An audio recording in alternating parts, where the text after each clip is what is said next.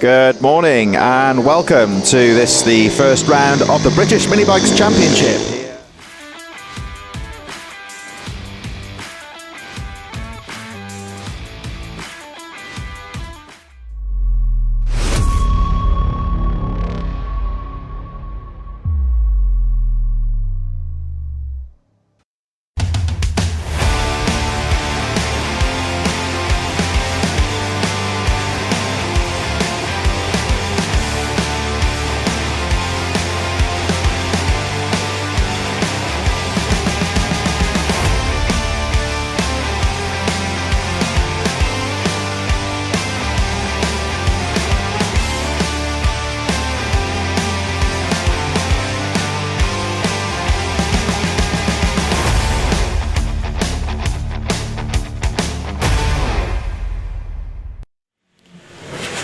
Good morning and welcome to this, the first round of the British Mini Bike Championship here at the fabulous Teesside Autodrome at South Bank, just on the outskirts of Middlesbrough. My name is Chris Sora and delighted to be back commentating on the British Mini Bikes for 2024 after a one-year hiatus. Hopefully to be covering as many rounds as possible throughout the 2024 season, but all the rounds here on TNL Sports. We're going to be getting racing underway very shortly with our first race. Full action-packed afternoon here at Teesside, and as you can see, the weather, which has been rather questionable in recent days, has turned out quite nicely here for Easter Sunday. The track is looking in perfect condition. Temperatures around 10 degrees, and you would say it's pretty much the perfect conditions to go racing. Riders just completing their warm-ups. We're getting underway with racing very shortly. And as you can see, this wonderful overview of the Teesside circuit really showing us what a fast-flowing track it is. One of the quickest circuits on the British Mini Bikes calendar, you would say. The series, of course, going all across the country in 2024. Final preparations being made before our first race, scheduled to be the Junior SM90, getting underway in just a few minutes' time as the spectators take their points at various positions around the circuit. Don't forget, of course, that the action is available throughout the afternoon here on TNL Sports, where racing will be getting underway in just a few moments at what looks set to be a hotly anticipated season. Of course, the hookup with the Road To Moto GP taking place again in 2024, where some of the brighter prospects in the field will be looking to make their names known and progress up the ladder in 2024. Plenty of riders to look out for, one would say, and as we say, the racing getting underway in just a few moments.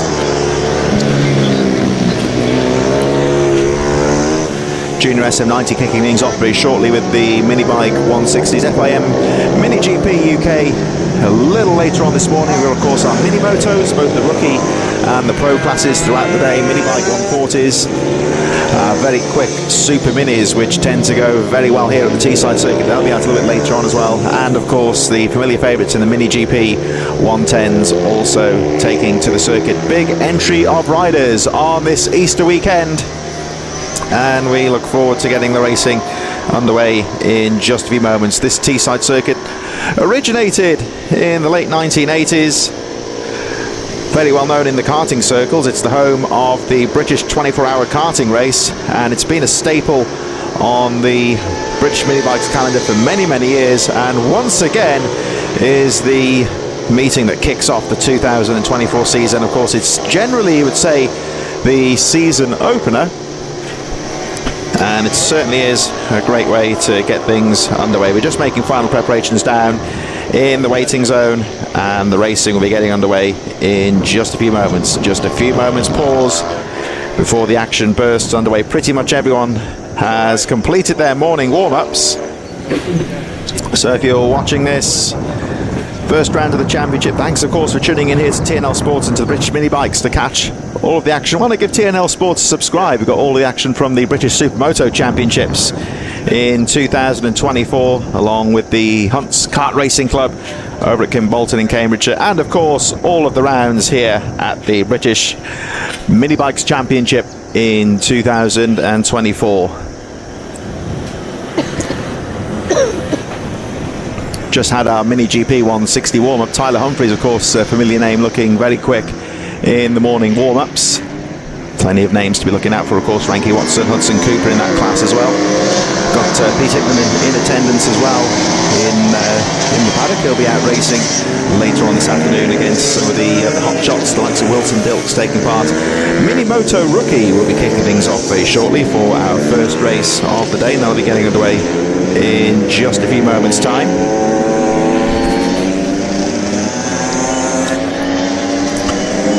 So just got one or two of our final groups going out for the morning warm. Give us a chance just to look at the Teesside circuit for the first time. This is the far end of the circuit, the big bowl corner that leads the riders back towards the start-finish line area.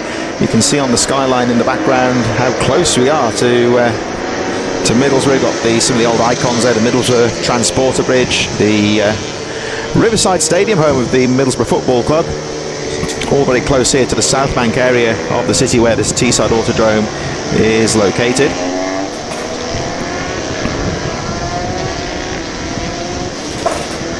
So as you can see at the moment, last few riders just getting their qualifying underway with the Super Minis. They're out on track at the moment. Our racing getting underway very shortly with the Mini Moto Rookies. We see Bjorn Esmond, one of the British Superbike riders, out on track. Certainly will be one of the names to look out for in this race class a little bit later on. These riders mostly running the real mixture of bikes, of course, nowadays in the Super Minis. Started off as a 150cc class for the Honda 4-strokes derived from the youth motocross machines. A lot of 85, big ball 85s out there as well. Looks like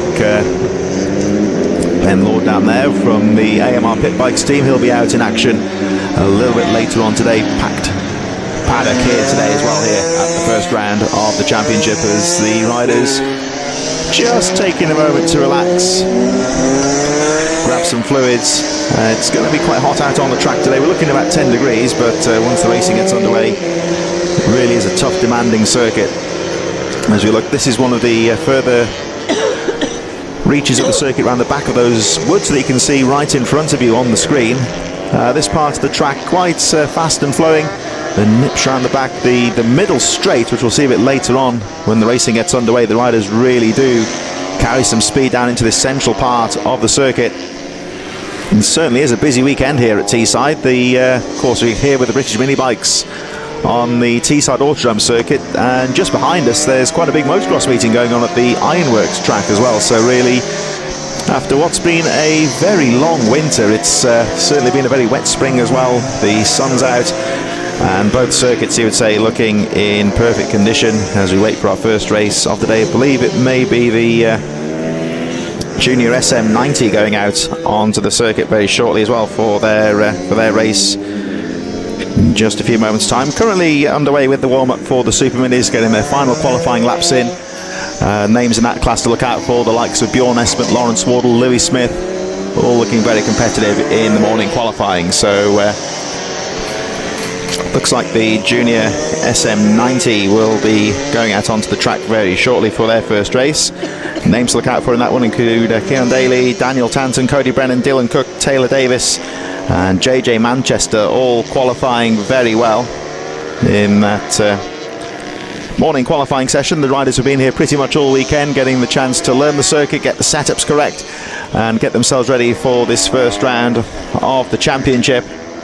Riders travelling, of course, once again from all over the country, and for 2024, of course, the British Mini Bike Championship taking in some of the predominantly karting circuits, of course, but taking in some of the most famous venues in the UK, some very quick circuits and some very popular tracks on the calendar. We start here, of course, today at Teesside. Next month the series goes up into the deepest northwest, into Cumbria, at the famous Rowra circuit, one of the oldest karting venues in the UK, and that's always a very popular venue with the riders. Quite a long distance on the road, but well worth the trip. All the way down to South Wales at the end of June to the Pembrey circuit. Of course, that's a track very rich in motorsport heritage as well. That's on the 29th and 30th of June. Very fast circuit for the mini bikes, Pembrey. It's more of a motorsport circuit. You may remember that even the McLaren Formula One team tested there in the 1980s. It was their secret testing location when they wanted to be away from prying eyes, and it's a very old established circuit in South Wales. You go to Pembrey on the 30th of June.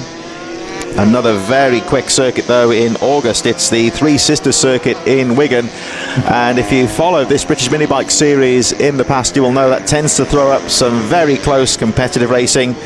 Moving to one of the old favourites, of course, at Wilton Mill in Northamptonshire, double header meeting on the 30th of August and 1st of September, before we get to a very tight technical circuit that's easy to learn but tough to master. Red Lodge, of course, over in Suffolk, Bury St Edmunds, and that's the 7th round of the championship that will take place on the 28th and 29th of September later this year, of course. But that's a long way down the line. We're focusing on the first round of the championship here at Teesside this weekend, the traditional season opener here in late March. And as we say, delighted, of course, that we've been blessed with some very good weather here on Easter Sunday, as the Super Minis just completing their last few qualifying laps. And like we say, the weather forecast certainly looking very good for today. Luckily, the bank holiday quite typically is scheduled to be a washout up here at Middlesbrough, but today looks very nice. It's quite sunny, bright start to the day. May get a bit cloudy later on, but there is minimal chance of rain, which is what the riders will certainly like the sound of that.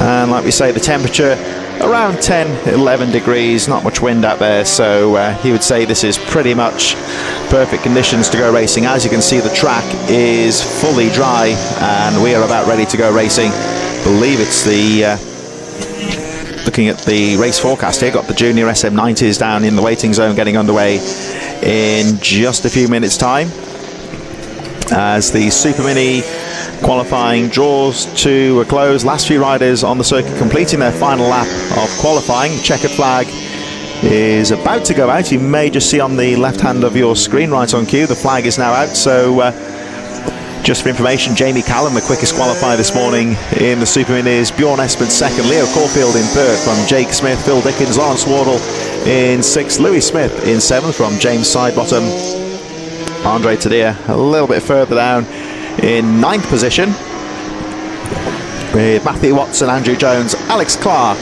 and Howard Taylor rounding out the Super Mini field, who are just completing their session now. Jamie Callan, out of curiosity, the fastest lap time 1:14.274. Quite a quick pace here at Teesside this morning, so we look forward to seeing that race a little later on this afternoon. So here we are at the first round of the British Mini Bike Championships here at Teesside. Action is about to get underway, and in association with Cymotos, the Junior SM90 will be getting underway in just a few moments. Riders currently in the waiting zone will be getting racing underway, like we say, in just a few moments time, as the last of the Super Minis make their way off the circuit.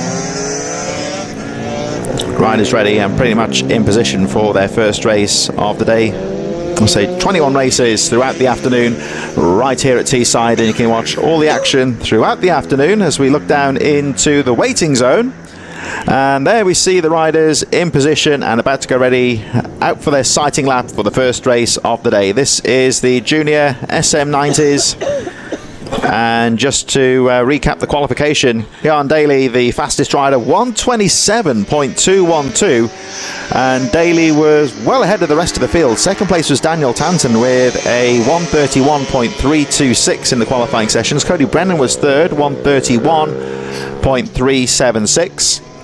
Dylan Cook fourth with a 1:31.810. So Daly with a little bit of advantage over the rest of the field, but that little group there, Tanton, Brennan, Cook, all very, very close indeed in the qualifying. Not much to separate them, so it'll be interesting to see how they get on once the racing gets underway. Taylor Davis and JJ Manchester were fifth and sixth. Carter Spinks, CJ Maguire, Rex Solmond, Oliver Med, Ryan Mellon in 11th place. William Dickinson, number 24, listed as a competitor but not setting a time in the qualifying, so we'll start at the back. So marshals just making final checks out on the circuit, and with association with Cymotos, the first race of the day, the Junior SM90 2024 Championship, is about to get underway. Tense moments down there in the waiting zone for the riders, just hidden out of view by the spectators and officials. And we should see them emerge out onto the track in just a few moments once the circuit is safe and ready to go. Should be headed by the number 35, Jan Daly. So here they come out onto the circuit. There is Daly on the green machine.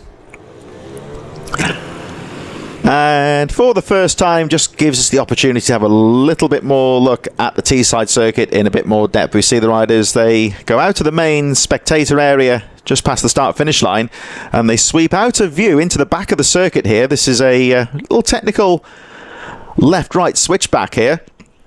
They make their way through the banking up to the top. Motocross circuit just behind that grass banking.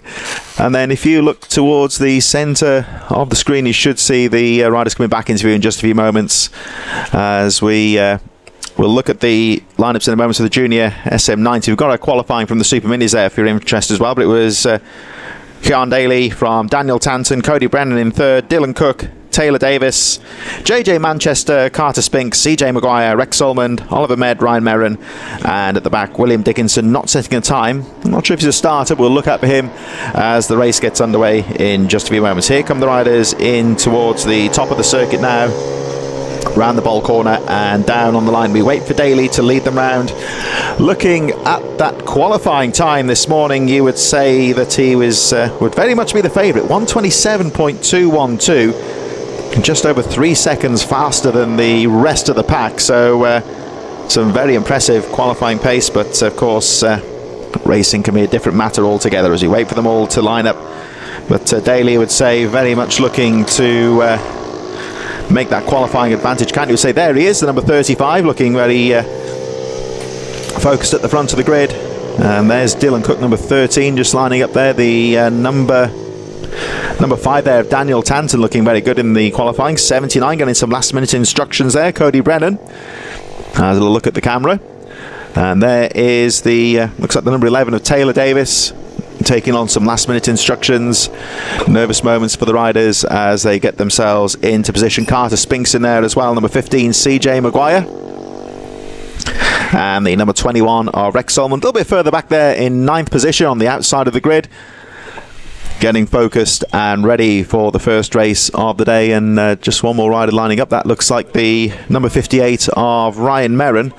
Haven't seen William Dickinson, unfortunately, so it looks like we've got 11 riders in this first race of the day, which will be getting underway very shortly indeed. The red lights are on and we are about to go racing. 2024 is about to get underway for British Mini Bikes. Final moments here as the riders wait for the lights to turn to green. All eyes on the red lights, and away we go. Lights out, they're away. Great start down the inside there from Brennan by the looks of things. I think he may have got the lead. Not a good start there for Daly. And here they come up towards the top of the circuit, waiting for the riders to appear. Who's it going to be? Certainly looked like Cody Brennan had a great start there. One rider left behind at the start, so they make their way up towards the top of the circuit. We should see them back towards the centre of the circuit in just a few moments' time.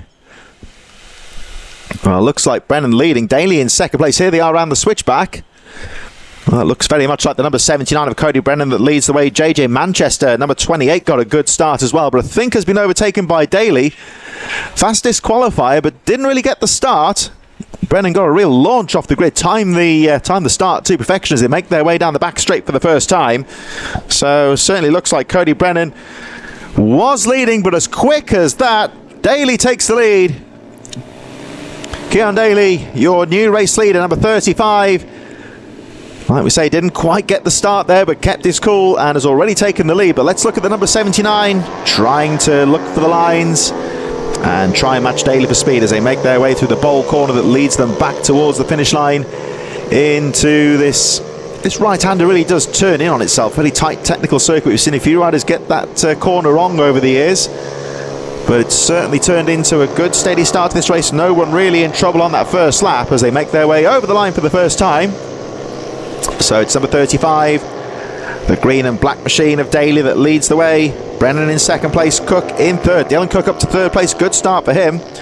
And JJ Manchester, after that strong start, has dropped to sixth place, just behind Daniel Tanton and Carter Spinks. CJ Maguire, Rex Solomon, Taylor Davis in there as well. Oliver Med and Ryan Merrin a little bit further behind as Daly, number 35, leads the way into the top corner through that tricky little chicane there. Quite a demanding circuit here at Teesside, and that corner really has caught out a few riders over the years. Demands a bit of respect there. It's a little bit off camber as they make their way through those top 3 corners.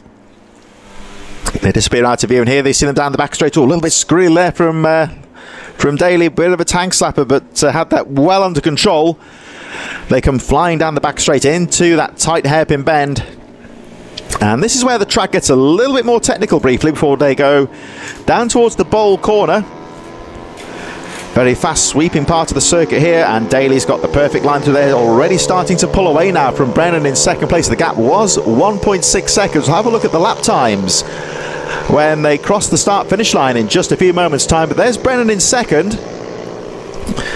So struggling to match the pace of the race leader Daly at the moment, number 79, but he's looking strong out there in second place. Daly already getting to work, trying to break away from the rest of the field as they make their way over the line. So Daly with a 1:27.5, fastest lap of the race so far, setting a good pace out there and really starting to get to work as he tries to pull away now from the rest of the field. Brennan in second place, but Dylan Cook in third, number 13, keeping the pressure on. Daniel Tanton, number 5, in fourth. Carter Spinks, JJ Manchester now settled in sixth place, and the rest of the field made up of CJ Maguire, Rex Solomon, Taylor Davis, Oliver Med, and the 58 of Ryan Merrin, just a little bit further behind on number 58.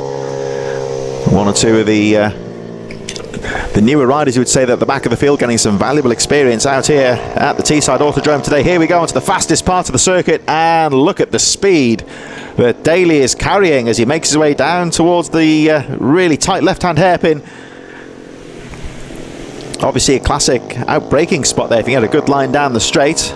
And there we see, just to give an idea of the lap times out there, Daly, your race leader, number 35, setting 1:27.5 last time out, so nearly 3 seconds faster than Cody Brennan in second place, who to his credit is doing a great job of keeping Dylan Cook behind him.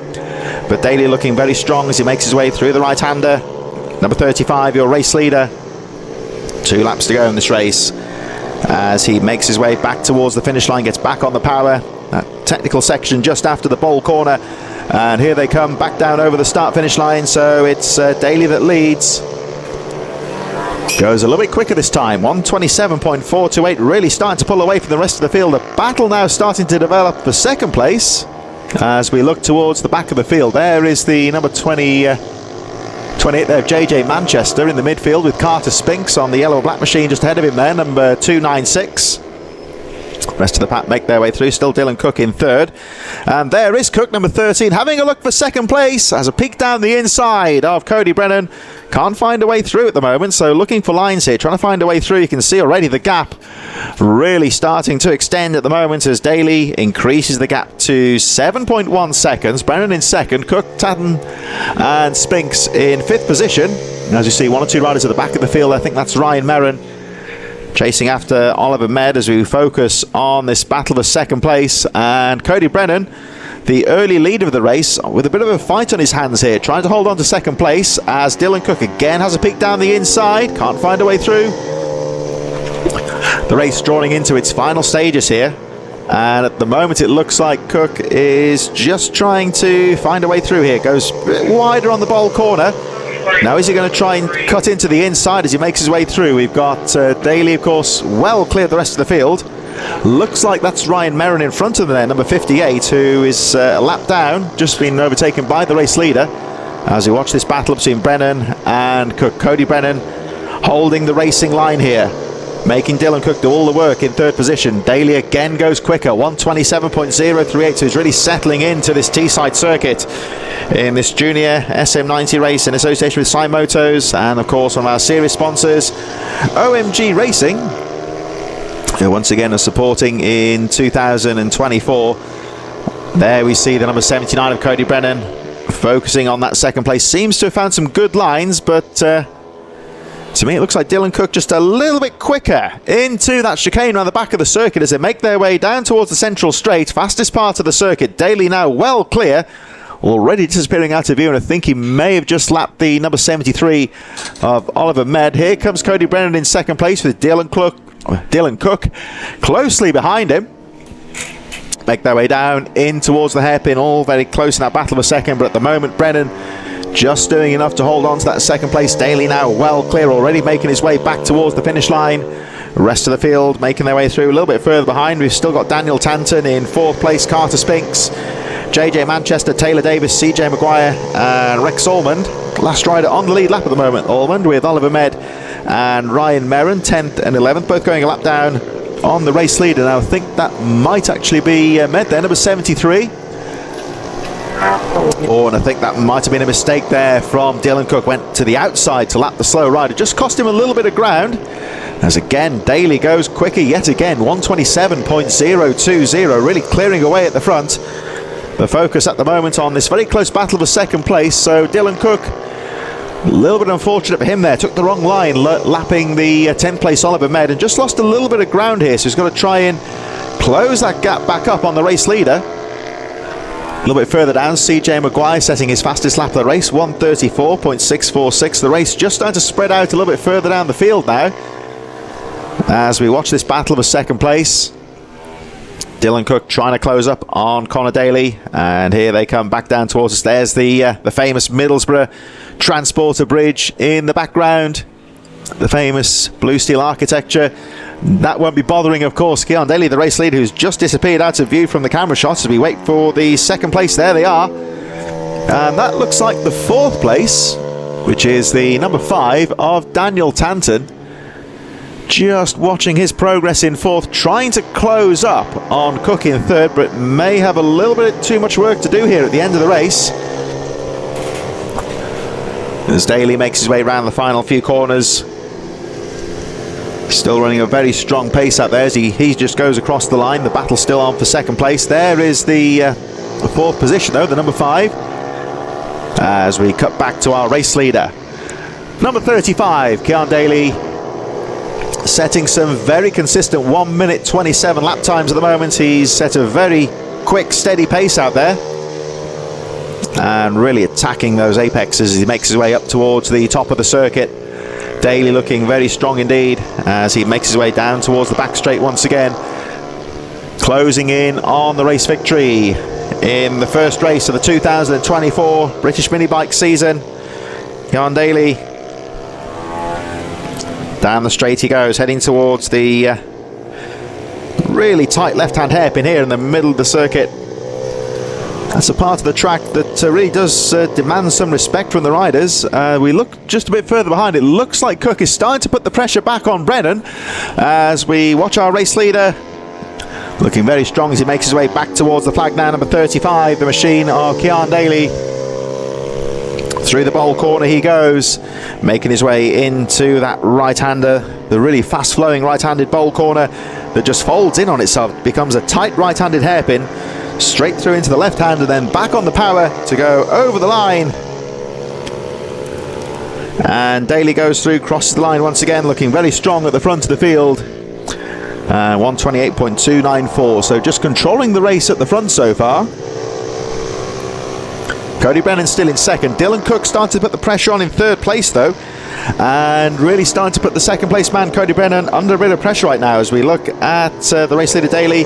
There's the fight for second place just going over the line. There they are, very close indeed, and you can see there that Dylan Cook really putting the pressure on now, a little bit further back from the number 5 of Daniel Tanton, who's also set his own best lap of the race, but Daly isn't bothered about that at all. He's leading the race quite comfortably at the moment. The gap is now well over 16 seconds as he makes his way down the back straight, down into the final lap of the race now, and Daly really starting his 2024 season off in style as he makes his way through the right-hander, back onto the straight towards that big sweeping bowl right-hander. Keon Daly, your race leader, and barring disaster here, you would say, looking to secure this first race of 2024 here at Teesside. Daly looking very strong and smooth. Didn't quite get the start he wanted, but kept his cool and was able to grab the lead very early. So out the final corner he goes at 35. Keon Daly is going to take the first race win of 2024. Over the line he goes. The fight's still on for second place just behind him though, as Dylan Cook starts to put the pressure on Cody Brennan for second place. Who's it going to be over the line? They disappear out of view momentarily. Will it be Brennan or Cook?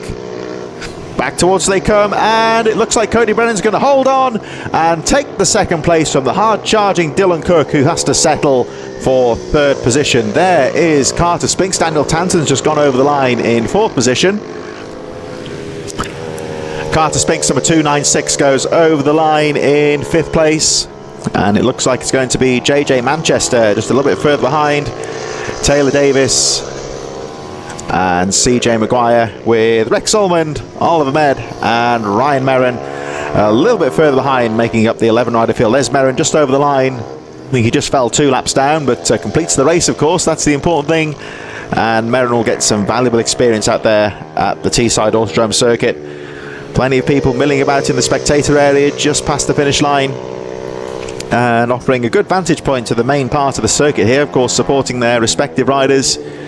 If you're in the local area down to Middlesbrough, feel free to come along and have a look. Action throughout the afternoon, and as you can see, the weather nice enough to be out and about today. Looks set to be dry. Might be getting a little bit cloudier later on today, but certainly no chance of rain in the forecast, so we're looking good for racing here today at Teesside as our first race draws to a close, with Kian Daly taking the win from Cody Brennan. The hard-charging Dylan Cook settling for third place, Daniel Tanton fourth, Carter Spinks, JJ Manchester, and a bit further down, Taylor Davis, CJ Maguire, Rex Solmond, and the rider who's just crossed the line, Oliver Med, in 10th position, with Ryan Merrin rounding out the field. I believe that the mini bike 160 will be coming up in just a few moments, our second race of the day. And for the first time today, of course, we will see the mini bike 160s in just a few moments' time. Riders currently in the waiting zone, incorporating the vets, of course. Always a popular class, and this race brought to you in association with pitbikeRacing.co.uk. Riders will be out on the track in just a few moments' time.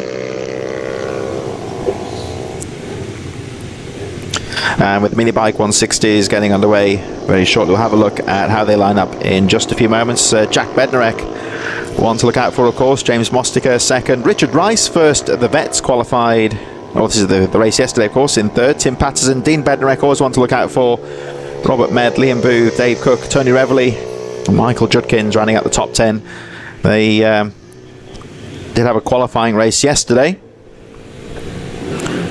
So quite a few of the established names in the mini bike 160s, and this also incorporating the veterans class as well. They'll be out on track in just a few moments.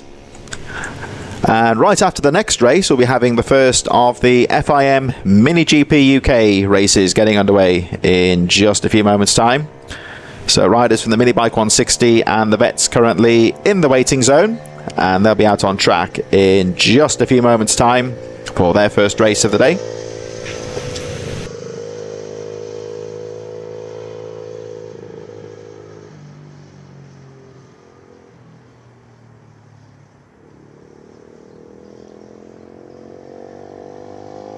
Oh, I think some of our riders have spotted the camera there as they check some of the on-track action. But a bit more serious in the waiting zone as the riders from the mini bike 160 and the vets get themselves psyched up and ready to go in this first race of the day for this class, of course. They'll be out a little bit later on during the afternoon as well, but those riders currently down in the waiting zone, and we'll be getting things underway in just a few moments as the last of the Junior SM90s make their way up the circuit. And right on cue, you will see mini bike 160s and vets make their way out onto the circuit. Of course, they are scored separately for their respective championships.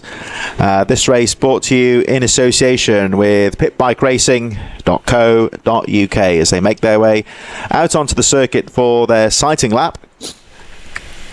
So just to run through some of the names to look out for in this mini bike 160 class, of course, James Mostica, you would say very much the front-running rider in this 8-lap race. Robert Med, leader of the vets, will also be looking good. There's some of the results there from the mini bike 160s, the SM90s, of course. They were out a few moments ago, and we'll look at the mini bike 160s in just a few moments' time as the riders make their way down the back of the circuit. Grid officials in place, and we'll be getting the racing underway in just a few moments' time. This, of course, the traditional season opening, you might say, for the British mini bikes here at Teesside. And as we were saying earlier in the programme, the series going all across the country, once again heading over to Cumbria and Rowra next month, before going down in June to South Wales and the famous Pembrey circuit. Three Sisters in Wigan on the 10th of August, double header at Wilton Mill in Northamptonshire on the 30th of August, 1st of September. And the series finishing off at Red Lodge over in Suffolk on the 28th and 29th of September. That is a very different circuit to what you would say here at Teesside. It's quite a tight technical circuit, really does test the riders' throttle control as the riders for the Vets line up. There's the number 27 on the line there, James Mostig, who looked very good yesterday, 21 down there as well. That's Richard Rice, who was a non-starter yesterday, number 40. One of the 160s there, Tim Patterson, number 73. That's one of our vets. Robert Mead, who looked very good yesterday, 78 in there as well. Dave Cook from the 160s in the midfield. 164, taking his position on the grid. And that's one of our vets there. That's Tony Reveley, very well turned out Castrol Honda colour scheme, not only on the bike but the leathers as well. Certainly he'll be easy to spot, I would say. Gary Robinson there, number 71, the 88 of Barry Clark. Puts the visor down and is ready for action. Number 11 taking his position on the grid, James Jarvis. Number 60, that's the machine of Adam Freywin.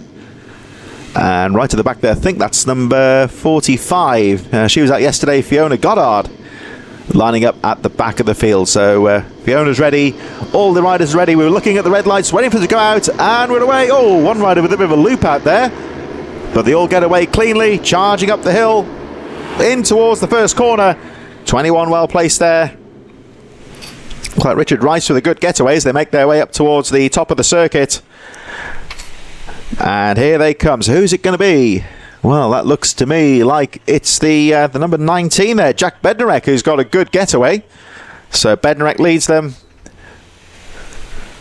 And let's see who's that behind. It's all look very close there. James Mostig are also well placed as they make their way down towards the back of the circuit. Richard Rice with a good getaway as well. The riders charging down the back straight for the first time. So Tim Patterson also in there as well, number 40, as they make their way through. Good clean start. Looks like everyone's staying out of trouble on the opening part of the race. And here we see the fight for the lead then, so it looks like Mostiger up there as well. Oh, down the inside though, looks like Rice in there as well, fighting for the lead, all very close. They make their way through the right-hander, but still quite a few laps to go in this race, so certainly don't want to do anything too rash at the beginning here as they make their way over the line for the first time. We'll look at the vets as well, see what the positions are in that class also. So they charge through with Mostiger leading. Richard Rice in second, fighting for the lead. Look at how close it is though, just a bit further behind there. Robert Med, Tim Patterson in there as well, Dean Bednarek. Rice leading the vets class as they charge around the back of the circuit. And there is James Mostiger, your race leader, leading the mini bike 160s. The vets leader in second place there, Richard Rice. Now, of course, they lead their respective classes, but I'm sure that Rice will be looking to try and fight his way through into the lead of the race outright. Racer's instinct, you would say. They get back on the power. Down the back straight, the bike's really carrying some pace down there as they make their way down. Of course, straight lining that little left, right, left kink into the hairpin. And Mostiger looking very good at the front of the field so far. Rice in second, just trying to keep the pace here, looking for lines. There's a quick glance over the shoulder. He knows he's alone in second place now and can really try and put the pressure on the leader Mostiger as they make their way through into the right-hander. Mostiger guarding that line quite neatly through the right-hander, looking very smooth out there, but Richard Rice just looking for lines at the moment, trying to find a smoother line through. They make their way over the line, so it's Mostiger leading. Rice in second place, and not much between those two. So Richard Rice and Robert Med having a close battle there. Dean Bednarek, Liam Booth a bit further behind as well.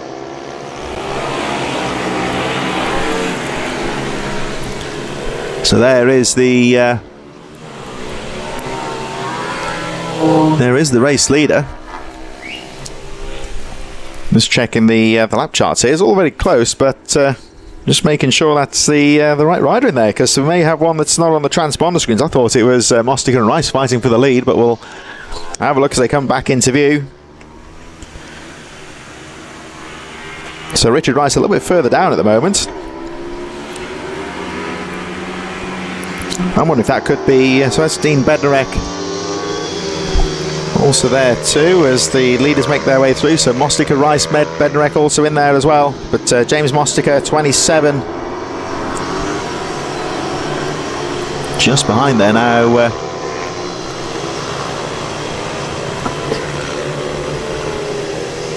Over the line they go.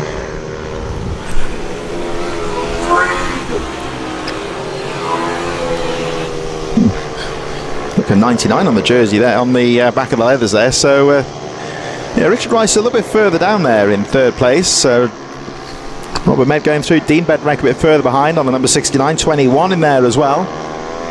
The machine of Richard Rice in the Vets, who's also well placed. But James Mostica, 27. Looking strong towards the front of the field. The race leaders making their way around the back of the circuit. Meanwhile, Richard Rice, 21 in there in this Vets class race. And this is the midfield, just making their way around the back of the circuit through the chicane and heading down the back straight right now. So Richard Rice in there, Robert Med, Dean Bednarek, Liam Booth also well placed. Here they come down towards the right-hander. There is the number 21. Looks like Med behind him there, number 73.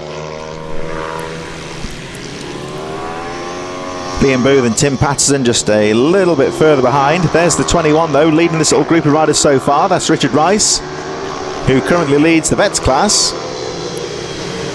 And there's Robert Med, number 73, just behind, having a peek down the inside. But at the moment it looks like Bednarek's up the line covered. Jack Bednarek it is that leads, number 19 from James Mostica, all running quite close at the moment. You may see at the moment the transponder systems just updating themselves. That's that fight for the lead. As we look at this Vets battle at the moment, this is third place in the race outright, but they're fighting for the lead of the Vets so far as they disappear out of view.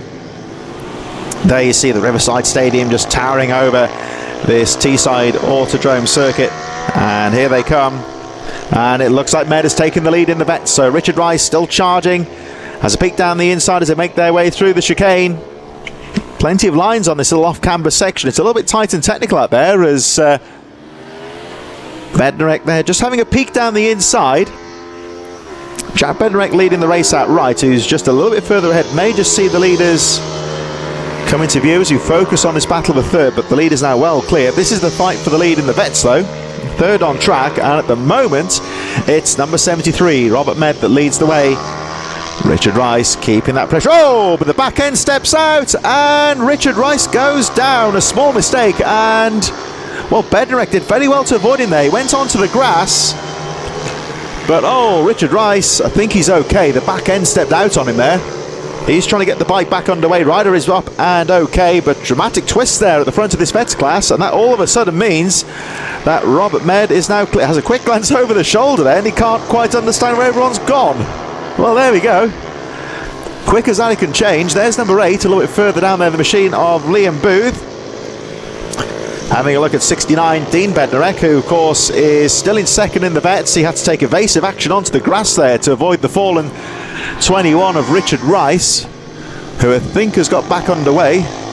A little bit further down the field, of course, but pleased to say that he's okay. Of course, the back end just stepped out on him there as he fought for the lead in the Vets. As we look now, number 8, Liam Booth, putting the pressure on Dean Bednarek. Jack Bednarek, number 19, leading. James Mostica, 27, in second place. And there is the 73 of Robert Med that leads the Vets so far. We've got Dean Bednarek, Liam Booth, and it looks like the number 40 of Tim Patterson trying to get involved. They just lapped the number 45 there. That's the machine of Fiona Goddard, currently in 15th position. And the next rider ahead of them is the recovering Richard Rice, who's got the bike started again and is back in the race, albeit way down the field. So he'll be looking just to get this race finished and get himself in the points. Jack Bednarek leading by 7.1 seconds now from James Mostica in second, as we look at this battle for fourth. with Dean Bednarek, number 69, who's currently second in the vets ahead of Liam Booth and Tim Patterson. There is the number 40 of Patterson, Tony Revley 164, just a little bit further behind. There he goes with the Castrol Honda leathers. You'll see him just a bit further behind this little group of three who disappear out of view momentarily. Michael Judkins and Dave Cook currently 8th and 9th place, a little bit further behind, as we see the 3rd place Robert Med 73, leader of the vets so far. And I think he now knows that he has got a bit of a cushion at the front now from Dean Bednarek, who's currently in 4th place, 2nd in the vets. And there we just saw Tony Revley making his way through Michael Judkins a bit further behind.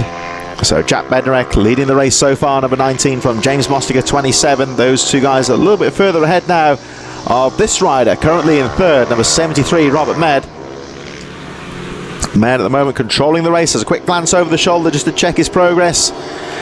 Gets on the power and sweeps through the right-hander. Looking very neat so far as he makes his way down towards the right-hander.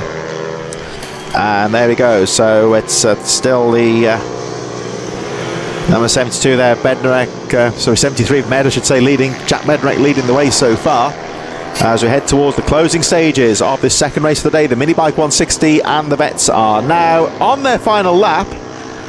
Jack Bednarek leading comfortably, number 19, by 8.8 seconds from James Mostiger. And there is Bednarek. So not showing up initially on the timing screens, but he is certainly there and is leading the race quite comfortably. I wonder if he's on a spare machine possibly, as he makes his way down towards the right-handed sweep. Heading towards the checkered flag for the final time. In towards the right-handed, nice and smoothly through the corner he goes. And number 19, Jack Bednarek, heading up towards the final corner. Back through onto the power. And crosses the line to take the checkered flag for the first mini bike 160 race of the day. So Bednarek is your race winner. Looks like it's going to be James Mostiger, 27 in 2nd place. So Mostiger goes through in 2nd. There's the fight a little bit further down there. I think we've got Tim Patterson in there, Tony Revley, Michael Judkins a bit further behind as well there. We see Mostiger's gone through in 2nd. Wait and see who's going to win the vets, and it looks like it's going to be Robert Med as this battle in the midfield still rages on into the final lap. So Med in 3rd wins the vets from Dean Bednarek, Liam Booth, Tim Patterson. As we look a little bit further down in the midfield, Richard Rice fighting through the field up to 11th place now after that fall early in the race. There's the number 71, currently in 12th place, Gary Robinson, just been overtaken by the number 21. So Robinson staying ahead here of the number 60 of Adam Freewin as they make their way through into the right-hander. Last few riders here on the lead lap, fighting for some of the positions further down the top 20. So Freewin over the line from James Jarvis, a little bit further behind, and the number 45 of Fiona Goddard rounding out the field. A bit further ahead of these riders, Barry Clark, Dave Cook, 10th and 9th respectively from Michael Judkins. But it's going to be the number 19 of Jack Bednarek that wins the race from James Mostiger. 3rd place Robert Med, but also wins the vets class, despite a late charge from Dean Bednarek, who ends up finishing in 4th place. 2nd in the vets, Liam Booth, Tim Patterson and Tony Revley in 7th. Michael Judkins, Dave Cook and Barry Clark rounding out the top 10. So for the first time in 2024, we have the FIM Mini GP UK class about to get underway for their first race of the day. They're down in the waiting zone making their final preparations, and they'll be out on track in just a few moments' time.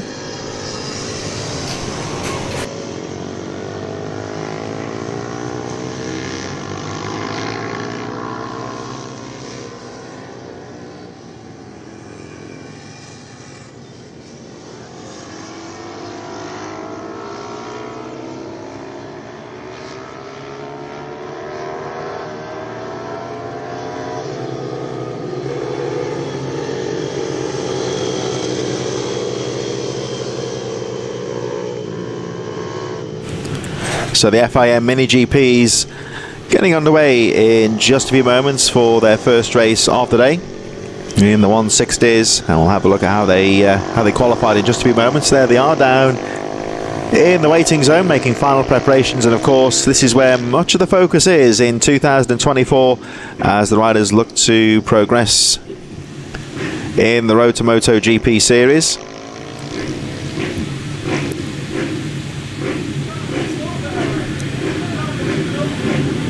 And this is, of course, Road to Moto GP. It's something of a collective, you might say, for a series of competitions around the globe that supports riders who want to try and make a career in motorcycle racing. And, of course, the fastest riders internationally will race head-to-head later in the 2024 season. Out onto the circuit they go then. So this, for the first time today, is Road to Moto GP. Riders out onto the circuit for their sighting lap, and they'll be out on course for their first race in just a few moments. Mainly, of course, the Ovali machines that brought into the country, of course, a few years ago by Peter Hickman, who is here racing later on today. A lot of the Bucci Moto machines out there as well. And if you look at these bikes at close hand in the paddock, these really do look like scaled down MotoGP machines. They're not just kids bikes, these. They really do pack a bit of a punch. Really a great bike for the youth riders to learn the basics of motorcycle competition. And as we'll see in a few moments, they really do know how to twist the throttle. Mostly the Ovalis, of course, out there, but quite a few of the Bucci Moto machines out there as well. Very similar types of machinery. And like I say, when you do see them in the paddock, they do look like scaled down MotoGP or British Superbike type of machinery. And rest assured, these riders really do know how to put them to good use as well. So here they come down to the line for the first time. FIM Mini GP is about to get underway. There's the riders on the line right now. It's the number 31 taking his position on the line there. We'll just get the names in a few moments. So that was the machine of Henry McCartney up there. Wilson Dilks be another one to look out for as well. That looks like Blake Wilson. 58 in there as well, Marco Holt. And the number 11 of Jensen Bishop there. A little bit further down, number 16 on the line there, that's Sid Marshall. Gives us the thumbs up. And the 46, one of our regulars, of course, Izzy Carter. There she is, with that familiar number 46. Looking a bit further down the field there, there's Michael Nealon's in there. There's Pete Hickman, number 60, who's starting a little bit further back there. Hickman, of course, fastest man on the Isle of Man TT, really does need no introduction. There's Wilson Dilks, number 85. He'll be another one to look out for as well. And there is Pete Hickman, the man, of course, behind Ovali. And he's not just the money man, he really does get involved in supporting these young riders as well. There's the, further down, the number 3 there. 81, I think that's David, looks like David Wilton at the back of the field. And the number 77... Rupert White in there as well. So riders in position, and FIM Mini GP UK is about to get underway. There's Alan Lord in the middle of the grid there, the series promoter, making sure the riders are in position and getting ready to go very shortly now. All eyes on the red lights, of course. They do start in the 2 groups, so our first group get underway. Henry McCartney, Blake Wilson, Marco Holt charging away at the front in the 190 class. And waiting for our second group. There's the second group getting underway. Wilson Dilks and Pete Hickman neck and neck as they make their way through into the first corner. So up at the front here, looks like Henry McCartney's got the jump on the field, although I think Blake Wilson has now taken the lead as they make their way around the back of the circuit for the first time. Marco Holt and Arnie Carr also well placed. Down the back straight they go, and look at the pace in these early stages. The riders really fighting it out even on this first lap of the race.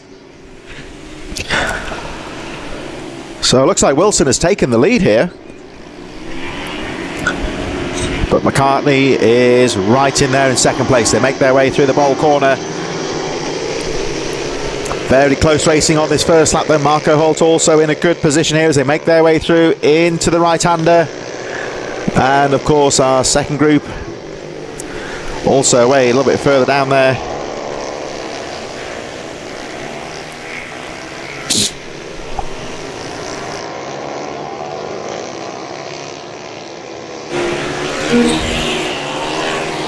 So they make their way through. It's still Blake Wilson leading from Henry McCartney, Marco Holt, nothing between those leading group riders. Then the rest of the field make their way through. Annabelle McCarthy, Izzy Carter, Wilson Dilks, just ahead of Peter Hickman, Oliver Pitcher in there as well, Tim Patterson, David Walton, Rupert White and John Pitcher rounding up the field as we focus on this battle for the lead here, as Blake Wilson still leads them down the back straight. They should come back into here. They are. Look how close they are in these early stages. So Wilson from McCartney, Holt in third. And there is absolutely no margin for error here. The yellow flag's been waved there, just going into the top corner. So somebody must have gone down just out of camera shot. Let's hope that's nothing too serious. The race goes on, of course, with the leaders making their way through that bowl right-hander. And it looks like McCartney having looked down the inside. Nice little move there, but no, look at this. Blake Wilson not giving the lead up lightly, and I think has just about held on as they make their way over the line. Blake Wilson and Henry McCartney going bar to bar here as they cross the line. Nothing at all between the top two riders. McCartney now leads. Wilson in second. And right in there as well as Marco Holt and Arnie Carr, number 83, trying to get involved in this battle as well. Jensen Bishop and Sid Marshall going through. Wilson Dilks already up to 6th position here. Oh, bit of a squirrely moment there from Blake Wilson, but doesn't affect him as he charges through. One rider caught at the back there. Just trying to see who that was. Maybe that was the yellow flags possibly. So rest of the top 10 made up: Annabelle McCarthy, Izzy Carter, Tim Patterson. I wonder if that might have been Peter Hickman that ran into trouble. He's not coming through over the line. That may well have been Peter Hickman. So we would say the most famous name out of contention. Well, I can see just out of camera shot looking out of the commentary booth that Peter Hickman is touring around the back of the circuit. So it looks like he is out of contention. None of this, of course, will bother these guys here, though, as Henry McCartney looks to focus on trying to pull away here. But the number 8 in second place, the early leader, Blake Wilson, having a peek down the inside, can't quite find a way through. Marco Holt still there in third, number 58. Over the line they go. And there's Holt in third. Just look how close the racecraft is here. Very quick and smooth through the corners. Holt down the inside. Oh, he tries to make the move stick. That was a daring move there from the number 58 Marco Holt. Again, very aggressive into the chicane, but can't find a way through right now. Marco Holt in third, looking very threatening here, but can't find a way past Blake Wilson in second. And Wilson, of course, will be trying to repass the leader, Henry McCarthy, but Holt's got to drive down the back straight. Is he going to go for a move into the hairpin? Not much going there, though. Blake Wilson's got the line covered as again he tries to peek down the inside of Henry McCarthy. Can't find a way through here. McCarthy still leading. Wilson in second place. Holt in third. It is as close as that as they make their way round the bowl corner. McCartney pulls away slightly into the right-hander as Holt down the inside he goes again, but has to stand the bike up into the right-hander and can't find a way through. Still Arnie Carr in fourth. Jensen Bishop. Wilson Dilks, meanwhile, is charging through the field in sixth place. Annabelle McCarthy, Sid Marshall, Izzy Carter and Tim Patterson running up the top 10. But all of the focus here is on this thrilling battle for the lead here. Henry McCartney still leads. Wilson in second, Holt in third. Arnie Carr just going through in fourth again. Holt down the inside, very aggressive into the right-hander, but he just can't get the wheel into the apex there. He has to settle for third place. Another brave attempt there from Marco Holt to get involved in this fight for the lead. There's nothing at all between the top three. 0.3 of a second covering these riders. Down the back straight they go. Still Arnie Carr in third. Here they come back towards us once again. And they don't really need the stopwatch to see how close they are. Only a few hundredths of a second between the three on lap pace last time round. But Henry McCartney with the clear track in front of him, number 31. He's under a lot of pressure here, but doing everything right so far, keeping it smooth, guarding those apexes, and the pressure now really on, of course. Blake Wilson in second, who again has a look down the inside. Wilson trying to go for the lead, but he can't afford to be too aggressive here because he's got Marco Holt right on his tail in third, number 58. Over the line they go once again. Holt drifts wide over the finish line, looking for the faster lines on the outside, carrying the momentum through the switchback here, and into the right hand. Oh, a little bit screwy there from McCarthy on the apex. And they stay as they are, the top three. So McCartney leads, Wilson second, Holt in third.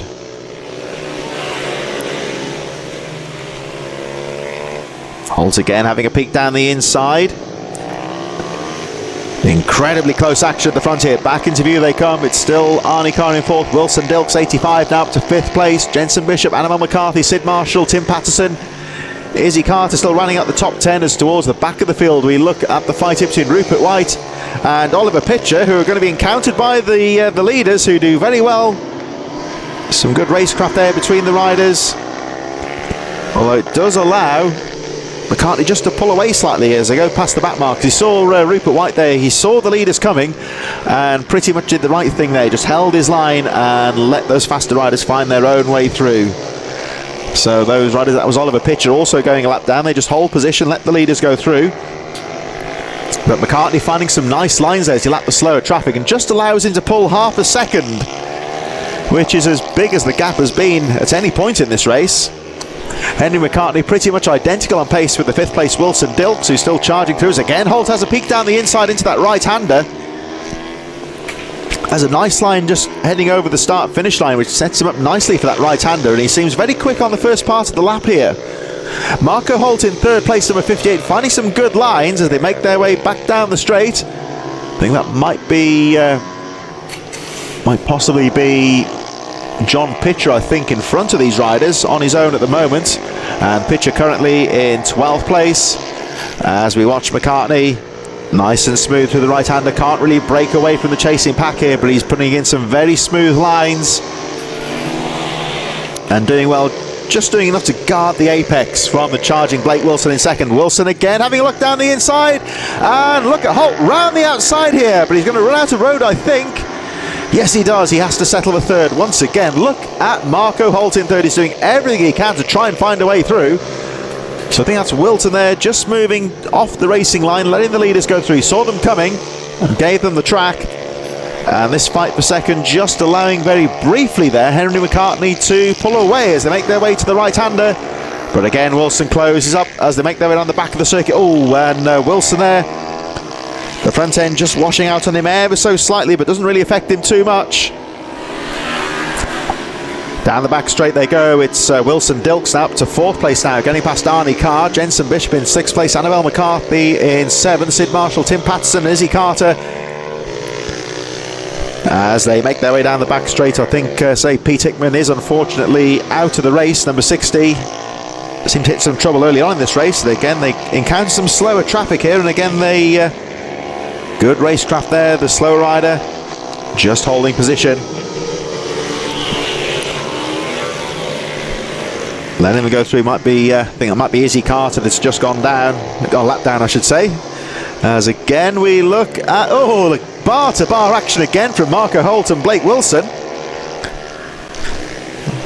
Oh no, that was David Wilton who's just gone a lap down. Izzy Carter just going over the line in 10th place as the leaders go through. So still McCartney leading. And McCartney taking advantage of that fight between Blake Wilson and Marco Holt. And again, Holt down the inside.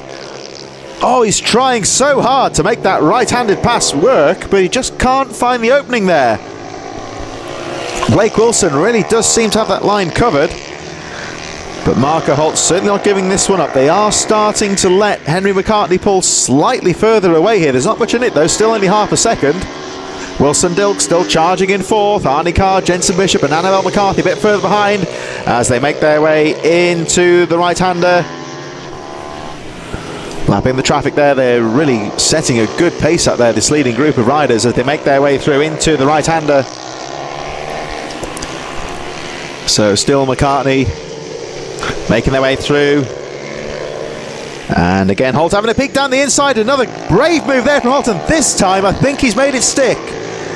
Yes, he has. So Marco Holt really had to work hard to grab that second place.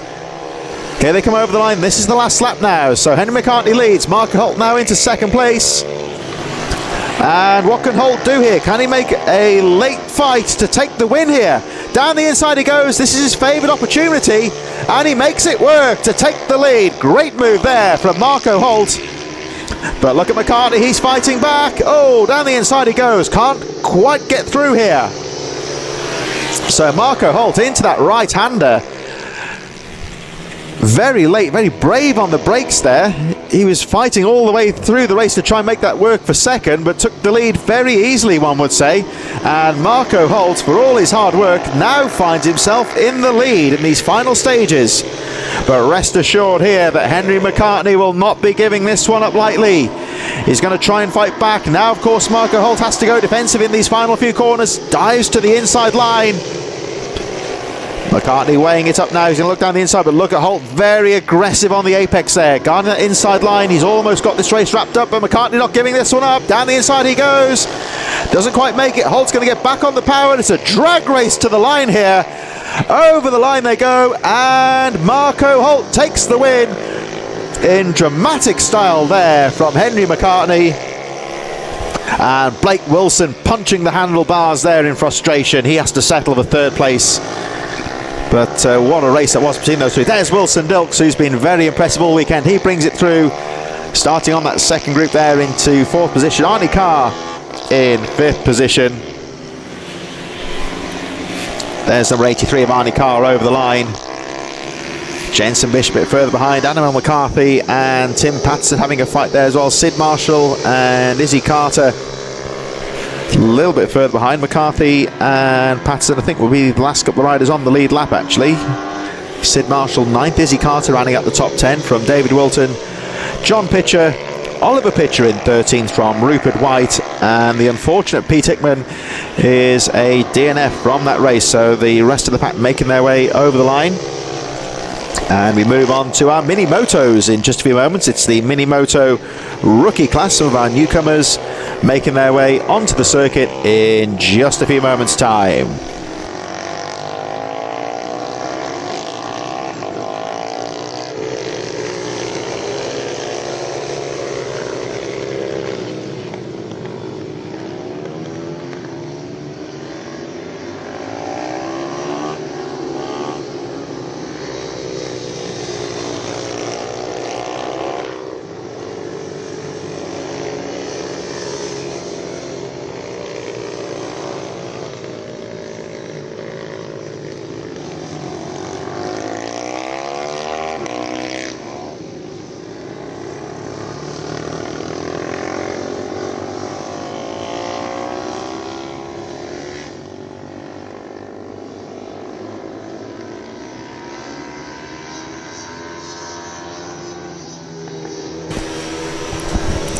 So round number one of the British mini bikes here at the Teesside Autodrome, really kicking off in some style in these early morning, and the first FIM Mini GP UK race was quite something there, with Marco Holt taking a dramatic final lap victory against Henry McCartney, with Blake Wilson settling for third, and Wilson Dilks with a very hard charging ride through into fourth position.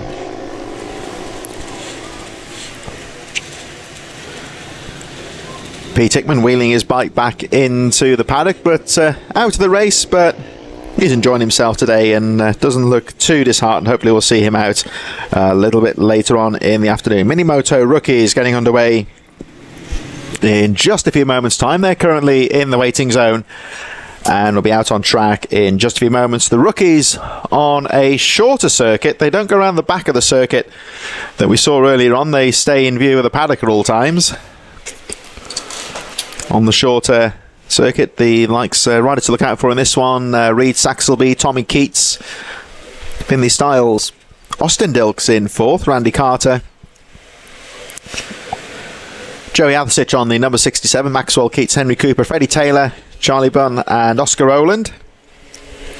We did have the 31 of Emilio Pereira, Nelly Newth and Jensen Brown as non-starters earlier in the weekend, so didn't take part in the qualifying race, so we'll see if they take their places on the grid in just a few moments, as the eye of his army there, the parents and guardians of these riders, make their way onto the grid to help these riders in just a few moments.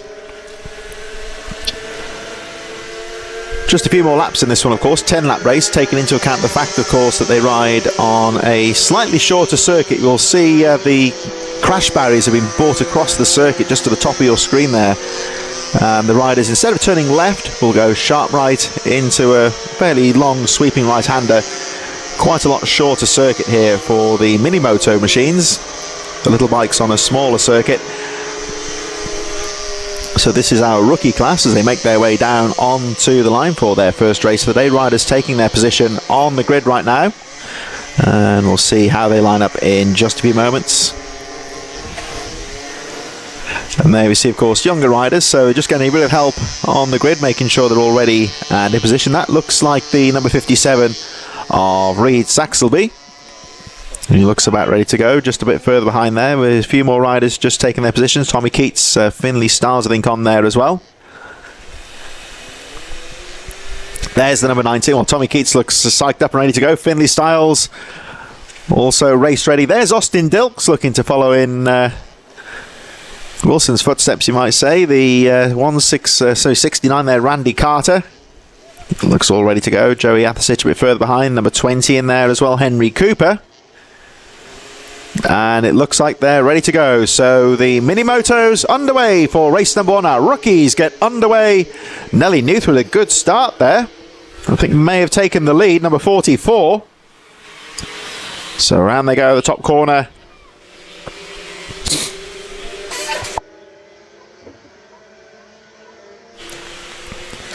So Nelly Newth with a good start there. Reed Saxelby and Emilio Pereira also well placed. Number 31, Austin Dilks and Tommy Keats getting away. I think all the riders have got away well. No incidents on those first few corners.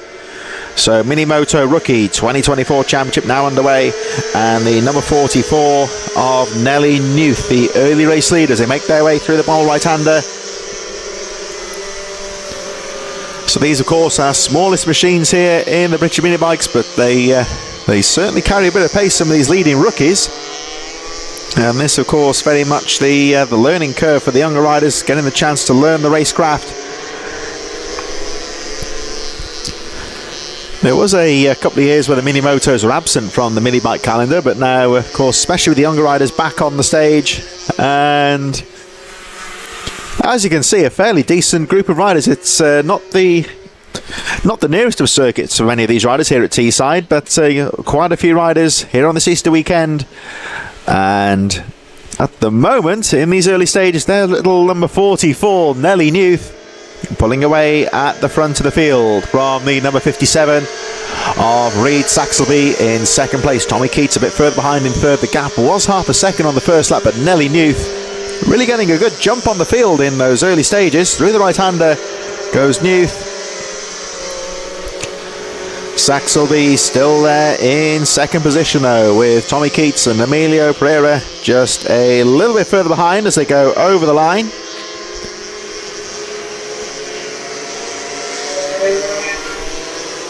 So Keats in third, Pereira in fourth position, Austin Dilks, Finley Styles, Joni Athasich, Randy Carter, Maxwell Keats a bit further behind. Keats now up to 8th position as they all go charging through.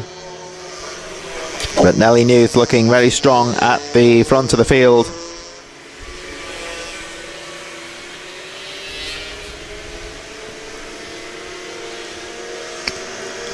Into the right-hander they go, so Nelly Newth looking strong at the front of the field.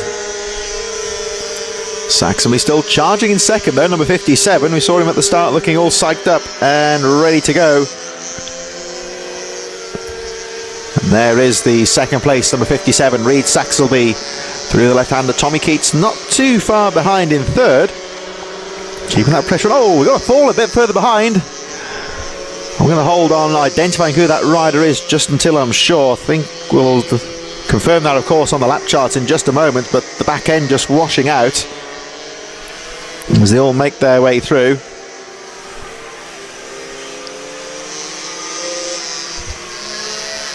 Race goes on, of course. The marshal's on hand to pick up the fallen rider, who I think is okay. The bike now into the infield of the circuit right now. And through they go. So I think it was the number 8 of Tommy Keats that went down. We'll get that confirmed on the lap charts in just a moment. But Nelly Newth unaffected by the drama behind, still continues to lead the way. Reed Saxelby still there in second place from Emilio Pereira, as the leading mini motos make their way through the left-hander back on towards the finish line. And Nelly Newth's fastest lap of the race, 57.219 so far, the gap going up to 2 seconds. So unfortunately looks like Tommy Keats is out of the race. But from what I saw, Keats going off to the infield and I think is unhurt. So hopefully we'll see Tommy Keats a little bit later on this afternoon. Back end just stepping out on the exit of the final corner. But of course this is the rookie class, so it's only to be expected you might get the occasional mistake from these rookie riders. All part of the learning process, but already some of the front runners starting to develop some good racecraft out there. Nelly Newth looking good, leading by 2.2 seconds. And there I think was the stricken machine of Tommy Keats being drawn away to the paddock.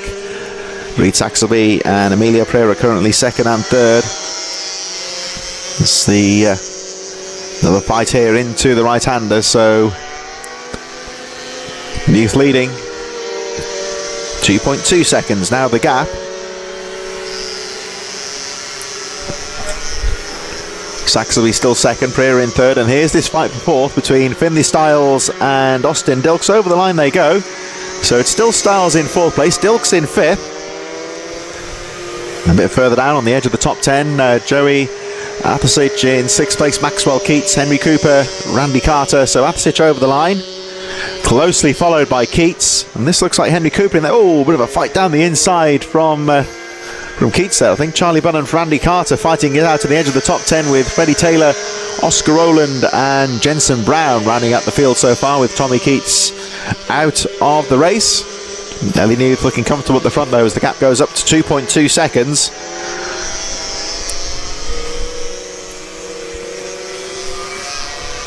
And down the back straight, this fight between Austin Dilks and Finlay Styles looking good. Dilks down the inside. Look at Styles railing the outside line, but I think Dilks is going to get the line into the right-hander. Oh, not quite. Well, I thought Finlay Styles had gone a little bit too wide there, but had the momentum on the faster outside line, and seems to be using that outside line to good effect, you would say. The inside line, of course, simple physics, it's a lot shorter line, but of course these aren't the most powerful machines, so sometimes there's a benefit to be had in keeping the outer faster lines and keeping that momentum going. Max Heats and Henry Cooper fighting it out. Charlie Brown just a little bit further behind, as again we get this fight into the left-hander. So it's Joey Athasich and Maxwell Keats in there as well, so we see the different lines here. One rider to the inside, the other on the outside using the faster momentum. Inside line, of course, has got the advantage of the much shorter line as the leaders continue to fight their way through. Nelly Newth looking very good at the front of the field.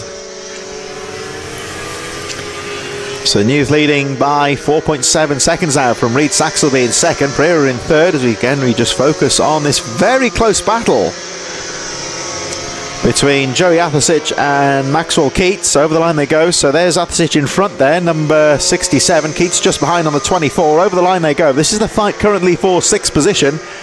Henry Cooper and Charlie Bunn just a little bit further behind, with Randy Carter rounding out the top 10 still. Freddie Taylor, Oscar Rowland and Jensen Brown rounding out this Minimoto rookie field, but Nelly Newth looking very good at the front of the field. Here is that fight though.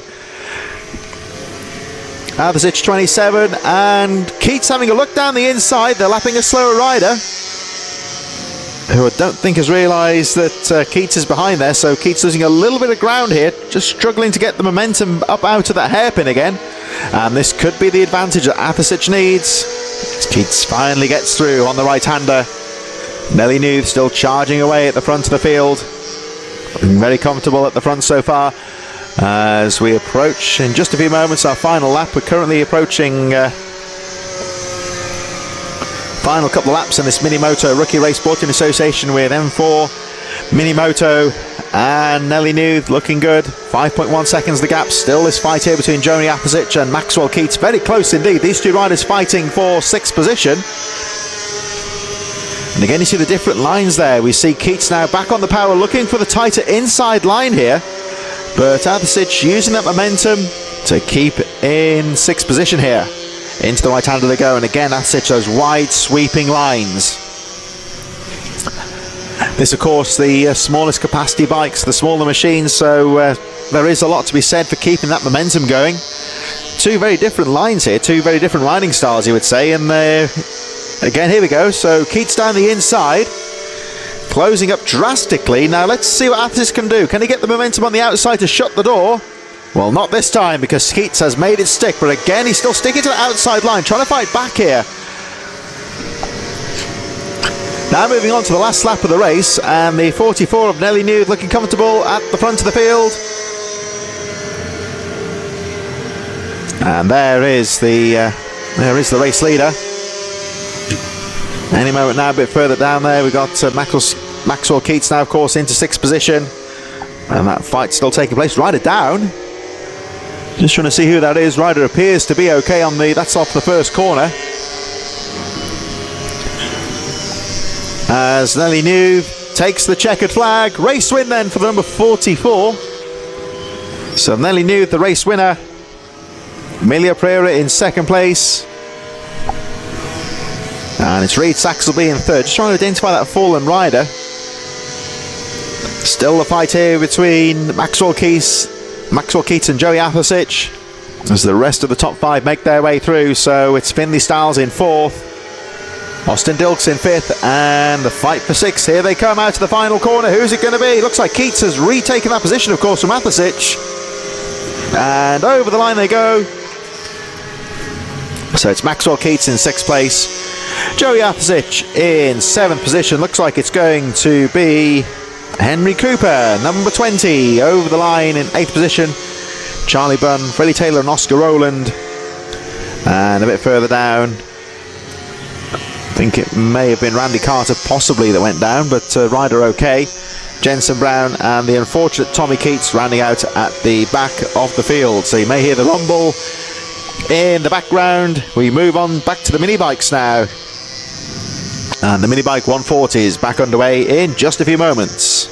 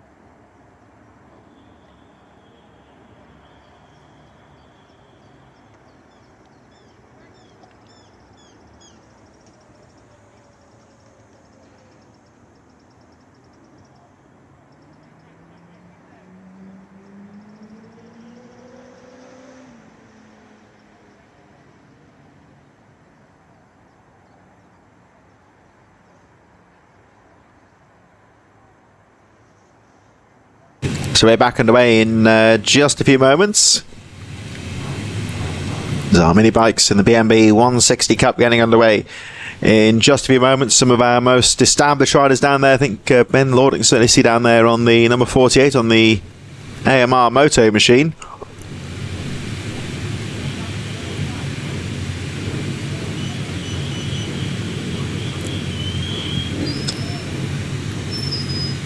So riders now in position and underway for the next race in just a few moments for our first round of the 2024 British Mini Bike Championships here at the Teesside Autodrome, just on the outskirts of Middlesbrough here at South Bank. This traditional seasonal opener And there's already been some great racing throughout the field as we wait for our next race to get underway in just a few moments. BMB 160 Cup underway very shortly indeed.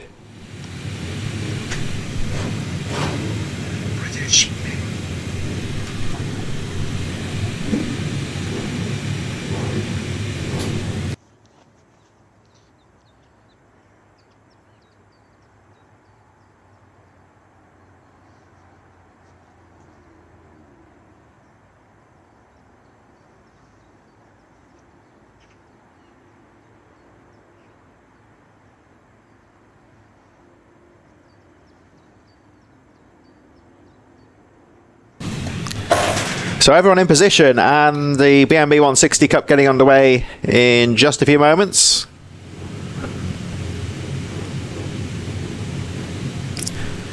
Riders in position in the waiting zone. I think there was a fallen rider, of course, in that rookies race, so I do believe it's just a little bit of track work taking place, making sure that the track is safe and ready to go. Possibility of some oil possibly on the circuit. They do have some of the catch trays, of course, to prevent that as much as possible, but just final preparations. Hopefully everything will be alright with the fallen rider. I don't think it was anything too serious. Bike now being recovered from the circuit, and we should be safe and ready to go in just a few moments.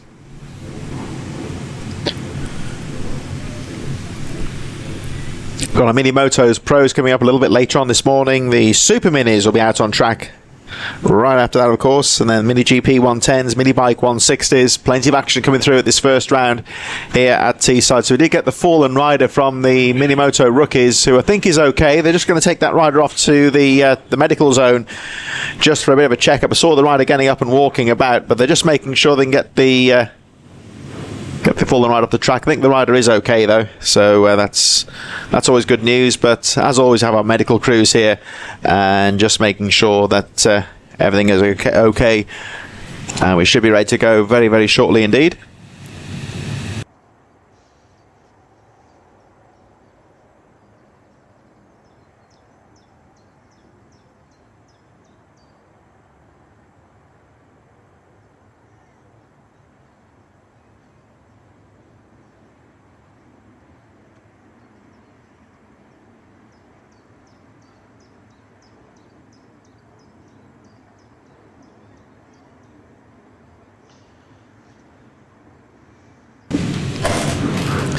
So final moments for the BMB 160s get underway. Of course, just a brief pause whilst we make sure the injured rider is off the circuit. As we say, nothing too serious, so hopefully it should be just a case of having a checkup and hopefully see them back in action a little bit later on. Riders now making final preparations. We get back out on track in just a few moments for our following race.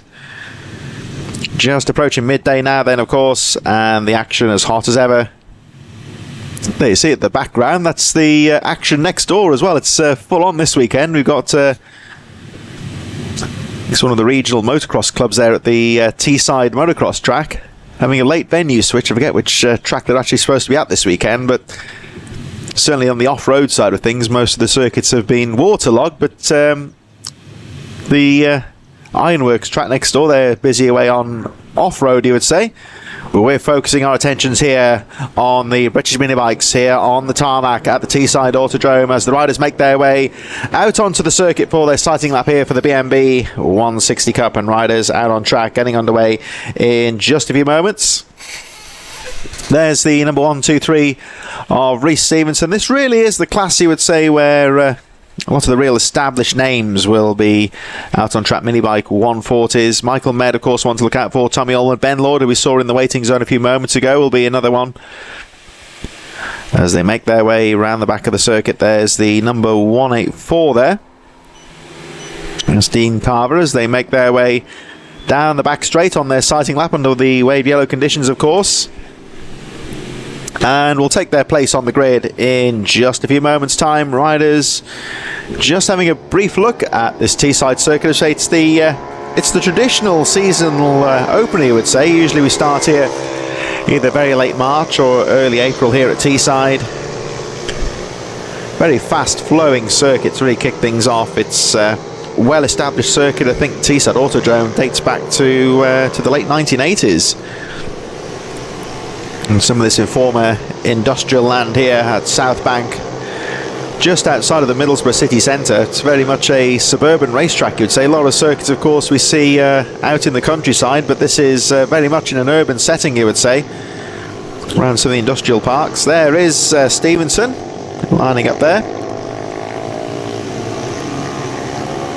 as the riders make final preparations. There we see, looks like the number 1 of Michael Med, 21 there, Tommy Allmond in there also, and 241 Stephen Humphries. Some very competitive names here, some very experienced mini bike riders, you would say, as well. So this race could be wide open. Dan Merrin in there as well. There's the number 15 of Joe Milnes, a very well turned out machine there, and the number 80 Charlie Hopkins. Number 6 Daniel Cliff, all riders in position. There is the number 15 Joe Milnes, who I think might be in the wrong grid position, so the marshals just making sure as number 6 Daniel Cliff gives us a little wave for the cameras there. Quite a big group of riders in this one, so the start is going to be very important. There's Ben Rabicki, number 98. Looking further down the field there, we've got Mark Cotter, number 40, the 218 of Liam Trinder, just in position. Number 19, Lindsay Yates, getting her bike into position towards the back of the field, with George Davis alongside of there, number 60, and the number 96 of Harry Swan at the back of the field. So it looks like the riders are ready to go. And the BMW Cup is about to get underway. Riders ready. I think we've just got a problem at the back there. Machine just being restarted. Make sure the bikes are ready to go. Of course, these bikes do get quite hot and can be a little bit difficult to get back underway, but it appears that we are ready to go. So, final preparations, all eyes on the red lights. Wait for those lights to go out and away they go. Charging over the line, Stevenson gets a good start, Med with him as well. And Tommy Allmond right in there as they pile into the right-hander for the first time. So Rhys Stevenson, who's always an exciting rider to watch, you'd say, very all-action style on the machine, very quick rider, and he's the one that gets the jump on the field as they make their way through the right-hander, but Michael Med right in there as well with Tommy Allmond, and Ben Lord not too far behind as well, Simon Gates and Stephen Humphries also well placed as they make their way down the back straight for the first time. Here they come towards us once again, so the back markers make their way through the top corner, but Rhys Stevenson leads them down the back straight in towards the centre of the circuit now. Med right on his tail, Allmond and Lord in there as well. So as always, this BMW Cup Mini Bike 140s creating some very close action. We've got some very finely matched riders here, one might say. Rhys Stevenson has been the on-form rider, but you would say any one of about 4 or 5 riders could feasibly take victory in this race. Stevenson looking good as they make their way through the right-hander. All nice and smooth at the front. No one being too aggressive at the start of the race. Still a long way to go in this one. So it's Stevenson that leads them over the line.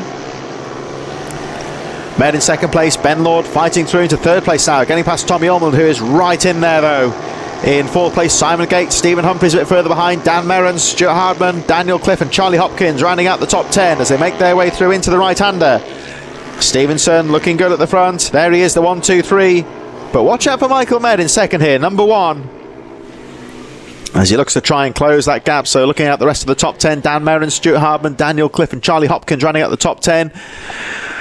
Further down we had Mark Portis in 11th, Cameron Caulfield, Joe Milnes, Ben Rabicki, Liam Trinder, Simon Portis, Tom Wise 17th, Mark Cotton, Dean Carver, Harry Swan, Lindsay Yates, George Davis and Jordan Merriweather rounding out the field. But at the front here, it's still Rhys Stevenson that leads the way, but it's all very close. 4 riders in contention in these early stages. Watch out for Simon Gates in 5th place though, number 172, as he looks to try and close the gap. There's the 21 having a peek down the inside of Lord. So Allmond having a look, but nothing going there into the right-hander. Has to stay in 4th place. But again, Allmond switches out, has a look down the apex on the inside of Lord. Stays to that line, oh, bar to bar, but he can't find a way through. Ben Lord fends him off there, but just loses a little bit of ground on Michael Med as Rhys Stevenson sets the fastest lap of the race, tries to pull away from Med in second, and still this fight for third between Allmond and Lord. Tommy Allmond down the inside and makes that move into the right-hander. And of course you can't afford to get it wrong. There's a pretty hefty gravel trap if you get too aggressive into that corner. But it looks like Ullman, number 21, has made the move stick. And he gets past Ben Lord as they make their way down the back straight. Still Rhys Stevenson that leads the way though. And there he is, number 1, 2, 3 with the white number board, white helmet at the front of the field. Just staying ahead, about half a second ahead of Michael Med in second place. But the fight on for third. Oh, Ben Lord down the inside. Brave move there from the number 48. But Tommy Ullman, I'm sure, will fight back. We've had a retirement further down the field from the number 80. Charlie Hopkins at the back of the field out of the race, but all the action here as again Tommy Ullman goes wide looking for the sweep into the right-hander. He's going to go for the momentum here on Lord, trying to carry that momentum through into the hairpin. And is he going to line him up into the right-hander again? He's just trying to get those outside lines, keep the momentum going. Lord guarding the apexes, still Stevenson leads, Med in second, there's Lord in third, and here they come. Look out for the number 21 here, Tommy Ullman. Is he going to try that inside line? He is. Down the inside he goes. Oh, but Lord sweeps on the outside and holds on to third place only just though, because Ullman is right in there. So Rhys Stevenson still your race leader and setting the fastest lap of the race so far, 1:15.885. The gap goes up to 1.3 seconds at the front. There is Stevenson. White helmet at the front, Med coming into view, and still this very close fight for third, side by side down the straight, Ullman and Lord. But it looks like Lord holds on to third place. Tommy Ullman still there in fourth place. Stephen Humphries a little bit further behind in fifth place, with Simon Gates, Stuart Hardman and Dan Merritt having a close fight for sixth position. Daniel Cliff a little bit further behind in ninth place. And running out the top 10, Cameron Caulfield, as again the fight goes again. 21 Tommy Ullman. Watch out for the 21 here. Again goes wide into the hairpin, looking for the sweeping lines here. Lord a little bit wide on the exit there. Now this could allow Ullman in. Not quite, as Lord gets the sweep back, holds on to that third place. So Stevenson still leading quite comfortably now. The gap goes up to 2.2 seconds, but look out for the 21 here.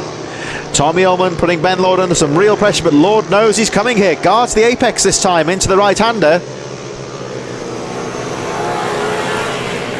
Now what can Ullman do here? Can he try and find another line out of the corner possibly? Not quite. It looks like Ben Lord holds on to that third place. So Rhys Stevenson still your race leader. It's Michael Med still second. This fight for third that we're focusing on here between Ben Lord and Tommy Ullman. Stephen Humphries in fifth place. Simon Gates in sixth. Dan Merrin, Stuart Hardman and Daniel Cliff in ninth. Cameron Caulfield running out the top 10.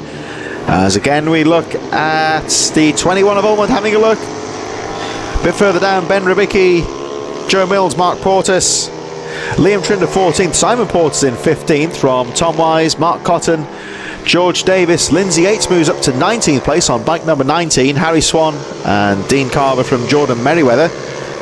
But still the fight here for third. And there is the number 21. Again, Tommy Ullman looking for lines here, trying to find a way through past the number 48, gets the drive out to the final corner.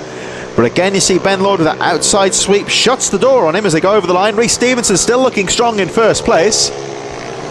The gap 2.8 seconds. There's Med in second. Now it looks to me like these two are starting to close up on the second place number one, Michael Med. So, oh, bit of smoke there.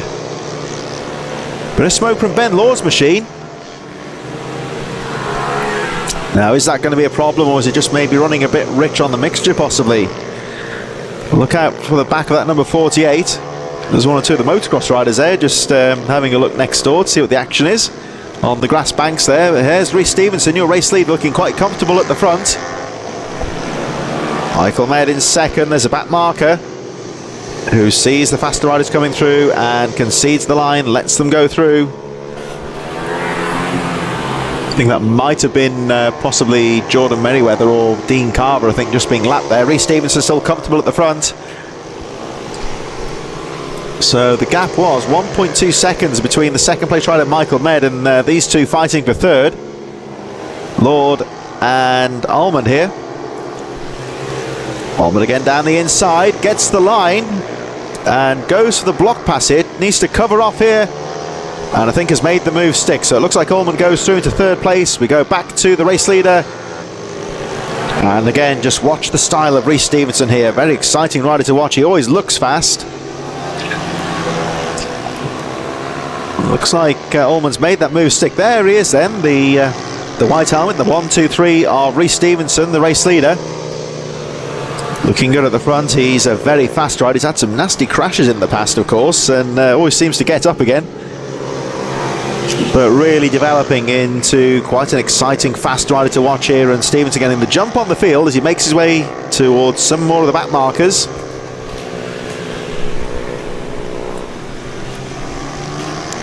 That might be Harry Swan, I think. Dean Carver about to go a lap down. So Rhys Stevenson looking very good at the front of the field. Very aggressive, forceful riding, you would say, from him. Gets the weight down. Really throws the bike about. Carrying a lot of speed here, the race leader. So Stevenson looking comfortable at the moment. You can see on the lap charts there, his previous lap 1:16.323. So Rhys Stevenson, as he goes on to the final lap, carrying a lot of pace out there, leading the race quite comfortably now from Michael Med still in second place, Tommy Ullman in third. As he starts to close up on the number 118, that's the rider who's currently in 22nd place, Jordan Merriweather. As Med goes through. Dean Carver, Harry Swan and Lindsay Yates just ahead on the tail end of the lead lap as Rhys Stevenson again looking comfortable. There's Michael Med in second, who was coming under pressure from Tommy Ullman and Ben Lord a little bit earlier on, but it looks like Med's done enough to make the move stick as Ullman just gets impeded slightly by the back marker. That should allow Michael Med to secure that second place. Rhys Stevenson meanwhile goes charging down the central straight into that left-hander. Michael Med still maintaining a good pace in second. He should have done enough here to hold on to that second, but the fight for third is back on here as Ben Lord has a late fight back here on the third place Tommy Ullman.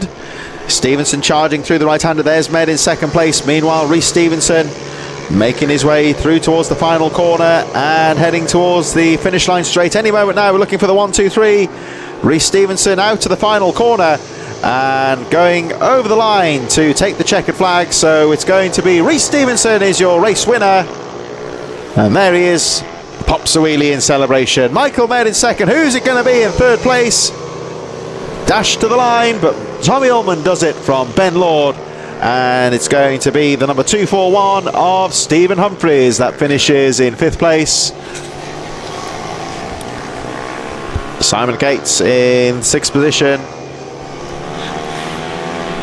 Stuart Hardman, Dan Merry and Daniel Cliff in ninth place. Looks like Cliff coming through now in ninth.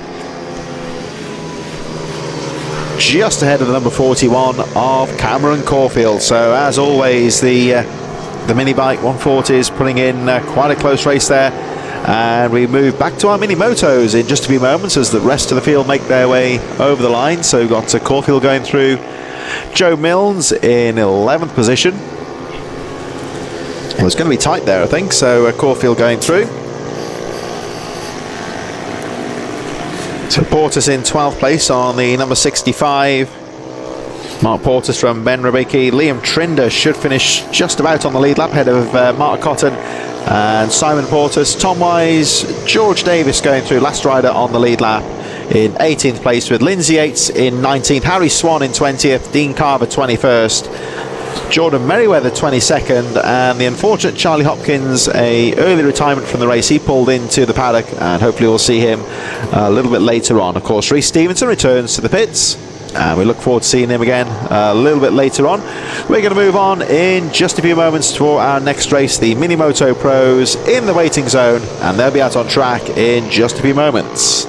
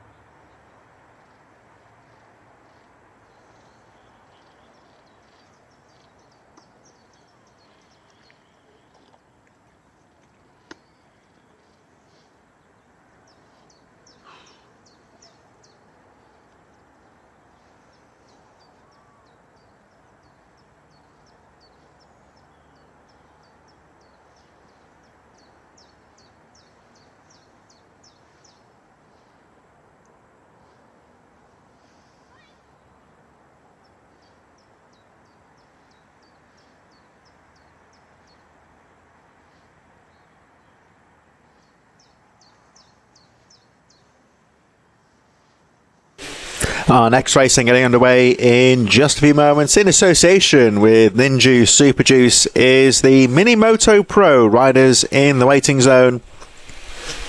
They'll take their place out on track in just a few moments' time. I'll have a look at some of the results and how they line up. Of course, the riders have been here all weekend, really having practice, and the qualifying session really is a busy race weekend for the riders. They certainly get plenty of track time here at the British mini bikes, which is why we always seem to get healthy gates, and great to see some more riders taking part in 2024. Riders now making their way out onto the circuit for their sighting lap. Got Mason Frederick, Caelan Ratcliffe, Matt Johnson, Joseph Cooper and William Round amongst the riders to look out for as they make their way out onto the track for their sighting lap.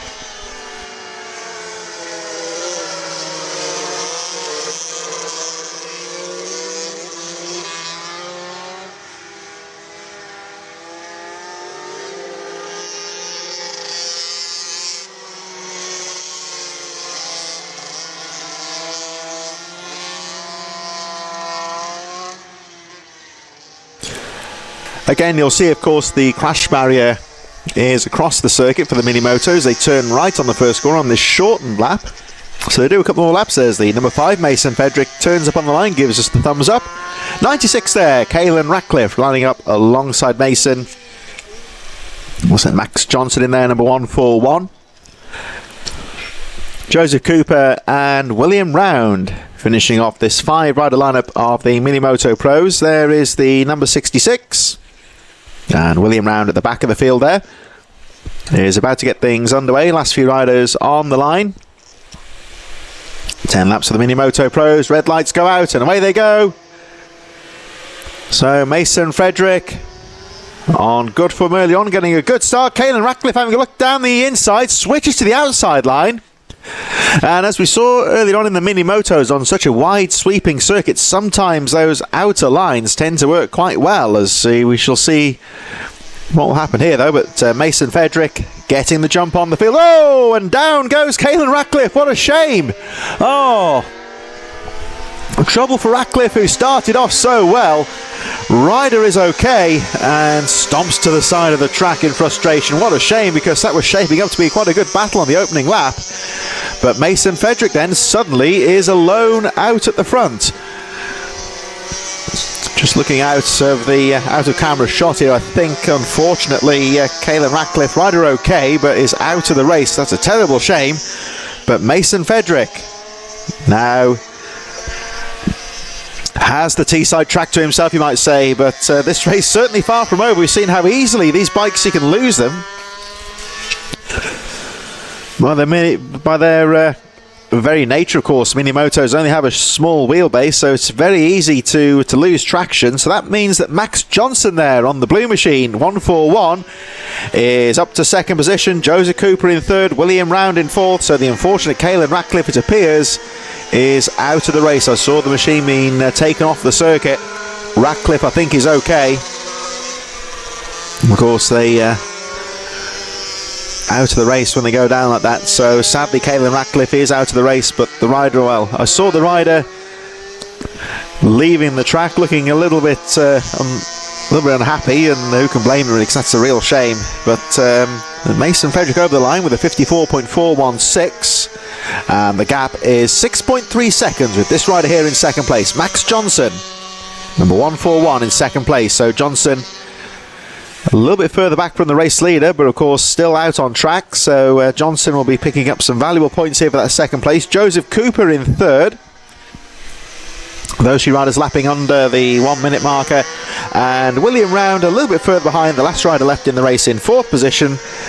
Round a little bit bigger than the other riders, carrying a little bit slower speed, but still lapping just over the 1 minute 10s, 110, 112 sort of region at the moment. So Round still going down to grab that fourth position, as Frederick looking good at the front of the field. Now I think that might be Cooper in there as well, number 20. Johnson looking strong in second place, and there is the number 20, Joseph Cooper. Now of course into third place, and just a little bit further behind then is the number 66 of William Round, currently going at the back of the circuit. with, of course, Ratcliffe out of the race. The Super Minis will be following us, following this race in a few moments' time, of course, as we see Mason Frederick, number 5, getting the jump on the field. The unfortunate Caelan Ratcliffe crashing out of the opening lap, which means that at the moment, Mason Frederick is unchallenged at the front here, number 5, but he's comfortable out at the front at the moment. He leads by 9.7 seconds, but don't be fooled into thinking this race is over. He's still got to keep it going. We saw on the first lap just how easily these riders can go down, especially on the little mini moto machines, as he comes up to lap William Round. Round here's him coming and just drifts to the outside to let the leader go through. So Frederick looking comfortable at the front so far. Max Johnson still there in second. There is William Round, number 66, currently in 4th place.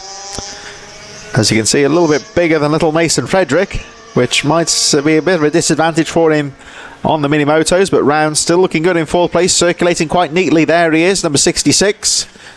So currently in 4th place with, of course, Ratcliffe out. That means that he moves up a position. Johnson still in 2nd and Joseph Cooper still in 3rd, but Mason Frederick away and comfortable. William Round on the power and into the right-hander here. And there he goes through that right-hander. You can see it's a really wide, sweeping right-hander. And there is the 4th place William Round with the black leathers, number 66, through into the right-hander. There's the race leader though, Mason Frederick over the line once again, and at the moment Frederick is lapping quite comfortably here. Went through with a 54.645 last time round. 54.416 is his best lap of the race. So Frederick, although he's out on his own at the front, is certainly keeping a good pace out there. He's not relaxing, he's still pushing. This does happen sometimes when you're racing and you're out comfortably at the front of the field. The temptation is to slow down, but that's sometimes where the mistakes get, the complacency possibly creeps in and the mistakes happen. So I think Mason Frederick here is well within his rights here, I would say, to keep pushing and keep that momentum going, because he's looking very fast and very smooth out to the front of the field. He leads by 16 seconds so far. Max Johnson still in 2nd, Joseph Cooper in 3rd, as Frederick goes over the line to complete the lap. We're looking like we've got 4 laps to go in this race, so Frederick leads. And again, lapping very comfortably here, just within 2/10 of his fastest lap. So Mason Frederick, number 5, still your race leader. Max Johnson in 2nd place in the 141. Joseph Cooper in 3rd, number 20. And the 66 of William Round completing the field in 4th place. Of course, we lost Caelan Ratcliffe on the first lap on this corner, where the back end just seemed to step out. Very small mistake. But Max Johnson about 18 seconds behind, 18.8 to be precise, when he crossed the line. And Johnson on his part is around 5 seconds ahead of the 3rd place number 20 of Joseph Cooper, with William Round still there in 4th, just been lapped of course by the leader Frederick. And Mason Frederick over the line once again, the number 5, looking comfortable at the front of the field through the right-hander. Just over 55 seconds last time round. Max Johnson still in 2nd place, the gap around 18-19 seconds last time round. Although Max Johnson, who just went through over the line, is setting his fastest lap of the race, 57.463. And Johnson, the gap goes up to 21 seconds, as you can see on your graphic there. But Max Johnson is starting to pick up the pace. There he is, the number 141 in 2nd place, setting his best lap of the race last time round, 57.463. And Johnson on his own in 2nd. There's the 3rd place just behind the number 20 of Joseph Cooper.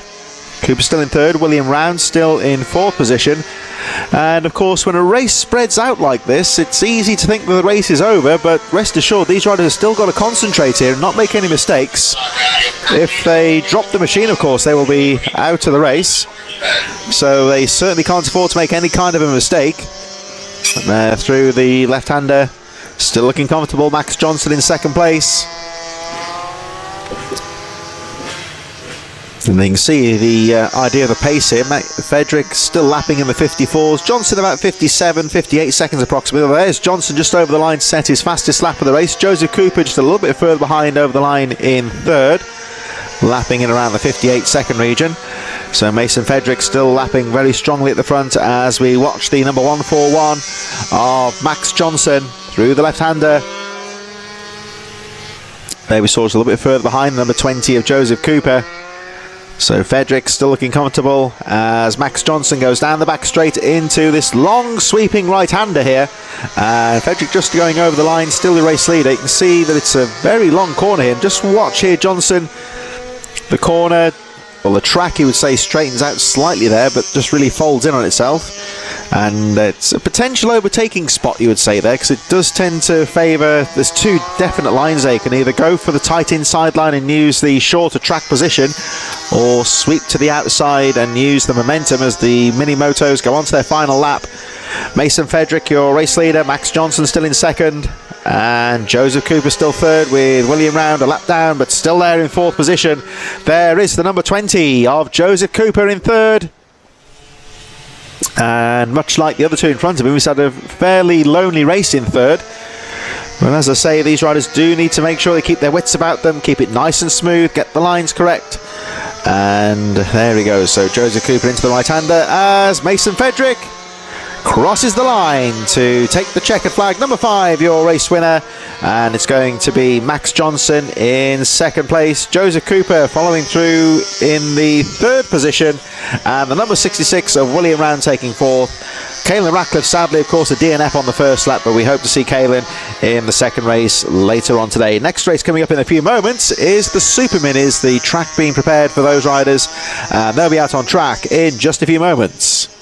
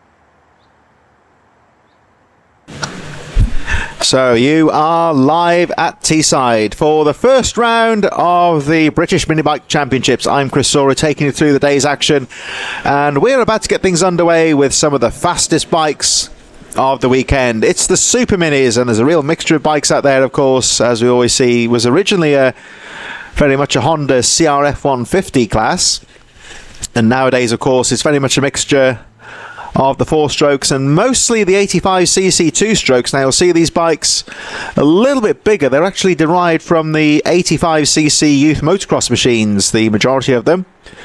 The CRF 150 being a bike that's in the same race category, and our title sponsors, Brat Bikes, making some of the bespoke parts to help convert these into what you might say scaled down supermoto machines, really. They Of course, motocross origins, these bikes, but very much tuned and set up for the track, for the circuit, and some very quick riders out there. There's the number 414 out there, Lawrence Wardle. Some very quick riders to look out for in this one, I would say.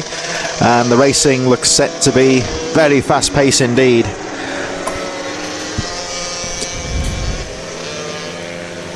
Now, these bikes, I would say, the 85cc machines, in terms of the motocross bikes, they have the greatest power-to-weight ratio of any of the bikes. They've pretty much got a full-size engine on there on the scaled-down frame, so they don't weigh very much. But they certainly do pack a punch, you would say. And there's Bednarek number 19 lining up at the front there, Lawrence Wardle right alongside him. Mostly the KTM and Husqvarna machines, of course in the same group nowadays. Husqvarna, the Swedish manufacturer many years ago, bought by the Austrian KTM, so very similar kind of hardware. Did see a Kawasaki out there as well. There's one of the CRF 150s, the number 28 out there. That's one of the 4-strokes still in the race as well. And sometimes you see that on the Honda 150, it's the 4-stroke power band. Bit of a smoother power delivery, so sometimes comes into its own, especially on some of the more tighter technical tracks, where they can get the power down just a little bit more smoothly. So Super Minis are about to get underway. The lights go out and away they go. So Jack Bednarek, number 19, leads them away as they charge through into the first corner. Lawrence Wardle right in there.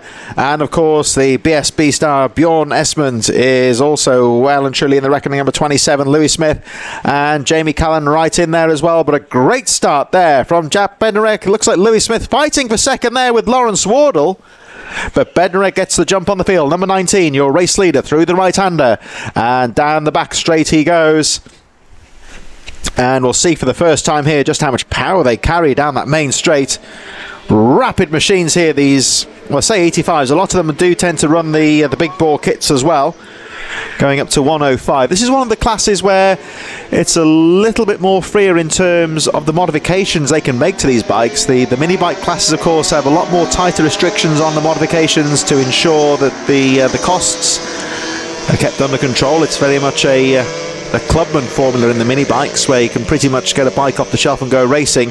But here in the Super Minis, they do have the flexibility, if they want to customize and tune these bikes up a little bit more within the guidance of the rules.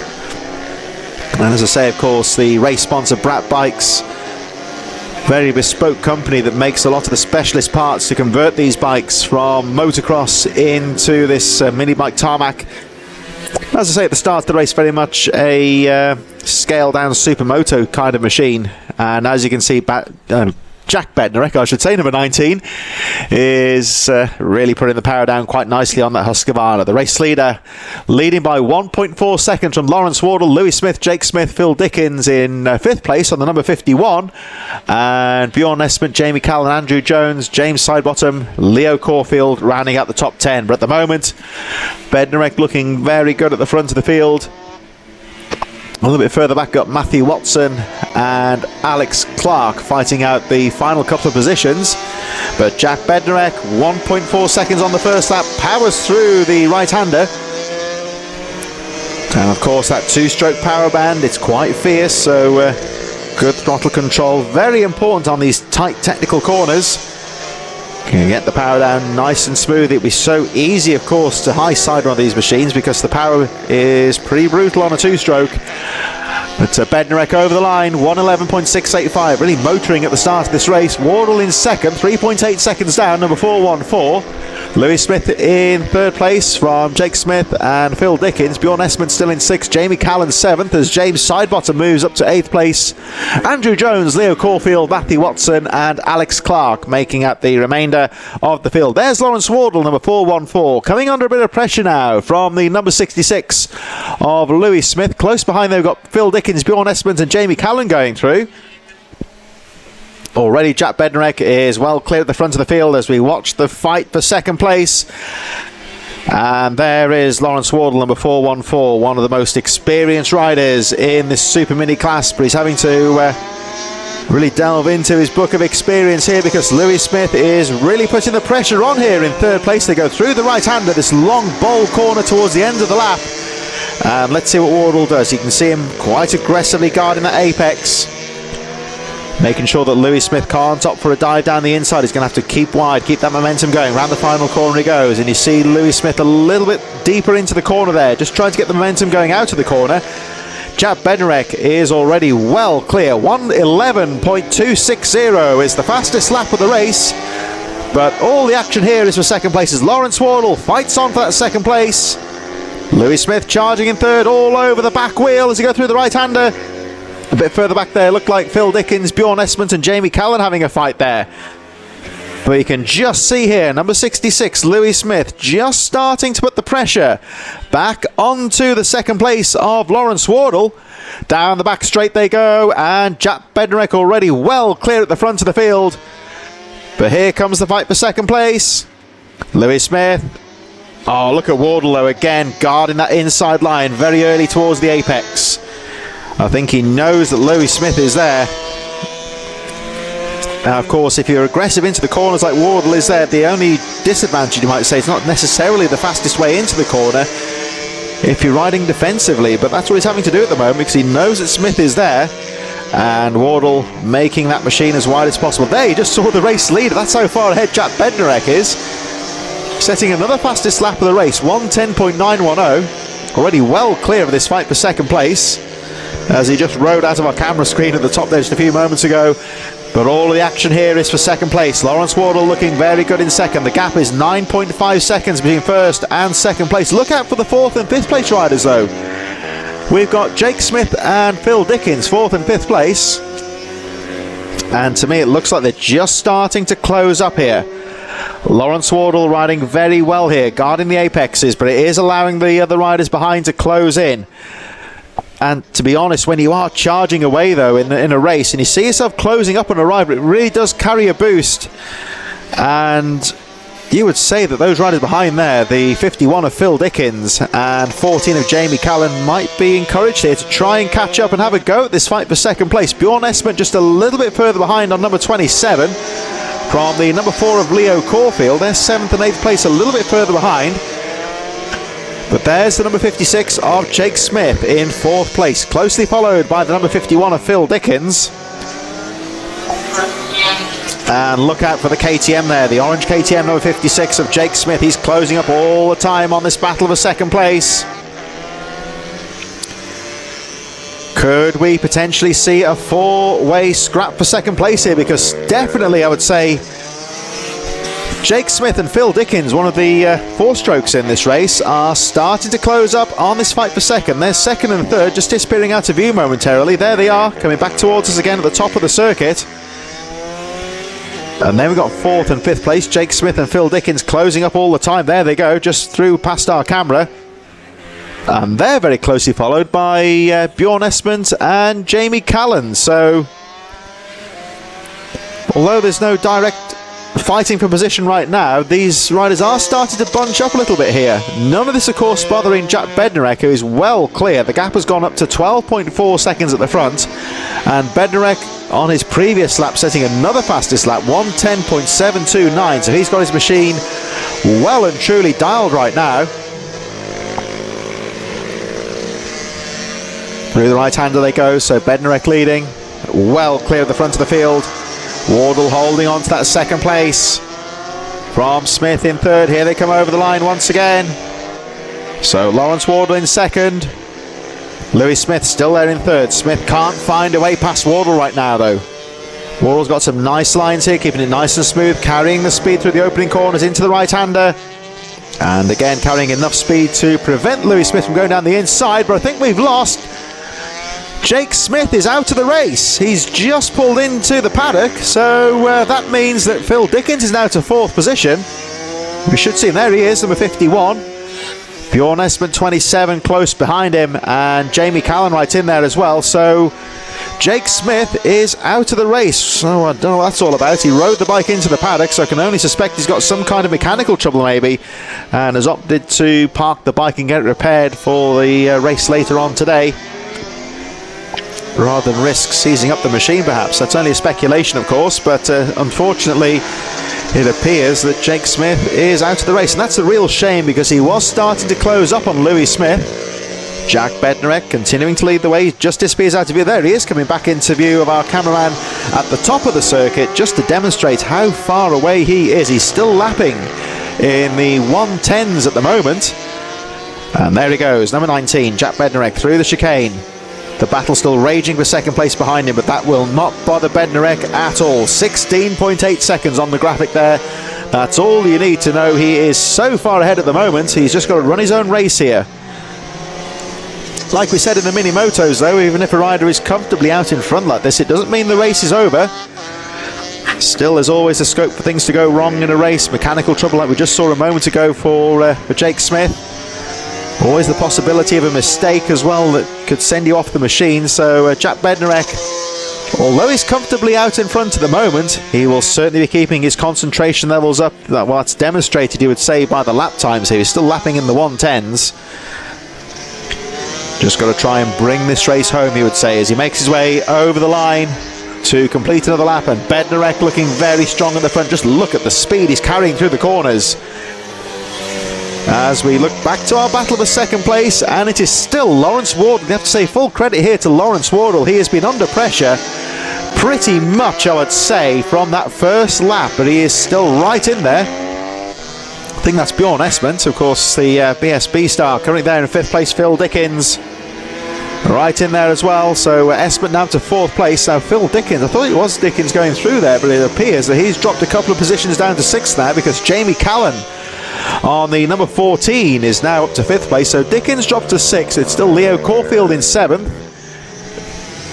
Actually, Caulfield up a position as well. So I'm just looking out. It appears that we've got some sort of a problem for the number 51, Phil Dickens. I haven't seen him on the cameras. And just checking out at the commentary booth, I can't see him out on track at the moment. So can only assume some kind of a problem, unfortunately, for Phil Dickens as well, who is running strongly in the top 10. Andrew Jones now up to 8th position. Matthew Watson into 9th, and Alex Clark on the number 43, breaking into the top 10 on the Kawasaki. So unfortunately, it looks like Phil Dickens is out of contention, as Jack Bednarek still charging through at the front. There he goes, over the line once again. Heading up towards the final lap of the race now. So number 19, Jack Bednarek, closing in on victory. Just dropping the pace slightly, not by very much. But Bednarek having the race under control. 20.3 seconds is the gap, as Lawrence Wardle has just pulled away slightly in second place. Bjorn Esmond on the four-stroke, the Vision Track-backed Honda machine in fourth, charging on Lewis Smith right now. But Jack Bednarek, here he comes into the hairpin at the end of the straight. Nice and smooth. I think that is the number 43 in front of him. That's Alex Clark on the Kawasaki in 10th position, who should stay on the lead lap, I think. There is a stationary rider just ahead of Bednarek. I'm just going to try and identify who that is. Here they come into the right-hander. Wave yellows for that stationary rider. There's number 43, who's about to go a lap down, I think. But it's going to be Jack Bednarek over the line to take the checkered flag. Race win for Bednarek. I think that was actually Jamie Callan who's stationary on the final corner, so which means Alex Clark, the rider who narrowly avoided being lapped, has now broke into 9th position. And of course, with him crossing the line just ahead of Callan, that means that he will get into the top 10. Lawrence Wardle holding on to that second place. There is the number 4 of Leo Caulfield, who's had a steady race in the top 10, slowly but surely picking his way through the field. And it looks like Caulfield is going to get into the top 5. So it's Wardle in second. Good ride for him after all that pressure from Lewis Smith, who has to settle for third place. Bjorn Esmond has crossed the line in fourth, charging hard towards the end of the race, but time running out for him, as Leo Caulfield goes through in fifth position. Alex Clark and the unfortunate Jamie Callan finishing 9th and 10th respectively. Phil Dickens, Jake Smith retirements, and it looks like James Sidebottom, Andrew Jones and Matthew Watson, final riders on the lead lap, will finish 6th, 7th and 8th respectively. So Super Minis, their first race of the day, drawing to a close, and as always, plenty of action throughout the field in the Super Minis. We're going to move on to our Mini GP 110s in just a few moments. Our 8th race in the programme. They'll be underway in just a few moments' time.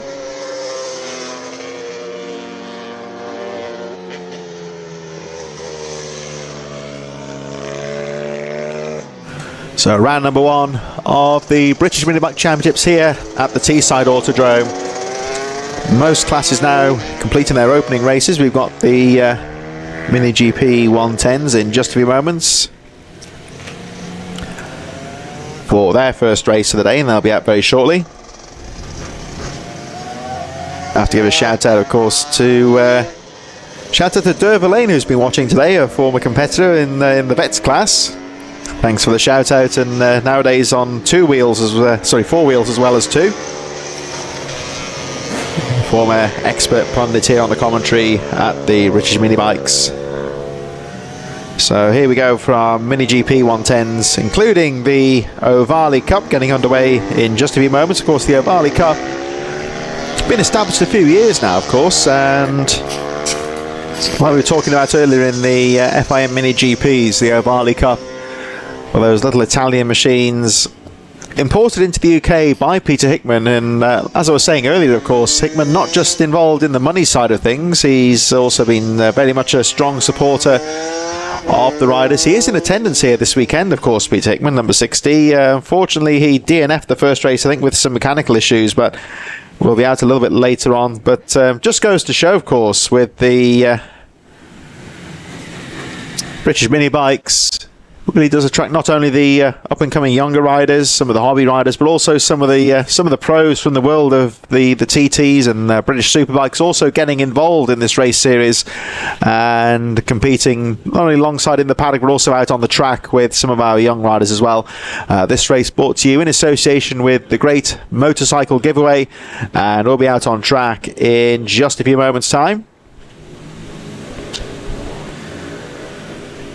And here we go then for the Mini GP 110s incorporating the Ovali Cup, making their way out onto the circuit now for their sighting lap.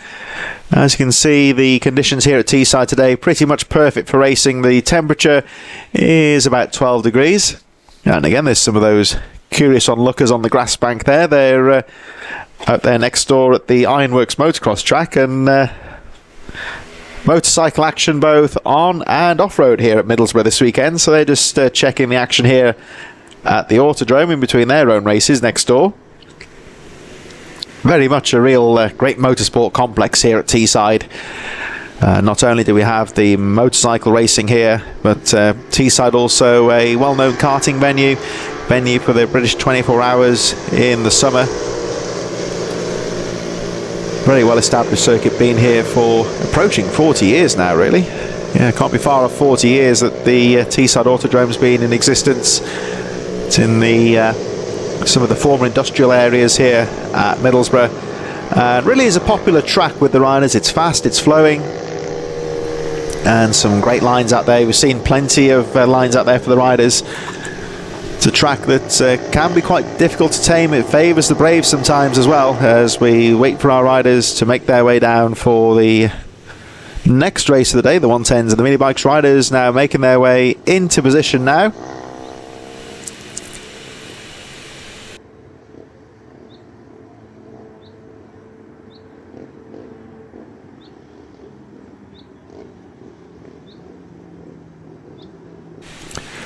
So we just saw there some of the other riders: Parker Jazari, Max Robinson, 81 Austin Wilson in there as well, Ella Musgrove, and the number 5 Daniel Tanton in there as they make their way onto the grid. And I think riders are in position now, about ready to go for the Mini GP 110s incorporating the Ovali Cup.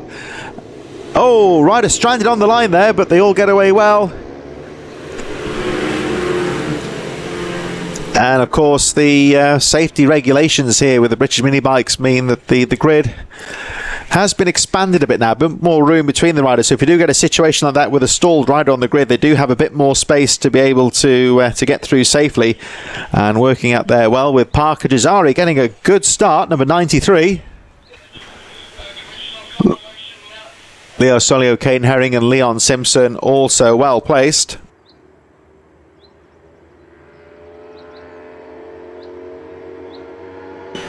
And here they come down the back straight, and some of our Ovali competitors: Leo Solio in second place, leader of the Ovali Cup in second place, Caden Herring in third, Leon Simpson 85 in fourth.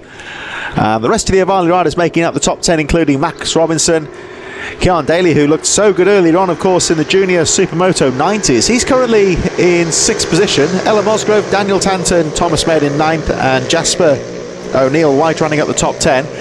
The stricken rider at the start, I think, was the number 81 of Austin Wilton. But I'm pleased to say that Wilton is okay and has actually rejoined the race at the back of the field, so able to get that bike restarted quite quickly and rejoin the action. But Parker Jazari leading the way, number 93, your race leader.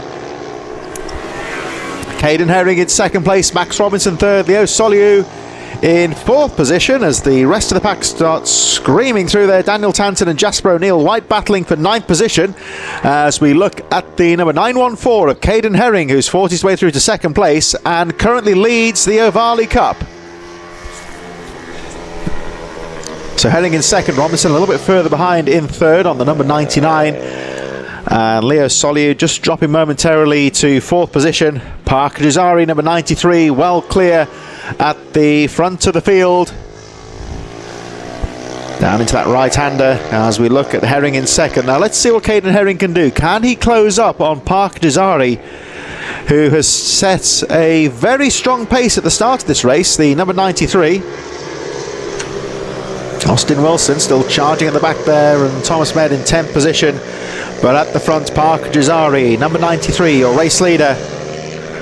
There we see him just dropping out a shot there ahead of the 914 of Caden Herring, who leads the Ovali Cup, with Max Robinson 99 close behind. Leaders now making their way over the line, with Jazari charging away 1:19.402, fastest lap of the race, and increases the gap to 2.6 seconds from Caden Herring and Max Robinson, who are fighting for 2nd place and also the lead of the Ovali Cup. Leo Soliu in 4th place, Leon Simpson in 5th, but there's Herring, and as you can see, just guarding those apexes, making sure that Robinson can't find a way through the right-hander. They sweep down the hill. It's quite a fast section now into the central straight down the middle of the circuit. Here they come charging down. There's Jazari, the race leader, now well clear of this fight for 2nd place, and here they come. And it looks to me round the back of the circuit that Robinson has taken 2nd place and the lead in the Ovali Cup. So it's Robinson into 2nd place and Herring in 3rd. Down the central straight they go, and immediately you can see that Robinson guarding the apex on the inside as they go through the bowl into that long sweeping right-hander. And let's see what Herring can do. Can he fight back? He has a peek down the inside into the hairpin, but nothing going there. Robinson having too much momentum into the corner and will hold on to that 2nd place. But it looks to me like Caden Herring is not giving that position up lightly. Jazari well clear, number 93, your race leader, just crossing the line. And a rider to watch out for here. Look at the rider at the back here, number 36, Leo Soliu, in 4th position right now, but has just set the fastest lap of the race, 1:19.232. There he is, number 36, closing up on Herring now, and Soliu down the inside. Oh, has a peek but can't find a way through.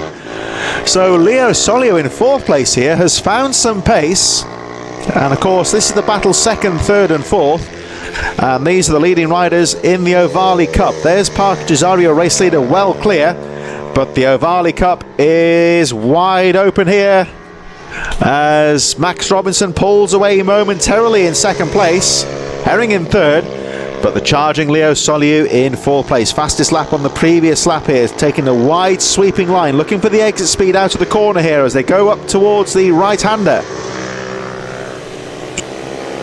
And here they come. So it is still Robinson in 2nd. You can see Herring having a peek down the inside, but does Herring know just how quick the rider is behind him here, how much he's closed up? Look at Leo Soliu, nice line through the hairpin. Again, you see him going deeper into the corners, taking the sweeping outside lines, trying to get the momentum here. And now he's going to try it, and again you see him just going a bit wider there, keeping that momentum as they make their way over the line as he chases Herring in 2nd place. So Robinson still strong in 2nd position. And here comes Soliu, this right-hander again down the inside. Oh, can't find a way through. If he can get the drive into that right-hander, it's a great overtaking opportunity. We've got to be brave into the corner to make it stick. Parker Jazari still your race leader then. Max Robinson 2nd. The rider in green that we're looking at there, Caden Herring in 3rd. Leo Soliu fighting in 4th. And Sully, of course, fastest lap of the race. Leon Simpson in 5th place from Keon Daly, Ella Musgrove, Daniel Tanton, Jasper O'Neill-White, Thomas Med, and Austin Wilson, after that bad start, is still there in 11th place, still charging at the back of the field. So Cesari leading now by 3.7 seconds.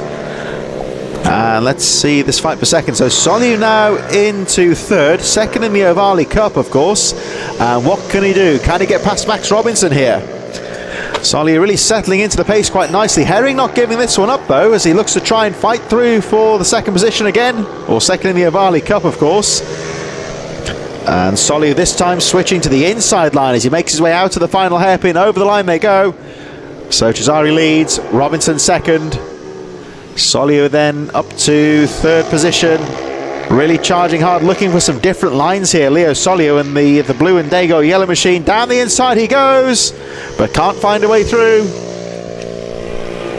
Yellow flags though here. Well, there is the number 12 of Thomas Med. I'm just wondering what those yellow flags... Oh, no, there's a rider down. Just trying to see who that was. I don't think it was Parker Cesari. I think he's clear. We'll have a look in a minute though on the lap charts. Cesari, I believe, going down the back straight. So rider in trouble at the back of the circuit, as you can see. No issues there in terms of injury or so forth. The rider is okay, but appears to be out of the race. We'll just try and identify who that was. They all went through so quickly there. We'll just double check it on the lap charts. But Cesari leading by 4.7 seconds. The fight on for 2nd place here though, with Max Robinson 99 still in 2nd place, and Leo Soliu number 36 still charging in 3rd. Can't find a way through at the moment though, and Caden Herring certainly not giving this one up in 4th place as the leaders make their way round once again. And still your race leader 93 Parker Cesari charging through, all on his own at the front. The fight's still on for 2nd place and for the lead of the Ovali Cup, with Max Robinson 2nd, Leo Soliu in 3rd, and again Soliu looking for the lines here, trying to find some momentum into the right-hander. Down the inside he goes, aggressive move down the inside, slower rider in there as well. That was brave, but he's done it. But look at this, fighting back now. Max Robinson has a look down the inside. No, can't quite find a way through there. I think it was Jasper O'Neill-White that tried the rider in trouble on the previous lap. As they lap the tail ender down the back straight they go. I think it might have been either Austin Wilton or Daniel Tanton, but here they come, the leading group of the Ovali riders down the back straight. Parker Cesari comfortable at the front, number 93. But it looks like Leo Soliu has done it now into 2nd place, but it's very close here. Max Robinson finding a way back through into 2nd, so very close battle here. Soliu goes down the inside. This is the fight for 2nd in the race and the lead of the Ovali Cup. Into the right-hander they go. Soliu looks down the inside, but Robinson shuts the door. And the number 5 of Daniel Tanton, unfortunately, riding the bike into the paddock. He is out of the race. Cesari continues to lead the way. Then the fight for 2nd, so Max Robinson back into 2nd place. Got the lead once again, and this time we'll be aware, of course, that Soliu wants the inside line. He's going to try again though down the inside, but Robinson saw it coming and used that momentum to shut the door on the outside. Here they come through the chicane. Soliu nice and easy down the guarding those apexes on the inside line. Soliu right there behind him though in 3rd place.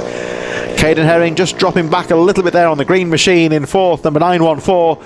And there's Keon Daly, number 35, the winner of the first race of the day, the junior SM90s. Running strongly right now, Daly currently number 35 in 5th position. Rest of the top 10 made up of Leon Simpson, Ella Musgrove, Daniel Tanton a retirement, so that means that Austin Wilton will go up to 8th place and Thomas Med into the top 10.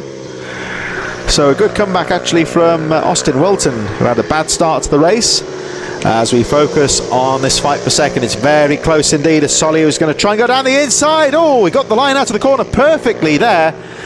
And he's going to have to guard the corner. And he does it there, so a nice little move there from Leo Soliu down the inside on that bowl corner. Difficult to go for a pass there sometimes, but he's made it stick. Parker Cesari still well clear at the front of the race, number 93, leading now by 6.3 seconds, but Soliu charging made the move, stick on that right-hander. Excellent move from him there, and at the moment it looks like he's done it for second place, but Max Robinson now in third will not be giving that lead up lightly. They've pulled away now from Caden Herring, who's having to settle for fourth place. Leon Simpson has moved into fifth place now from Cian Daly, and Musgrove Wilton rounding out the field with Thomas Mayer, number 12, a little bit further behind, as the race leader Parker Jazari all on his own down the back straight. There he goes, clear of well over 6 seconds, but the fight on for second place here, and Max Robinson is fighting back here as they go down the straight. Robinson finding a bit of drive there, down out of the top corner. Here they come into the middle straight, heading towards the right-hander. It's still Soliu in second place. Robinson still there in third. Here they come round the right-hander. This is where Soliu made the move last time round. And it looks to me like Robinson just trying to weigh up an option down the inside there, but couldn't quite get the momentum to make the move down the inside. Again, has a little peak on the inside there, but nothing going, as Parker Jazari goes through to complete another lap in the lead. Still the fight for second here between Leo Soliu and Max Robinson.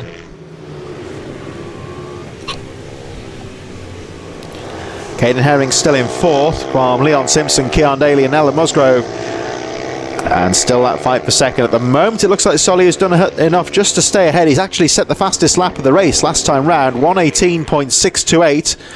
So just pulling a small gap from Max Robinson in third. As Jazari goes charging down the back straight, number 93, your race leader. There he is, Parker Jazari, the race leader.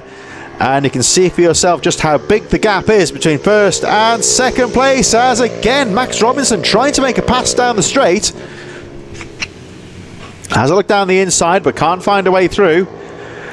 Caden Herring still there in fourth place, but falling behind these two who really are setting a strong pace now as they fight for the lead. Parker Jazari meanwhile making his way around the final few corners. Oh, and again down the inside, has a look there from Max Robinson on Leo Soliu, as Parker Jazari makes his way over the line. Jazari goes through, still charging at the front. This battle of a second, still incredibly close. Here's the checkered flag goes out, so Jazari wins. Leo Soliu over the line in second place, only just from Max Robinson, and Robinson actually setting the fastest lap of the race on that final lap, 1:18.375. But Robinson has to settle the third place. Caden Herring in fourth position. But what a close battle there in the Ovale 110s. Leo Soliu second in the race, but takes the Ovale victory from Max Robinson. Caden Herring in fourth, Cian Daly in fifth, Leon Simpson sixth from Ella Musgrove, Austin Wilton and Thomas Mayer in ninth, with unfortunately Daniel Tanton and Jasper O'Neill White retirements from the race. So some very close action there in the Mini GP 110s, incorporating the Ovale 110 Cup. Parker Jazari in top form and taking a well-deserved victory, but what a battle of a second place, and for the Ovale lead between Leo Soliu and Max Robinson, with Caden Herring in fourth.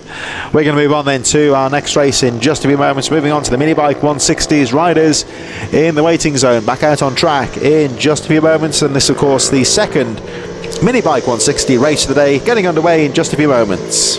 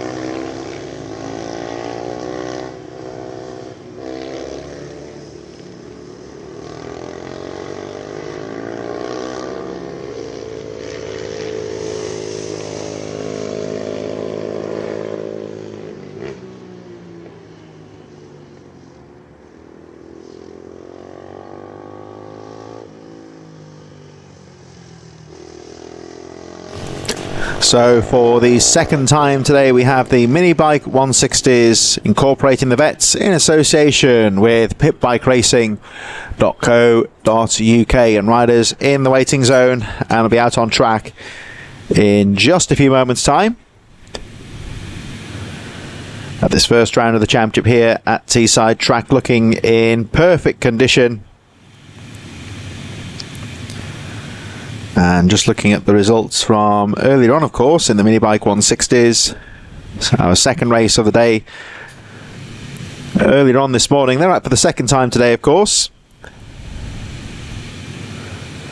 Jack Bednarek taking the checkered flag from James Mostica, and the vets run by Robert Med. Dean Bednarek finishing in fourth. Second, the vets riders, Liam Booth was fifth. Tim Patterson and Tony Reveley finishing seventh was the third place vets rider. But Jack Bednarek was on top form in race number one, and I'm sure we'll be looking to make it 2 wins out of 2 today. They're about to line up and get underway in just a few moments' time. Riders making final preparations here at Teesside. The track, of course, a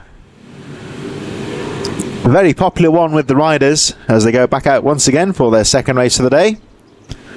And as you can see for yourself, the sunshine up here at Teesside, which is certainly very welcome after what's been a rather nasty few days in terms of the weather. There was some very torrential rain, of course, across the country, so fears that this may have been a very wet meeting. They've turned out to be unfounded because the track's bright. The forecast doesn't look so good for tomorrow, but of course everyone's going to be home and hosed by then, so the riders won't be too worried about that. But certainly a great way to kick off the 2024 season.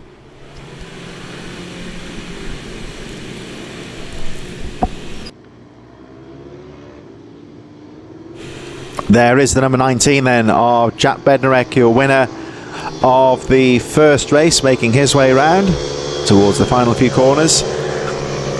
James Mostica putting up a fight at the start of the race, but Bednarek just seemed to make the race his own and pull away as the race went on. So the riders just taking it easy, having a look at the track. It may have changed a little bit as the day goes on, a bit more rubber possibly down on the corners, so just taking the opportunity to look at the track, and they make their way down into position to start their first race. Well, second race, I should say, of course. Jack Bednarek, there he is there, number 19, winner of race number 1. He's on the line, he's got the inside line there, pole position. James Mostica, 27, he'll be looking to try and make a bit more of a fight of it in race number 2. Can certainly never write him off. Liam Booth there, number 8. There's the number 40 of Tim Patterson in there as well, 21. Of course, Richard Rice, who took a spill in the first race, so he'll be hoping for better luck this time round. Dave Cook in there as well, the 164 of Tony Reveley, who ran very well in race number 1. 88 Barry Clark in there as well. I think it was Adam Free with number 60 behind there. 71 Gary Robinson. And once again, we've got the number 45 of Fiona Goddard running at the field, right there alongside number 11 James Jarvis. So it looks like the riders are ready, in position. We wait for the red lights to show on the gantry. There they are, red lights. Wait for them to go out, and away we go. Race number 2 underway now for the mini bike 160s and the vets, and a fantastic start there for Jack Bednarek, but trouble there for Tony Reveley, I think, who went down at the start. He ran so well in race number 1, but I think Reveley's race could be over before it's even begun here. He's trying to get the bike restarted, but no problems there for Jack Bednarek, who leads as they make their way through. Mostica close behind in second. I think Dean Bednarek got away very well there as well, number 69, who will lead the vet riders as they make their way down the straight for the first time. So it's Jack Bednarek, number 19, that leads the way. Mostica charging in second place. I think that's Dean Bednarek in third. Could also be Liam Booth and Richard Rice, also well placed, number 21. He's had a better start this time. They make their way through the hairpin for the first time into the right-hander. This slow technical part of the track, and then the speed builds as they make their way through into the right-hander. Tim Patterson also in there as well, number 40. Michael Judkins also in there with Dave Cook, Barry Clark as they make their way through into the right-hander for the first time. And Jack Bednarek leading the way, number 19. Over the line he goes. So we look at our midfielders fighting for position. But look at this. James Mostiker over the line in second place, trying to take the fight here to Jack Bednarek in these early stages. Over the line they go. So it's Bednarek in third, who leads the vets. Liam Booth in fourth. Robert Med and Richard Rice making their way through. But we focus now back towards the front again, and Jack Bednarek coming under a little bit of pressure in these early stages from James Mostiker as they make their way through the right-hander. Back down the hill towards the straight, the fastest part of the circuit coming up now. And Jack Bednarek gets on the power. There we just saw Dean Bednarek leading the vets. Here come the leaders down the back straight, getting down on the power. Straight lining those little sweeping corners as they make their way through into the hairpin. And Bednarek looking good at the front of the field here. So there he goes. Just pulling away slightly from Mostiker in second. Still Dean Bednarek in third, leading the vets as they make their way through the right-hander. But Bednarek looking strong at the front of the field here.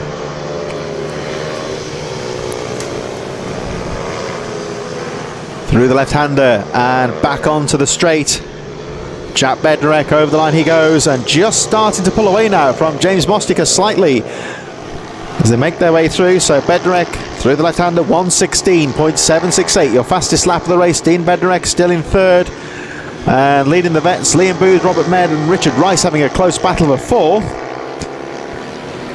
Dave Cook 78 in 7th, Michael Judkins, Tim Patterson in 9th, and Barry Clark running up the top 10. Further down we've got Gary Robinson, Adam Fruin, James Jarvis and Fiona Goddard still in the race. So looks like a bit of a misfortune there at the start, of course, for the 164 of Tony Reveley, who I think lost the bike at the start, went down, and unfortunately is out of the race. That's a shame for him though, Reveley, because he ran so well in the first race. But certainly race number 2 over before it began really for him. But none of that will bother the guys out on track at the moment as they fight for position. There's Liam Booth in fourth with Robert Med and Richard Rice close behind. So they're trying to scrap for that fourth place. Dean Bednarek just trying to pull away in third. So Jack Bednarek now well clear, but we're looking at this battle now for fourth place. There's the number 8 of Liam Booth. Still there in fourth. Robert Med close behind from Richard Rice. Here they come into the right-hander. They see the leaders at the top of your screen just going over the line as we watch the number 8 of Liam Booth holding on to that fourth place as he goes through the right-hander. Of course, Dean Bednarek now clear in third. It's getting close here though as the number 73 of Robert Med starts to put the pressure on.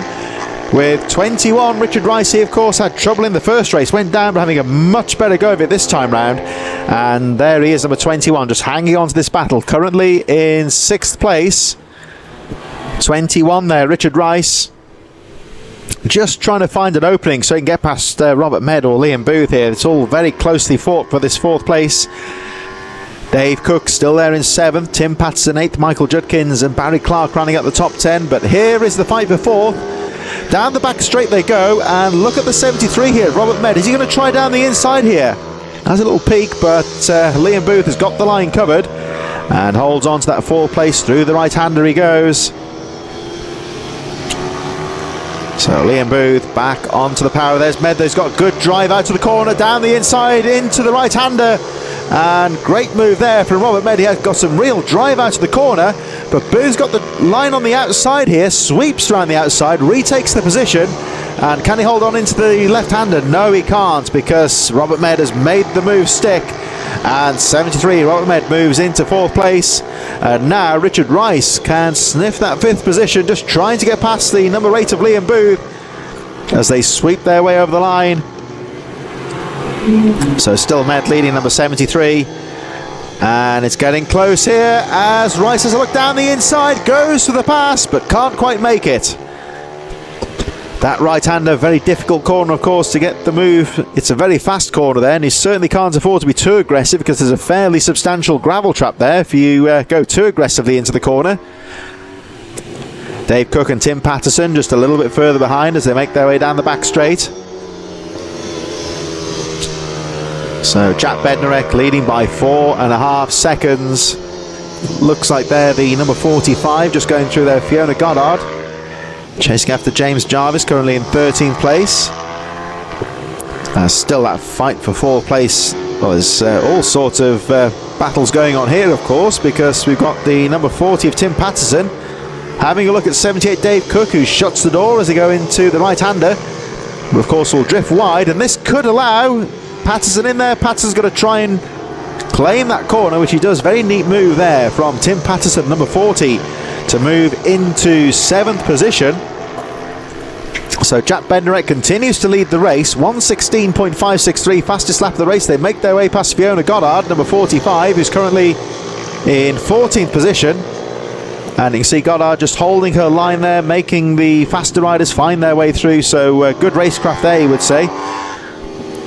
And of course etiquette would say that the slower riders should concede to the faster riders, but equally they don't want to be jumping and across out of the way of these riders. They just want to hold the line, concede the corners perhaps, and let the faster riders find their way through. So everyone getting through nice and smoothly as they lap the 14th place rider Fiona Goddard. They'll be closing up. Next rider on the track is the number 11 of James Jarvis, so a little bit of lapping work to do for the front runners here possibly, but still as close as ever. Jack Bednarek, of course, well clear at the front. James Mostiker 6.9 seconds down in 2nd position, and Dean Bednarek, number 69, still in 3rd quite comfortably and leading the veterans class. But all the action here for 4th place as Liam Booth remains in 4th on bike number 8.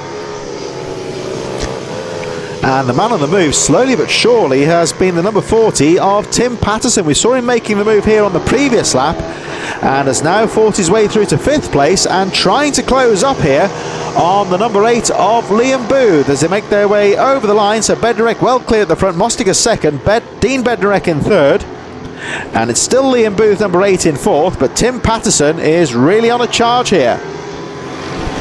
Patterson there with the Dayglow yellow colours and the white helmet, number 40, trying to close up on Liam Booth, number 8. Tim Patterson, Dave Cook and Robert Med having a very close battle, but this number 40 is very much the rider on the move here. Tim Patterson trying to close the gap on Liam Booth. He's now well clear of Dave Cook and Robert Med, who is still fighting for position. Bednarek making his way down the back straight, well clear at the front, 1:16.563, fastest lap of the race, and he leads by 9.4 seconds. James Mostiker still in 2nd position, Dean Bednarek still there in 3rd as they make their way down towards the hairpin. Slowest part of the track here, and you can see there Dave Cook guarding that inside line, number 78, as he fights here with Robert Med and Richard Rice. Very, very close fight for position here. And it looks like Robert Med may have done it now, actually. So Robert Med into 6th place, Dave Cook drops to 7th, and Richard Rice, number 21, still there in 8th position. Jack Bednarek is now 11.7 seconds clear at the front. We just see him at the top of the screen there, Dean Bednarek going through in 3rd, and Dean actually leading the veterans class still. James Mostiker still alone in 2nd place, 11.7 seconds down on the race leader, and 16 seconds ahead of Dean Bednarek in 3rd. Liam Booth just starting to pull away a bit now in 4th place, responding to the pressure from Tim Patterson. So Liam Booth quite comfortably in 4th place as we look at the action here for 6th place, which is still Robert Med 73, but it's very close behind here between Dave Cook and Richard Rice as they make their way through the right-hander. Heading towards the back straight, Michael Judkins, Barry Clark and Gary Robinson on the edge of the top 10 there, number 71. Adam Freywin, number 60, last rider on the lead lap from James Jarvis. And Fiona Goddard still there in 14th position as we watch this battle for 6th position into the left-hander at the end of the straight.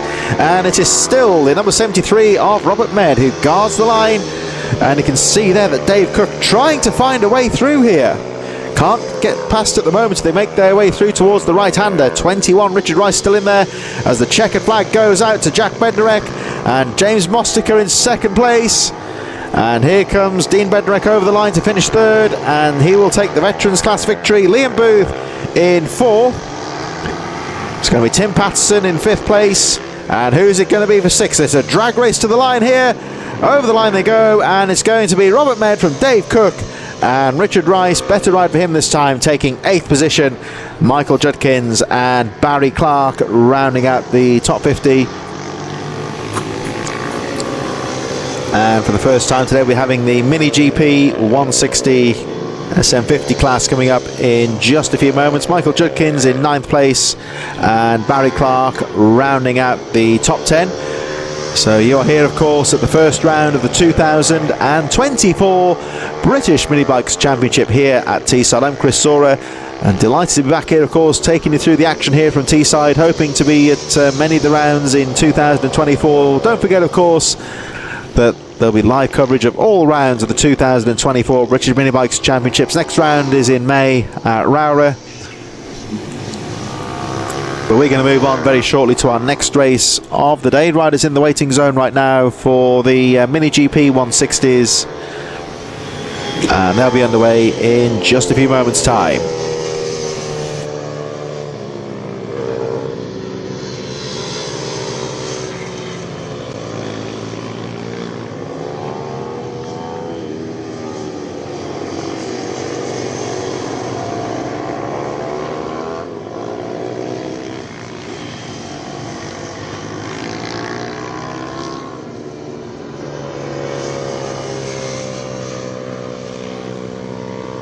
So as the last of the riders make their way off from the 140s, Junior Supermoto 90 should be underway very shortly. Riders in the waiting zone and getting underway very shortly here at the first round of the British Mini Bikes Championships for 2024, getting back underway in just a few moments.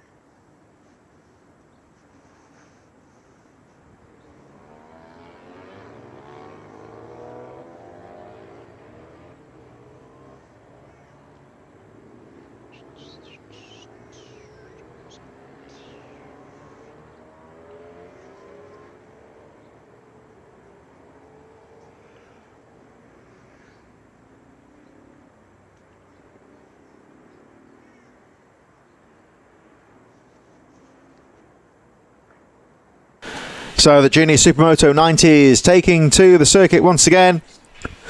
We'll have a look at the lineups in just a few moments' time. Again, up for the sighting lap. And the Teesside circuit, as we say, looking in superb condition for this first round of the championship. Been blessed by some good weather. It's a little bit cool out there, but you would say pretty much perfect conditions for racing. Plenty of grip out there on the circuit.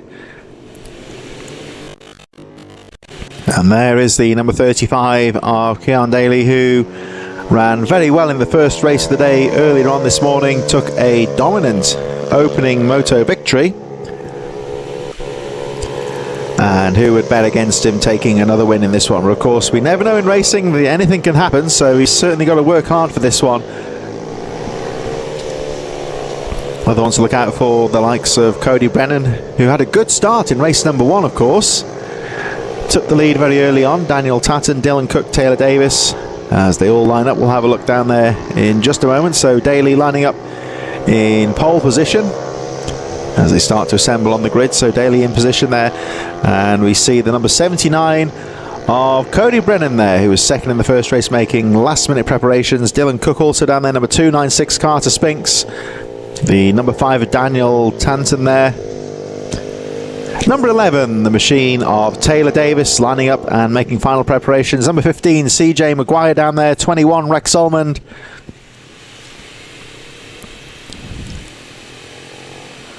And there is the number 73 of Oliver Med lining up towards the back of the field, making final preparations. And one more rider to come into position. I think it might be the number 58. Yes, indeed it is. So that's Ryan Merrin at the back of the field. And Ryan will take his position on the line. Riders ready.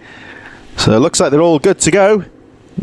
As you can see, a lot of the riders, a lot of the fathers on the grid there also wearing leather, so very much a dad and lad kind of thing. Both father and son can both race in the respective race classes, which is really great to see, of course. Very much a family day out for many of these competitors in the British mini bikes. So it looks like it was a lost engine there, but looks like they got the machine fired up. And we're ready to go then for Junior Supermoto 90s race number 2. About to get underway. The red lights go. And as soon as they're out, we're underway.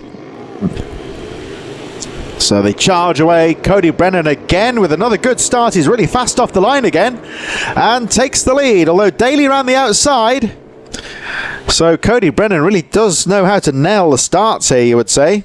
One rider going off the circuit there, but stays on the machine. But Daly very early taking the lead once again. Number 35, Keon Daly, your race leader. Cody Brennan, the fast starting Cody Brennan, you might say, but drops to second place. So we'll see, one rider went off the circuit, but just rejoining at the back of the field. The leaders now making their way down the back of the circuit for the first time. So it's Brennan leading. Very briefly, but Daly going immediately into the lead.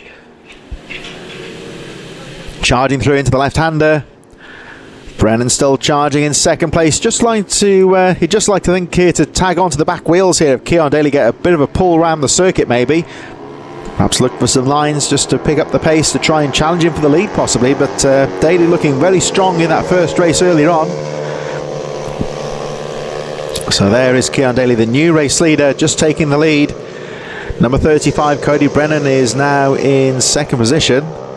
And there he is looking for the smooth lines around the final corner. Daly, Brennan's still there in second, just looking to try and tag on to the new race leader. Over the line he goes. Daly, of course, winner of the first race, quite comfortably, I hasten to add as well.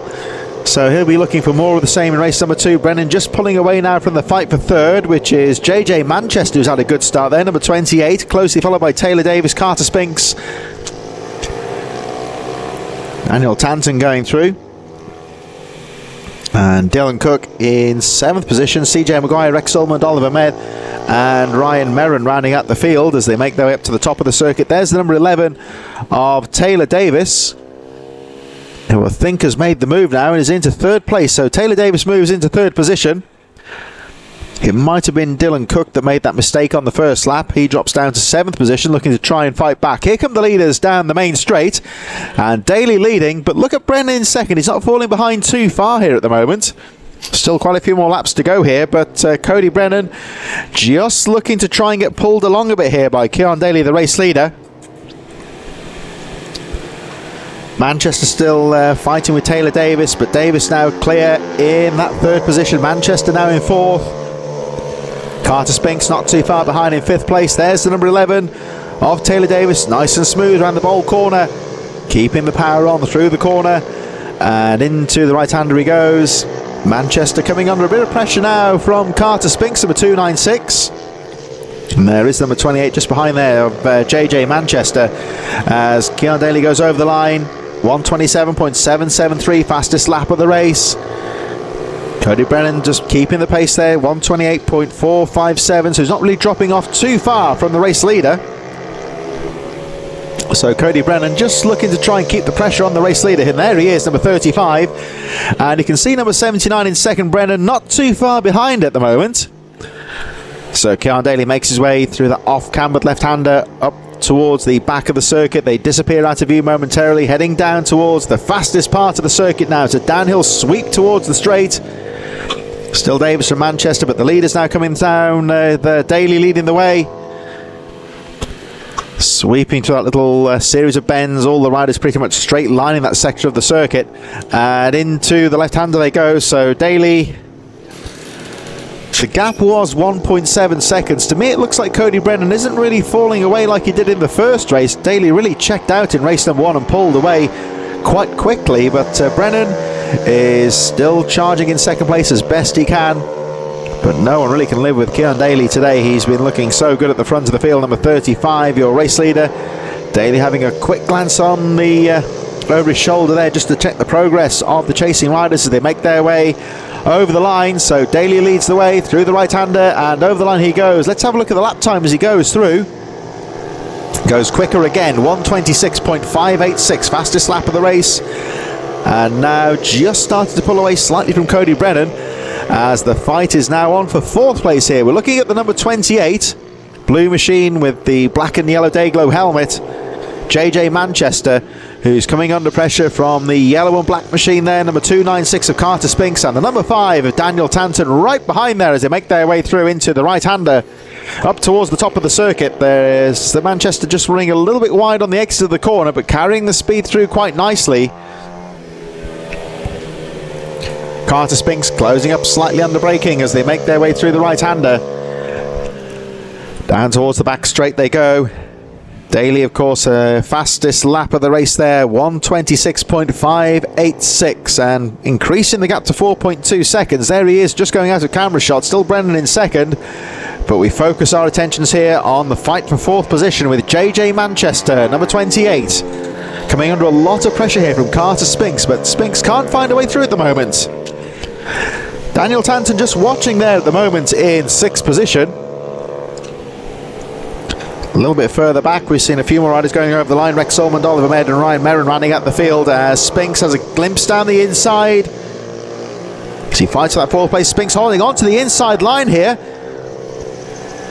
Oh, and a brave move there. Took the apex away from Manchester, who gets pushed wide a little bit now and falls under the attention of Daniel Tanton. But a nice move there from Carter Spinks. He was brave, he held on to the apex there and took the corner away fairly, I would say, from JJ Manchester. And crucially, of course, has made that move stick as they go round the outside of the number 58 of Ryan Merrin, who is currently in 11th place. Merrin just holding his line, letting the faster riders find their way through. The next rider ahead of them is the number 73 of Oliver Med and Rex Solman, just a little bit further ahead. Keon Daly continues to lead the race, 1:27.993 last time round, and he leads the race by 5.8 seconds. Cody Brennan still there in 2nd position, and Brennan now 5.8 seconds adrift, but still running strongly in that 2nd place. We've got Taylor Davis pretty much alone in 3rd right now, about 1.9 seconds ahead of Carter Spinks, who set his fastest lap of the race last time round. He moved into 4th place, 1:30.876, just starting to pull away slightly from JJ Manchester, who's still there in 5th place from Daniel Tanton. So Tanton still there in 6th from Dylan Cook, CJ Maguire currently in 8th position. Rex Solmond, Oliver Med and Ryan Merrin running up the field, but Keon Daly goes over the line, leading quite comfortably right now. There he is, number 35. Once again, Cody Brennan getting the jump on him at the start, but as the race develops, Keon Daly just settling into a rhythm there, number 35, your race leader, and just took the lead nice and early, just starting to pull away, and the gap now goes up to 8.3 seconds, so he's very consistent, keeping the pace. But Cody Brennan still charging hard in 2nd place, and at the moment looks comfortably ahead of Taylor Davis. A couple of seconds margin between 2nd and 3rd place as we look towards the back straight and wait for our leader to go charging down the back straight once again, looking very good form here. Really does carry a lot of speed down that straight. You can just see a little bit of a kink there as he takes through the corner. The rider's aiming. When you walk the track, actually, that back straight, those corners at the rider's straight line, they are quite twisty actually, so you've really got to get your line correct through there. Of course, the optimum racing line is to really straight line things and keep the speed up as much as possible, which is certainly what Daly's doing here as he makes his way through the bowl corner, that right-hander which gradually turns in on itself to that tight right-hander. Popular overtaking spot here, of course, into the right-hander, of course, as Daly goes through the left-hander, the final corner heading towards the straight.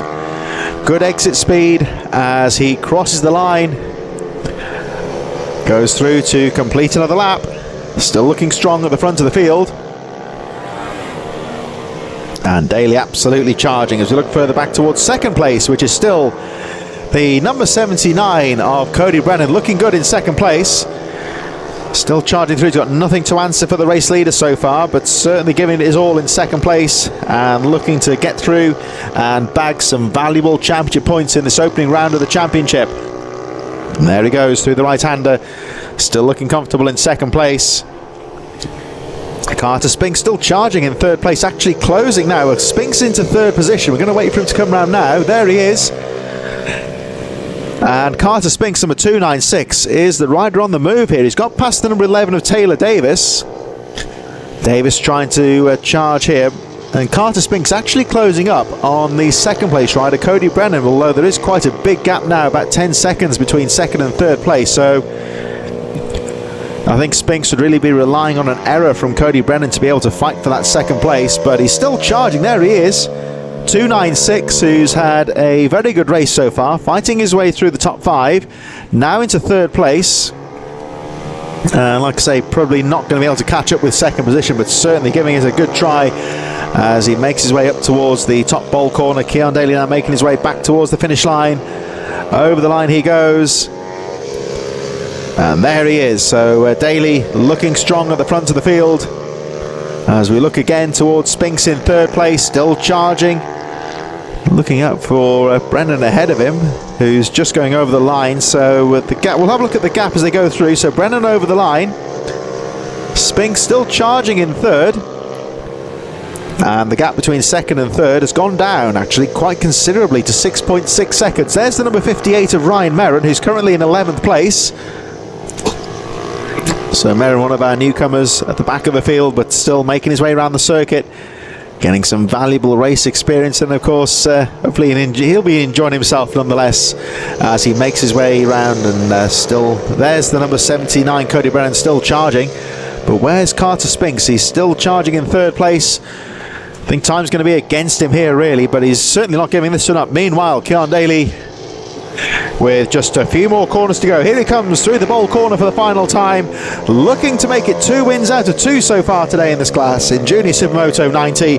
Daly into the hairpin he goes, looking very strong at the front. The gap now just over 17 seconds. He goes into the final corner, and Keon Daly looking now to make it 2 wins out of 2. Checkered flag goes out, and Daly takes the win. Another fantastic ride for him. Cody Brennan still charging in second place.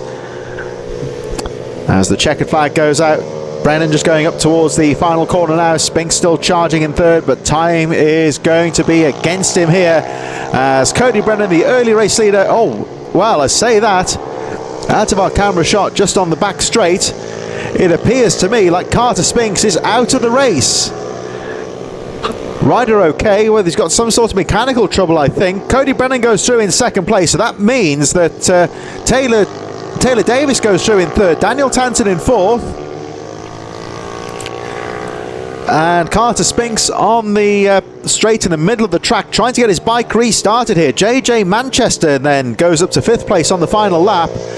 And what a shame that is for Carter Spinks, who I think is still trying to get the machine pushed. I don't think he's going to get it restarted.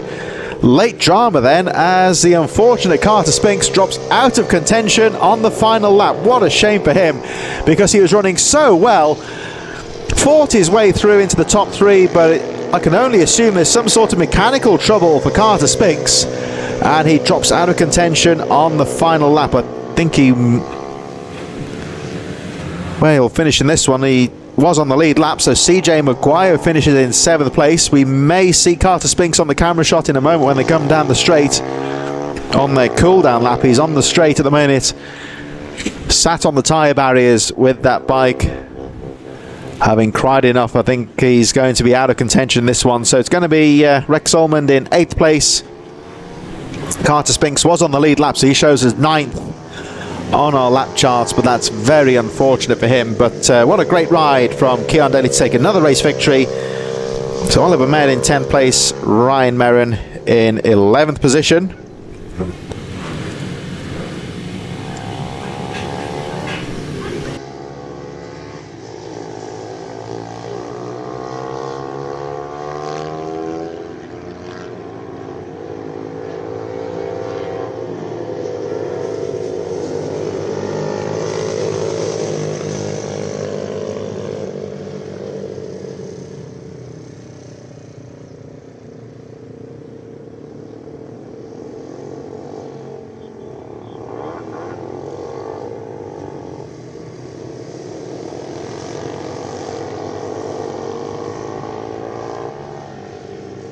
So we have the Mini GP 160s coming up in just a few moments' time as the remaining Junior Supermotos make their way off the circuit. Very exciting race first time out earlier on this morning, so we're looking for more of the same in race number 2 as they make their way through onto the waiting zone. Last few of the JSM 90 riders making their way off the circuit now. So FIM Mini GP coming up next, and a bit later on they've got the Mini Bike 140s after that race as well. Mini GP 160s then in the Road to Moto GP, of course, getting underway in just a few moments' time. They're down there in the waiting zone. We saw some great racing earlier on there, of course, in that one as well. We saw Tyler Humphries looking very strong earlier on from Wilson Dilks, Hudson Cooper, as they make their way out onto the circuit for their sighting lap in these wonderful spring conditions here at Teesside. Out onto the circuit they go for their sighting lap for the second time today. And there's one thing you can say about this class: the bikes are very evenly matched. There's limited scope to what they can do in terms of modifying the machines. They can affect the setup as much as they can, but it is very much the bikes pretty much equal. It's all down to the rider ability, and this is where it is really the great proving ground, you would say, for some of the more talented riders at the front of the field, you might say. Gives them the opportunity to really showcase their skills on pretty much identical machinery. There's not too much they can do to in the rule books, of course, to improve the power of the machines. They're very competitive machines out of the box, so apart from the general setup, they are pretty much on the same bikes, of course, which is always the great thing about the British mini bikes. Most of the race classes are designed, of course, to ensure that parity between the bikes is fairly close. It's all, like we say, down to the riders. They can get a machine out of the box, you might say, and if they're quick enough, they can, fair enough, be competitive from the outset, really, as the riders now make their way down towards the start line to get this race underway. So the FIM MotoGP 160s riders now starting to line up on the grid. I think it might be Tyler Humphries, Wilson Dilks down there as well, number 85. 217 Hudson Cooper, and the number 25. I think that might well be Chloe Gleason there lining up. Joshua Herring, who's run well today, also looking strong as well. The number 36 down there as well. Leo Sully, another rider who has looked very good today, number 36. The number 61 there as well, of Ollie Everts.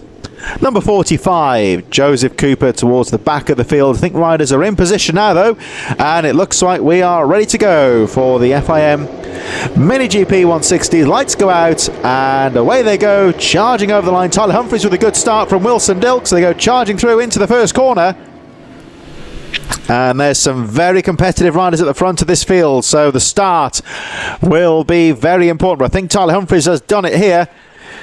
Yes, he has. So Tyler Humphries with the early jump, but Wilson Dilks is right on his tail in second place. Hudson Cooper right in there as well in third. So certainly the front-running names have got away strongly. Frankie Watson right there as well in fourth place. Chloe Gleason and Daniel Stevenson a little bit further behind as they make their way down the straight for the first time. The central part of the circuit absolutely charging at the front here as Humphries looks to try and pull away, but down the inside goes Wilson Dilks. Has a look, but can't find a way through.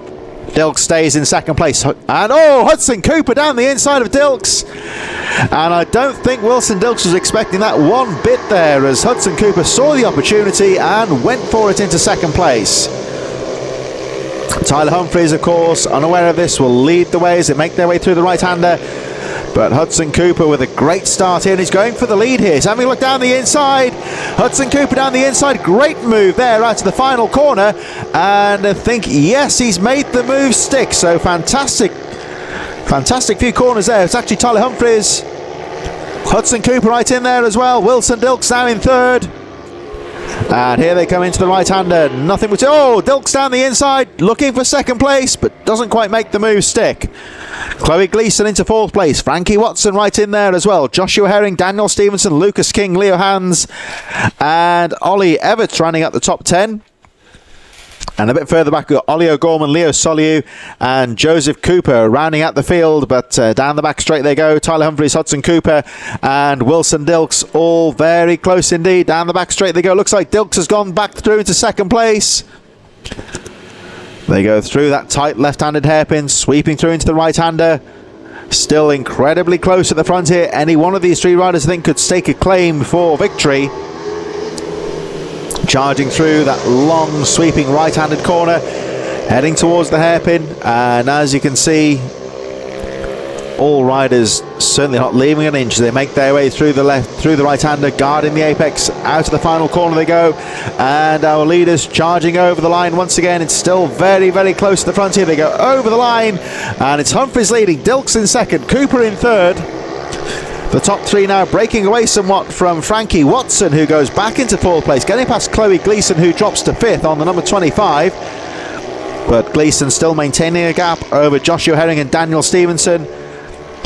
And the fight now back on for 1st place here. So Wilson Dilks back into 2nd position now, number 85, with the blue and yellow riding leathers there in the machine in 2nd place. Closing up on the race leader, number 19, Tyler Humphries. They make their way down the straight. Here they come. And Dilks having a look down the straight, trying to find a line as they go in towards the hairpin. Dilks having a peek on the inside, but Humphries has got the momentum as they make their way through into the hairpin. And Humphries going into the right-hander, back onto the power down the straight, into that long sweeping bowl corner, the right-hander. Good line choice, very important through this corner. And it looks to me like Humphries has got that nailed. He prevents Dilks from having a look on the inside going into the hairpin. But Wilson Dilks, number 85 in 2nd, is right in there. As, of course, is Hudson Cooper, number 217 in 3rd. They charge over the line. We'll have a look at the pace at the front as they cross the line. So nothing at all between the top 3 riders. And Hudson Cooper, the rider in 3rd, incidentally, setting the fastest lap of the race, 1:14.332 for Hudson Cooper in 3rd. But as you can see on your graphic there, there's nothing at all to separate the pace of these top 3 riders. Very closely poised race, and they really are pulling away from the 4th place Frankie Watson, who's about 4.7 seconds down in 4th place. And you see on your graphic there, the pace just starting to pick up towards the back of the field, as well as some of the tail enders just starting to set their own personal best lap times. Here come the leaders down towards the hairpin.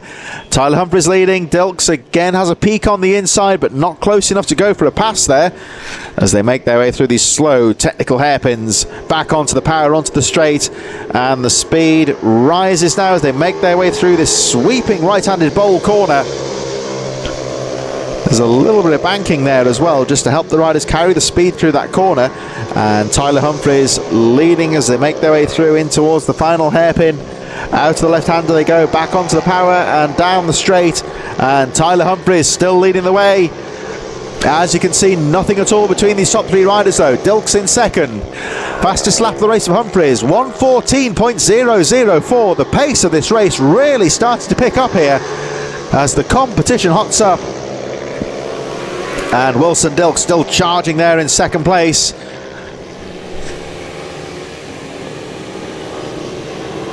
Showing Frankie Watson in 3rd, but I think there may be a problem with Hudson Cooper's transponder. He is still there. You can see him on your screen in 3rd. I'm sure the lap scorers will pick that one up, of course. There goes, we just saw Cooper in 3rd.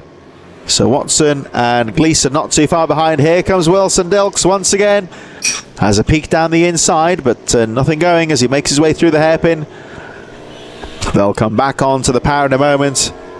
Humphries with a nice smooth line, then switches to the inside, and you can see him just, you would say, fairly moving his bike across the track there just to prevent Wilson Dilks from finding a line into the corner. So Humphries riding very smartly at the front. Oh, a little bit of a squirrely back end just stood him up there a little bit on the hairpin, which might allow Wilson Dilks to close up slightly. But Humphries has got this under control so far. He can't afford to relax though, because Wilson Dilks is right in there as they cross the line. Nothing at all separating the top 2 riders for pace, only a few hundredths of a second. And still right in there. Yellow flags being waved here, just looking to see who that is in trouble. The riders, of course, having to just slow their pace momentarily. No overtaking under a waved yellow, which the riders obey. Here they come down the back straight once again, and Tyler Humphries again coming under some pressure. Wilson Dilks having a peek on the inside. And again can't quite find a way through, so Humphries leading. And again switches to the inside to guard that apex. That's not going to put Wilson Dilks off though. So we've got Frankie Watson, I believe, in fourth, waiting for the transponders update here, but Daniel Stevenson there from Joshua Herring. Herring still, I believe, in third. We've got Lucas King, Leo Hams, Ollie Evitts, Ollie O'Gorman. So I think, unfortunately, we may have lost Chloe Gleeson, who drops down to 13th place. I think that what may be the reason for the waved yellows. I didn't see Chloe, but certainly not showing on our lap charts at the moment, but we'll wait for that to update as they cross the line once again, and Tyler Humphries still leading the way, but Wilson Dilks just trying to find another opening as they make their way through the right-hander. Still looking very close at the front of this Mini GP UK race, and at the moment Tyler Humphries controlling the race from Wilson Dilks, but Dilks is not letting him relax at the front. Hudson Cooper still there in third place from Frankie Watson, Daniel Stevenson. As we look a little bit further down the top 10 in towards the final corner, there's action all the way through the field here, and the riders towards the end of the top 10 just having their own little battle here as they make their way over the line. So Leo Hans, there's Leo Soliu in there, number 36, Ollie Evitts, Ollie O'Gorman, and Josh Cooper at the back of that little group of riders, who I think they should stay ahead of the race leader for the time being. They're maintaining a good pace out there. So like we say, action all throughout the field as down the inside there goes Leo Hams on Leo Soliu, who made a little bit of a mistake on the hairpin, on the right-hander I should say there. Just lost a bit of momentum to the corner, and Leo Hams didn't need to be asked twice there. He fights his way through to the lead. So Tyler Humphries it is that leads the way, number 19, your race leader. We're looking at the battle towards the end of the top 10 here, and the number 11 of Leo Hams making his way in towards the left-handed hairpin. Closely followed once again by Leo Soliu, Ollie Evitts in there as well, number 61. Ollie O'Gorman and Joseph Cooper just a little bit further behind. They charge through the right-hander, headed by the number 11 of Hams, currently in 8th place. Tyler Humphries and Wilson Dilks still very strong at the front. But as you can see, 5 riders battling it out for the remaining places in the top 10 here, headed quite comfortably by the 8th position Leo Hams right now. Soliu, Evitts, O'Gorman and Cooper still right in there as well as they go charging over the line.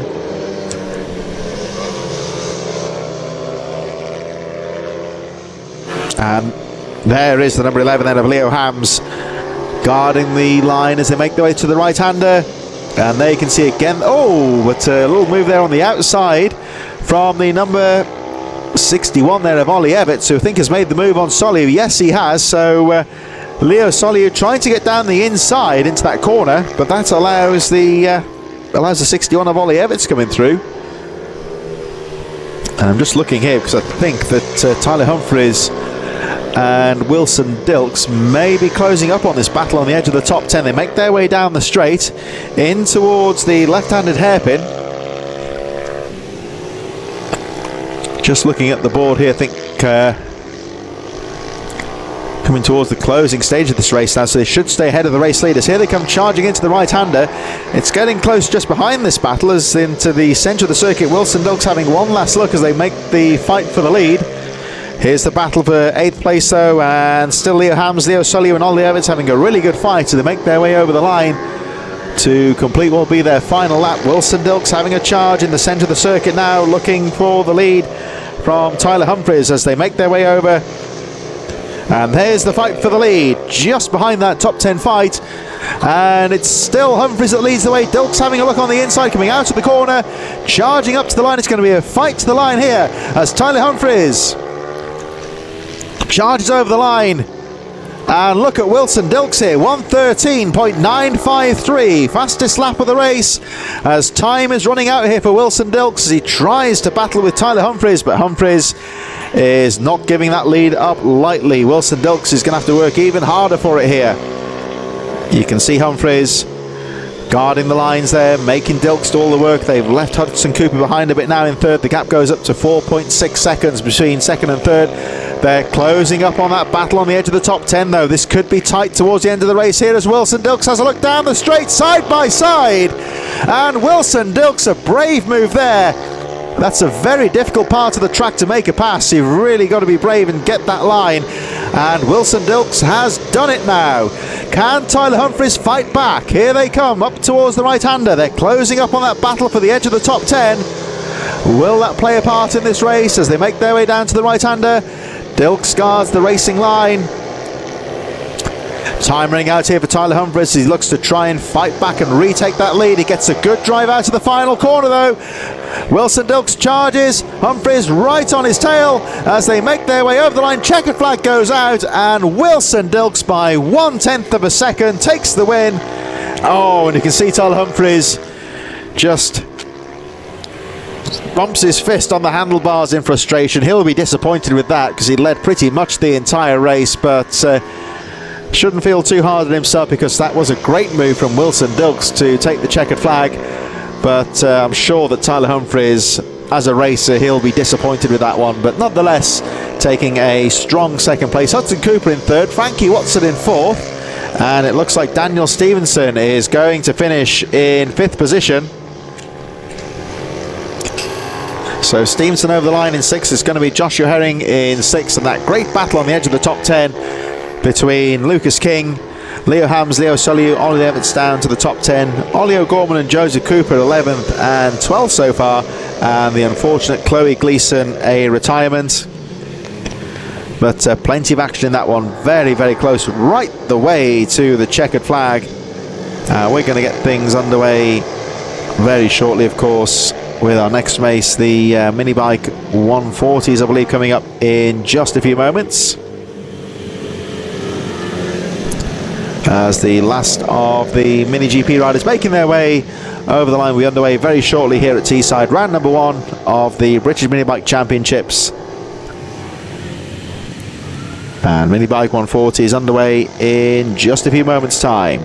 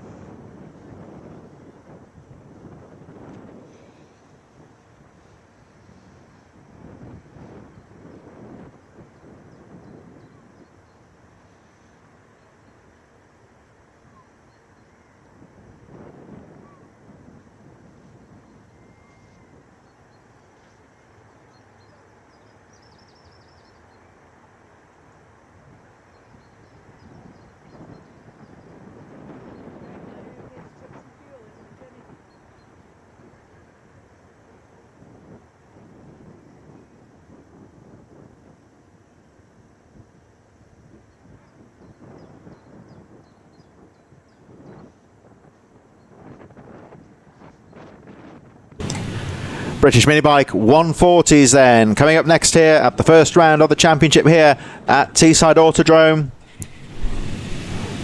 on what's been an action-packed weekend so far. Followed by the Mini GP 160s a bit later on after this race.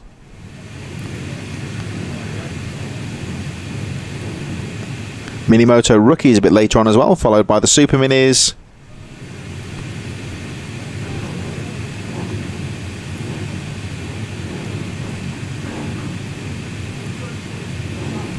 But Mini BMB 140 is getting underway in just a few moments' time. Riders are in the waiting zone.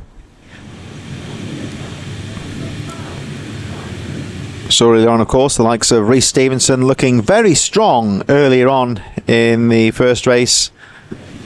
And he would certainly be the favourite in the 140s from Tommy Ullman, Ben Lord. But as always in this class, it's potentially very competitive. And you would say that Rhys Stevenson would possibly be the favourite going into this race, but the likes of Tommy Ullman, Ben Lord, Simon Gates, if they can get a good start, they could certainly stake a claim going into this race. So BMB 140 is getting underway in just a few moments' time. Don't forget, of course, that the series resumes next month as they make their way out onto the track, headed by Rhys Stevenson. In the 160 Cup. Very competitive group of riders making their way out onto the circuit here. And like we say, of course, Rhys Stevenson has been the rider to beat so far, but you never know in racing. Never a foregone conclusion, so he'll be keen to get a good start, stay out of trouble on the first lap and control the race from the front like he did in the first race earlier on today as they make their way out onto the circuit for their sighting lap. As you can see, the Teesside circuit looking in great condition here today.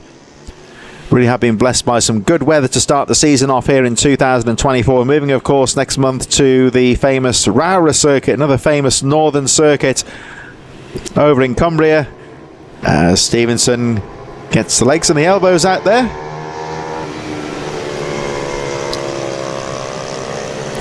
Always a very tough, determined rider to watch there. The number 1, 2, 3 of Rhys Stevenson as he makes his way around at the head of the field, and he'll be looking to try and grab another victory. But plenty of riders in this one who would certainly have something to say about that, I think. So we'll see how this race develops as Stevenson makes his way down to the line and takes his position at the head of the field. There he is, number 1, 2, 3. Rhys Stevenson gives us a little wave to the camera and just gets the bike set up and ready to go. There is Michael Med, number 1. Another one who'll be looking for a good start. Ullman there, number 21. As we make our way through towards the back of the field. So BMB 160 Cup getting underway in just a few moments' time. Last few riders now making their way onto the line.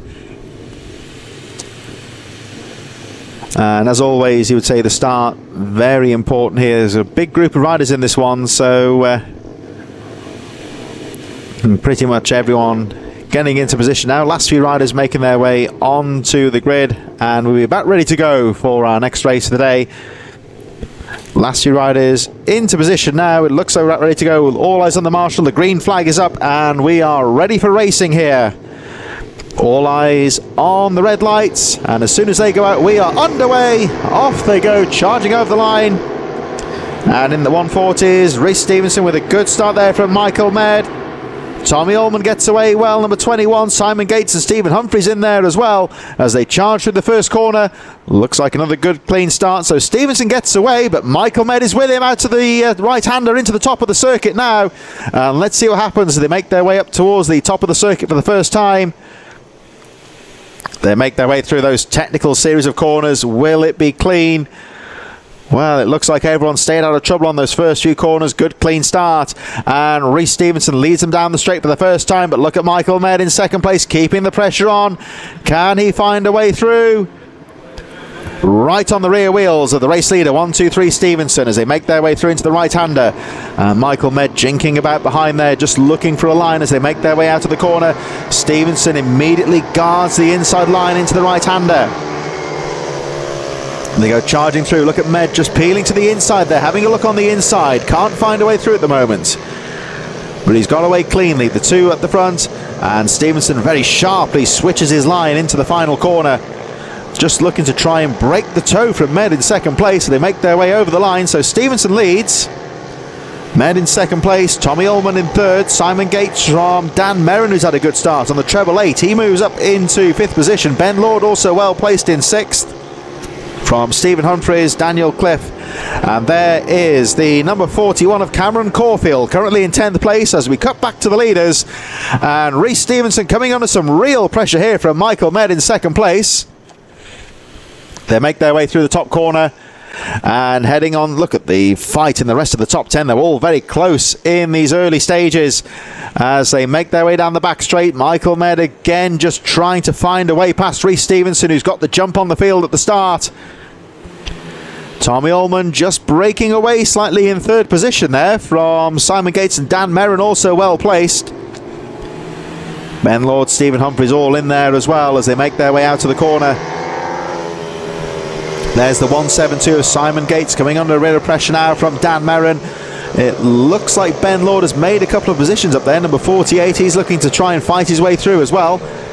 As Rhys Stevenson goes out to the final corner, closely pursued by Michael Med. Those two making their way over the line. Then the fight for 3rd place, all very close at the start of this mini bike 140s.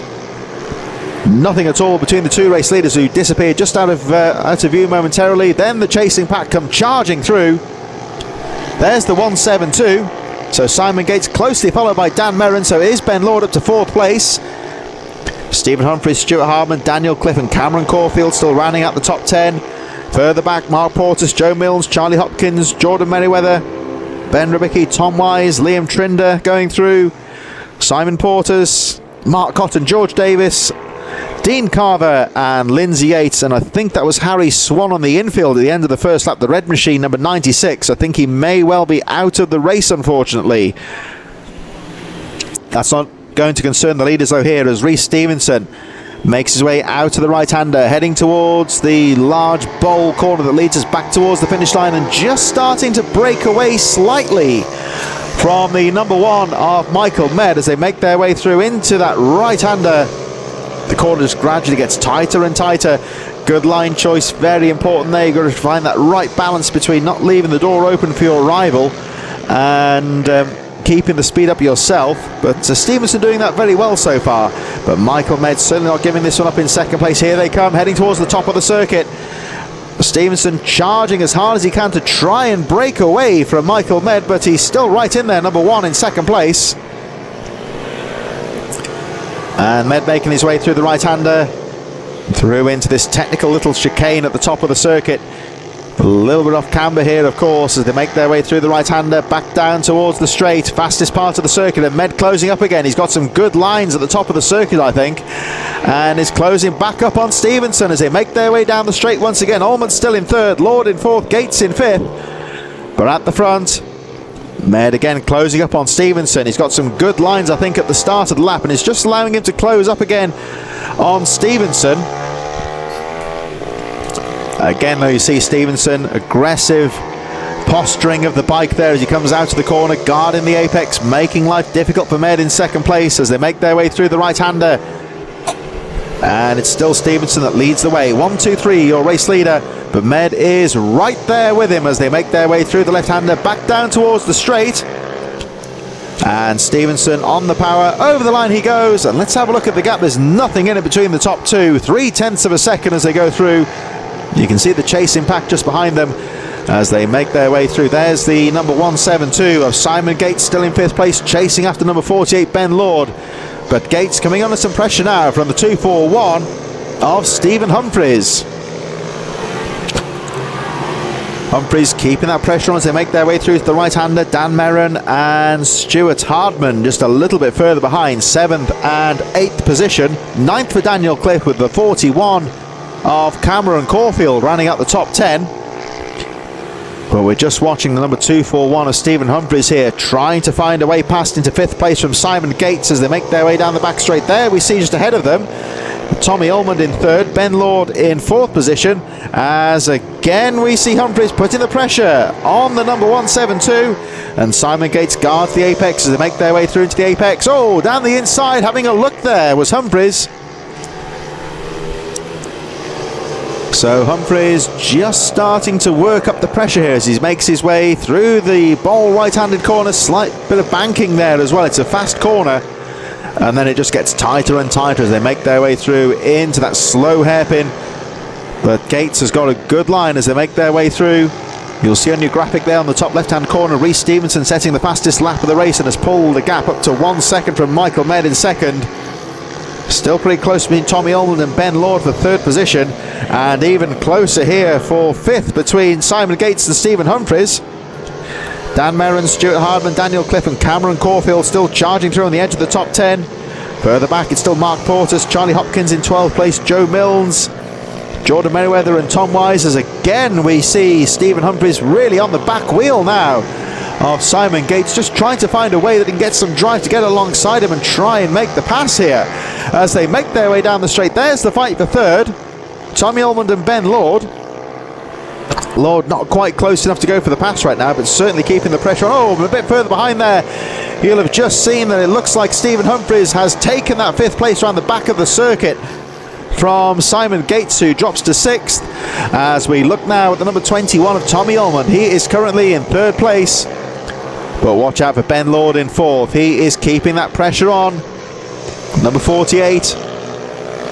And Lord, again, you can see him just taking a tighter line out of the hairpin, a bit of a wider sweep into the final corner, just trying to get the drive out of the corner. The bike's evenly matched on power, so sometimes you can make the pass on the exit of the corner by getting a better drive out of the corner, more speed down the straights.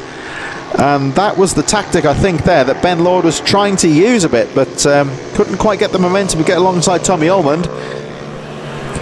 Gap at the front going up to 1.6 seconds, so Rhys Stevenson just starting to take control of this race from Michael Med, who's still looking strong in second place, as Tommy Almond looks to hold on to this third place from the advancing Ben Lord here in fourth place. I think it was Med out of view there in second position, and there we see the white helmet of Rhys Stevenson, the race leader, just starting to dip into some of the back markers there. He's just lapped, I think Ben Rabicki's dropped down to 22nd place behind Lindsay Yates in 21st, Dean Carver in 20th. Tom Wise, meanwhile, moving up a couple of places in the midfield. He goes up to 14th position. Mark Cotton in 18th place, George Davis, as Rhys Stevenson about to go through in the lead. Just starting to lap some of the back markers who are having their own fight towards the back of the field, so this might allow Michael Med to close up as we watch the number 21 of Tommy Almond. There's the race leader. So Almond still fighting in third place. Stevenson just going over the line in the lead. It looks like he's just got past that lap traffic and has actually used that to his advantage and pulled away from Michael Med a little bit, which is, I would say, the opposite sometimes what happens when the race leader goes through slower traffic. You almost think when the lappers see the leader go through and recognise the leader's going through, it's almost like it's conditioning them to expect faster riders to come through. So sometimes the race leader has to work that little bit harder to try and find their way through, but it seems that Stevenson has done that very well. But still charging is that man in second place, number 1, Michael Med. Nice and smooth through the hairpin. He can't put Stevenson under pressure at the moment. He's too far back, but he's certainly not giving up. He's keeping the pressure going. Of course, as we've seen a few times today, the race is not over until the checkered flag drops, so Michael Med will certainly not be giving this one up. Keeping the pressure on Rhys Stevenson, making sure that he works at the front of the field to maintain that gap at the front, so the leaders now make their way back towards the line once again. And Rhys Stevenson looking strong at the front of the field. Over the line he goes, just disappearing out of view. Waved yellows though at the top of the circuit. Oh, it's quite the checkered flag goes out actually for Rhys Stevenson to take the win. Med in second place. And it's Tommy Almond in third place and Ben Lord. And in that fight for fifth place, oh, it's tight to the line there, but Stephen Humphries just about stays ahead of Simon Gates. Stuart Hardman up to 7th place from Dan Merrin, who has to settle for 8th position on number 888. And Cameron Caulfield in 9th from Daniel Cliff. Rest of the field made up of Charlie Hopkins, Mark Portis, Joe Milnes. They're all fighting a little bit further behind there. Number 17, Tom Wise, not too far behind as well. Jordan Merriweather, Simon Portis, Liam Trinder, Mark Cotton and George Davis. Here's that fight towards the back of the top 10 in the midfield here actually. And there we see the number 12 of Simon Portis in 16th. Merriweather having a fight there with number 17 Tom Wise. They all make their way over the line in the midfield. So action throughout the field there, and Jordan Merriweather actually making his way through to 14th position there on the final lap. Tom Wise, Simon Portis and Mark Cotton in 18th, George Davis in 19th position, final rider on the lead lap. But another race win there for Rhys Stevenson. He came under quite a bit of pressure from Michael Med in the early stages, but was able to keep his composure, and at the drop of the flag drew out a 5.3 second gap at the finish. So good riding there from Rhys Stevenson, and certainly congratulations as well to Michael Med for putting up quite a close fight in that fight for second place, with Tommy Almond bringing it back in 3rd position. So we'll be moving on to our next race in just a few moments as the remainder of the riders make their way off the line. So coming up next we have the Mini GP 160s I should say. They'll be coming up in a few moments. Saw a close battle earlier between Wilson Dilks, Tyler Humphries and Hudson Cooper in the earlier race. Nothing at all really between those top 3 for much of the race, so they'll be down in the waiting zone very shortly, going out onto the track in just a few moments. You'll remember that Wilson Dilks taking the victory pretty much in the closing stages, but we'll see if Tyler Humphries can fight back, and Hudson Cooper, Frankie Watson, all ones to look out for. Some very competitive riders coming up next then in a few moments as the final few riders make their way off the circuit from the mini bikes. Thanks, of course, to AMR Moto for their support in 2024. Once again, of course, the British Mini Bikes indebted to the support of their sponsors that bring us the fabulous race series that we have here today. So next race coming up in just a few moments' time.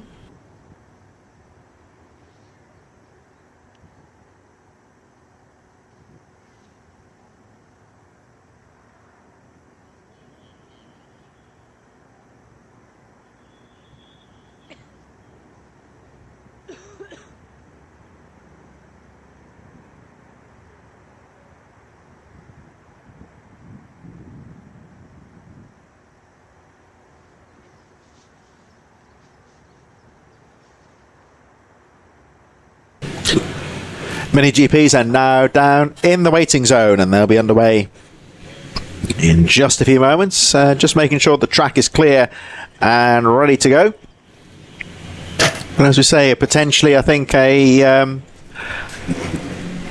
very close race could be in store here. I think the start will be very important indeed. We've got some very competitive riders at the front here. Of course, Tyler Humphries, Wilson Dilks running very closely indeed. Hudson Cooper was another one, of course, who could be a factor in the victory as they make their way out onto the circuit to start their sighting lap. Frankie Watson in there as well. He had a good showing in the first race.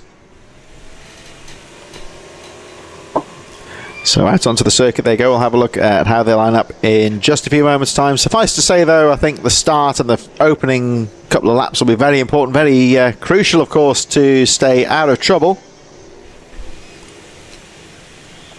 So away they go, the Mini GP UK machines, 160s and the Supermoto 50 class making their way down towards the central hairpin. This is, of course, the potential for a great overtaking opportunity down there, so when the racing gets underway. Tyler Humphries, of course, the one to look out for in this one. Frankie Watson also, like we saw him just making his way out onto the circuit a few moments ago, also looking like another one, some good potential out there as well. Parker Desari's had his moments today as well. Number 93, another rider who could well be in contention as they make their way down, of course, up to the line.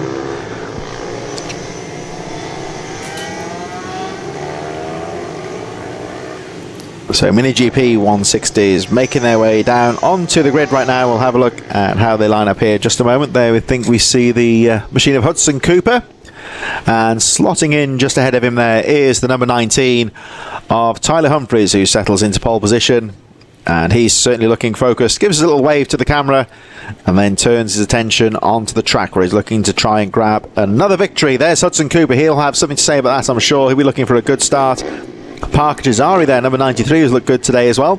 Number 18, the machine of Daniel Stevenson. Chloe Gleason in there as well, number 25. And making our way further towards the back of the grid, a look at a few more of the riders. There's the number 914, Caden Herring. And at the back of the field there, number 54, Thomas Bond. And we watch from Bond's viewpoint here as the lights go out, and away we go. Oh, stalled rider at the back, but hopefully should get that underway. I think that's Archie Hooper's in trouble. So let's hope he can get the bike restarted. But a good start there from Tyler Humphries, who gets away very well indeed. But it looks to me like Hudson Cooper's also got a good getaway as well. Parker Jazari right in there as well. Oh, look at this. Oh, rider down. Quite heavily on the right-hander as they swap positions. Hudson Cooper also well placed. So they make their way up towards the top corner. We'll try and pick up who that rider was that went down on the right-hander in a few moments, but it looks to me like Tyler Humphries and Hudson Cooper getting the jump on the field. There was quite a heavy impact on the right-hander. Let's hope that rider's okay. Appears to be walking away. The only thing damaged is the pride there. That's good to see. So at least the rider's okay. That did look quite a quite a high-speed corner, not the place you want to be coming off the machine. So we'll just confirm that in a few moments as to exactly who that was. But the leaders now making their way through the final few corners here. Tyler Humphries and Hudson Cooper looking strong at the front of the field. Over the line they go to complete the first lap. Very close race here at the end of lap number 1. So Humphries leads, Cooper in second, Jazari third, Shaw in fourth position. So they all charge their way through.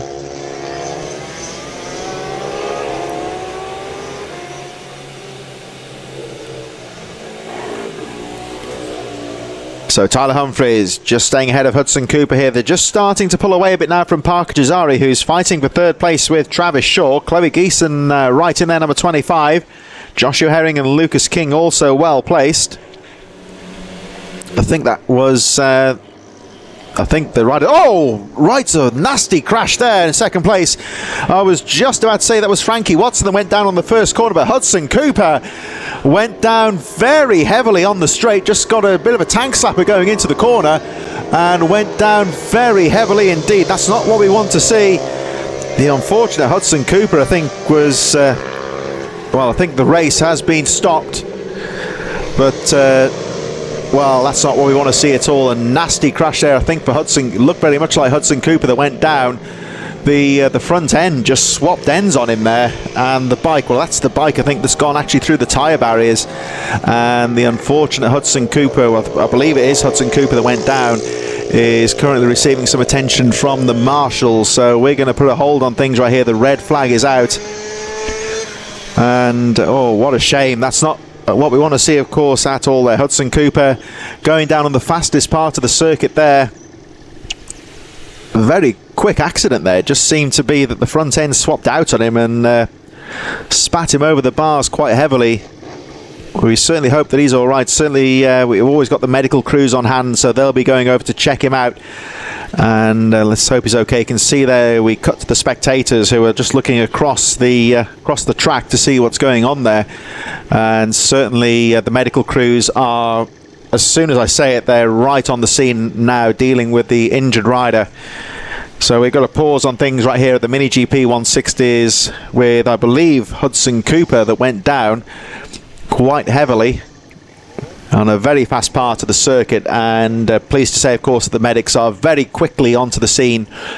They haven't had too much to do today, fortunately, but as you can see, whenever there's an incident, they are very quickly onto the scene. They're fully trained, and they certainly know their stuff. So the medical vehicles are on the circuit at the moment, so the race has been stopped here in the Mini GP 160s and 50s, stopped very quickly out of concern for Hudson Cooper. The red flag has been displayed, so we're going to take a pause on things for a few moments. So just to recap, Tyler Humphries was leading the race when the red flag came out. Hudson Cooper, the rider down, was in second place from Parker Jazari, Travis Shaw and Chloe Gleason running out the top 5. Joshua Herring, Lucas King, Daniel Stevenson, Max Robinson and Arnie Carr. We lost on the first lap. Frankie Watson went down quite heavily on the first lap, but he was okay. He stumbled away in the gravel trap. But sadly, as you can see, there is a track incident, and the red flag is out here at Teesside for the first time today. Never what we like to see, but sadly it is part and parcel of racing sometimes. And the stricken machine being pushed away. As you can see, spectators down there just in the main viewing area, and I think everyone's concern is for the fallen rider, which I believe to be Hudson Cooper. Watching that incident, went down in second place whilst fighting for the lead. A couple of riders seem to be dropping out of contention as well earlier on. Frankie Watson and Ollie O'Gorman on the first lap, but they were in separate incidents. Those riders, I believe, are okay. We're just going to turn our concerns to Hudson Cooper, and we certainly hope he is okay.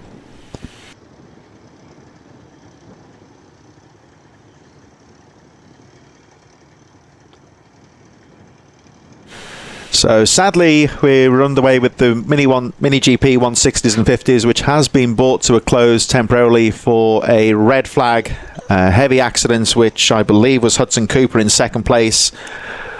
The 217, the machine has been pushed off the circuit now, and real shame because he was running so well in that fight for the lead, but certainly we hope he's okay. But I can assure you that the medical crews were very quickly onto the scene, and they are dealing with him at the moment, so we certainly send him our best wishes, and we hope that Hudson Cooper will be okay, but not too sure what's going on at the moment. They are still dealing with the situation, but all I can tell you, of course, is that we've got some expert medical cover here today. They were very quickly onto the scene, and they are dealing with the injured rider right now. So we're going to take a pause for a few moments whilst we deal with the situation, and we'll be back with you as soon as possible.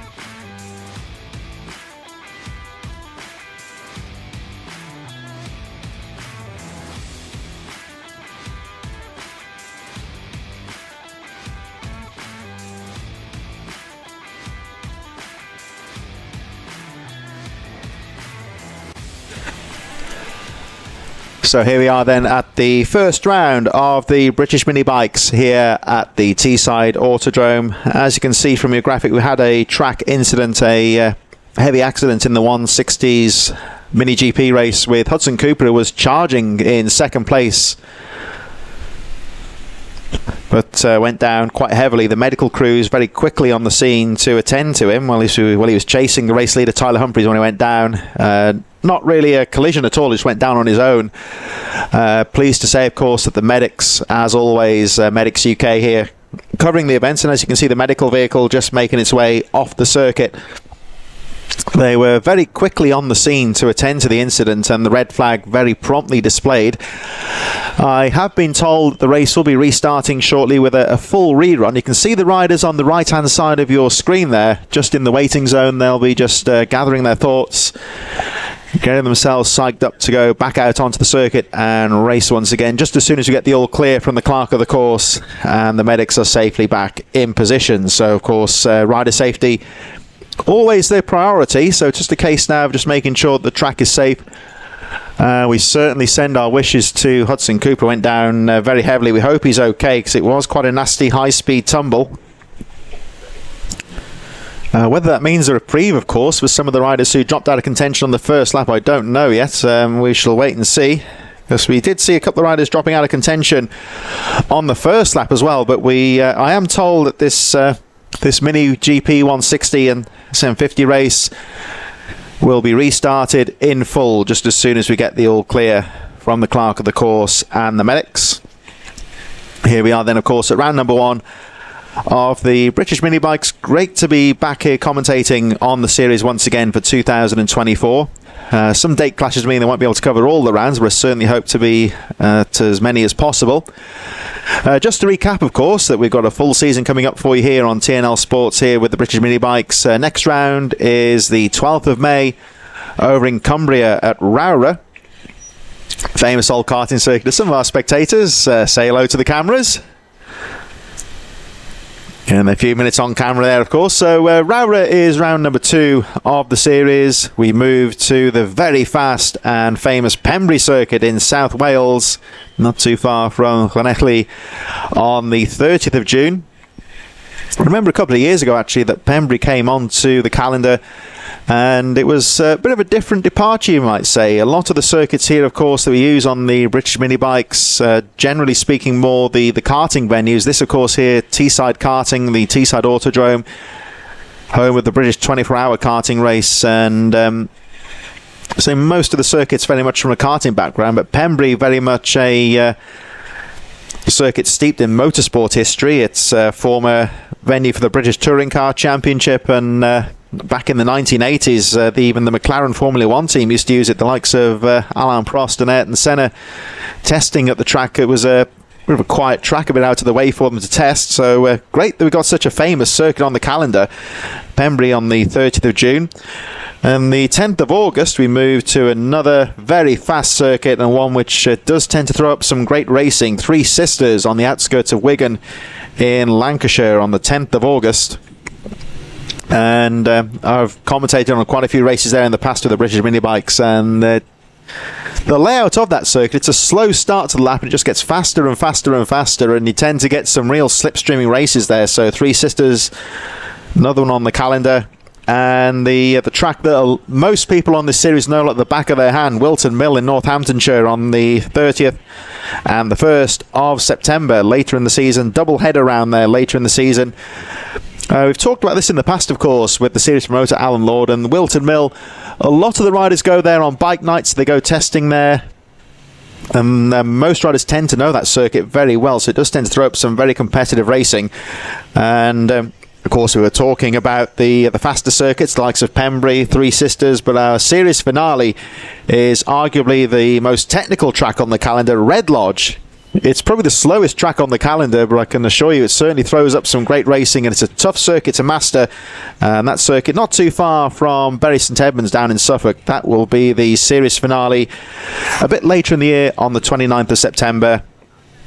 And of course, all rounds here in association with TNL, available for you to watch in the comfort of your own homes. If you want to get more information on the series, go to the website at thebritishminibikes.com. Even if you want to get involved in it yourself, there's plenty of opportunities to get involved. And the great thing with mini bike racing is most of the race classes have quite stringent regulations on the amount of modifications that can be done to the bikes. And what it means, of course, is that you can get involved and get yourself pretty much a bike out of the crate. And if you're good enough, you'll be running quite competitively. They can, of course, modify the bikes for setup and so forth, but there's not too much you can do to improve the performance of the bikes, spending money and so forth. Exception, of course, being the Super Mini class, which we'll see later on, which is a bit of a free-for-all, and we tend to see quite a few very specialist machines out there as well. And, of course, this Mini GP class, which is getting underway very shortly for the full rerun. These are very much out of the crate. Mostly the Ovali and the Bucci, the Italian machines, which you look at these bikes nowadays, and of course these young riders on these bikes, which very much resemble a scaled down Moto GP or British Superbike machines. They're certainly not toys. Very potent machines, and as we've seen throughout the last few years since these bikes came onto the market, the young riders can really get the most out of them as well. So we're going to go for a rerun of the Mini GP 160s. We did have the red flag, of course, but we'll be underway with the restart in just a few moments. And of course, when the flag came out, Tyler Humphries was leading the way, and there he is on the inside. So it looks like Frankie Watson's back in it as well, so he was in trouble at the start. There is the leader of the race when it was stopped, number 19, Tyler Humphries, who's been on good form today. Certainly just hope that Hudson Cooper's okay. So there is Humphries, focusing his thoughts on the pole position. Of course, he's got a bit of a gap now, sadly, but he'll be looking to try and make that count. So there's just a bit of trouble at the back there, making sure the bikes are okay and in position.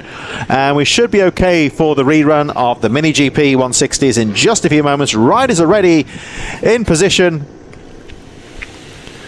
We're just sorting that issue out at the back of the field, and I think the riders any moment now should be ready. Visors down, and we are about ready to go for the rerun of Mini GPs. Away they go. There's the number 4 there of Travis Shaw, who gets a good jump, gets away in quite neatly, but Tyler Humphries fighting at the front, but I think Shaw might have done it there from the inside. Here they come into the right-hander, but I think that Humphries has retaken the lead. Another one with a good getaway there is the number 14, I think, has got away well, Frankie Watson, who he was another rider that had trouble in the first race. So although it's not the circumstances he would have wanted, but he's going to certainly take advantage of the good fortune. He's got away in quite neatly at the front, but Tyler Humphries at the front of the field once again as they go charging down the straight into the hairpin for the first time in this rerun. It's a full rerun, and here they come through the hairpin. So Humphries leads. It looks like it's the number 14 through to second, Watson. Yes, indeed it is. Shaw in third. And, well, no nonsense there from Tyler Humphries. He didn't quite get the getaway he would have wanted there, but took the lead very early as they make their way through the hairpin into the final corner. And Tyler Humphries back on the power as he crosses the line. Over he goes. So Humphries leads. Shaw in second. It says number 14. It's showing on our lap charts Parker Jazari up there as well. So Tyler Humphries 1:16.095 on that first lap. Frankie Watson well placed. Travis Shaw and Parker Jazari in there as well. There's the fight for second as Watson has a look down the inside. Neat little move there from Frankie Watson to go back into second place, but Travis Shaw keeping that pressure on in third. Looks like Parker Jazari a little bit further behind there. Daniel Stevenson, Chloe Gleason well placed in sixth from Arnie Carr, Lucas King, and Joshua Herring trying to fight his way through in ninth from Max Robinson. Rest of the field made up of Bradley Curtis, Caden Herring, Ollie O'Gorman and Thomas Bond, with Archie Hooper at the back of the field, number 12. But back to the front, and number 19, Tyler Humphries, just trying to pull away in these early stages. He's got Frankie Watson and Travis Shaw charging behind him, but Humphries determined to try and break away at the front. Very smoothly through the hairpin. Good smooth riding here. He just looks unhurried at the front. He's just trying to keep that bike as smooth as possible, keep the power down as much as he can, And over the line he goes. Tyler Humphries, fastest lap of the race then, 1:14.823, just a little bit faster than those chasing guys in second and third position. Frankie Watson and Travis Shaw having a good go at it there for second place. The rest of the field go charging over the line at the end of the first full lap. And there is Tyler Humphries, your race leader. Again, keeping it nice and smooth. Just watch him as he makes his way through. Very smooth movement on the bike.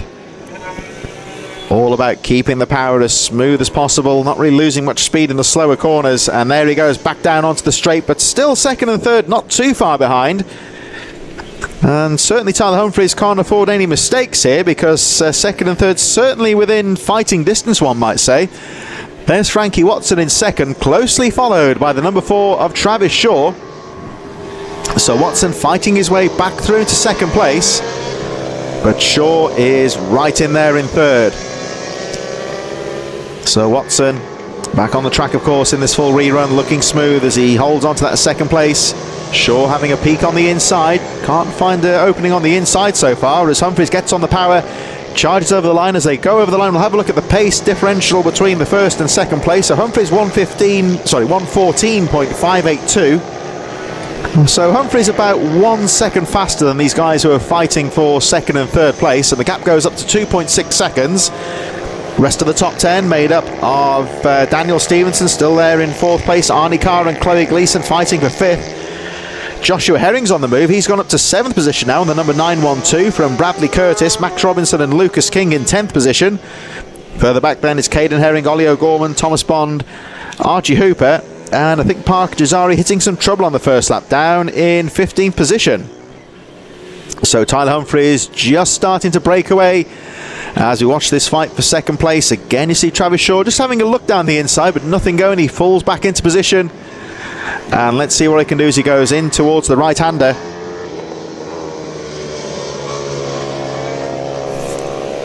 Watson very smoothly taking it to the inside line.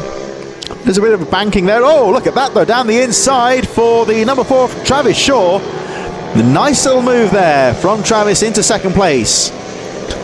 He just saw that gap going into the hairpin and went for it, got the front wheel parked in there and snatches second place. So a neat bit of riding there from Travis Shaw to go through into second place. Tyler Humphries pulling away yet again. The gap goes up to 3.7 seconds this time round. There's Daniel Stevenson in fourth. Arnie Carr, Chloe Gleason, Joshua Herring, Bradley Curtis, Max Robinson all very close chasing as they make their way around the back of the circuit. But here is Travis Shaw now clear in second place. Frankie Watson, Daniel Stevenson as Caden Herring gets up through another position, another couple of positions there.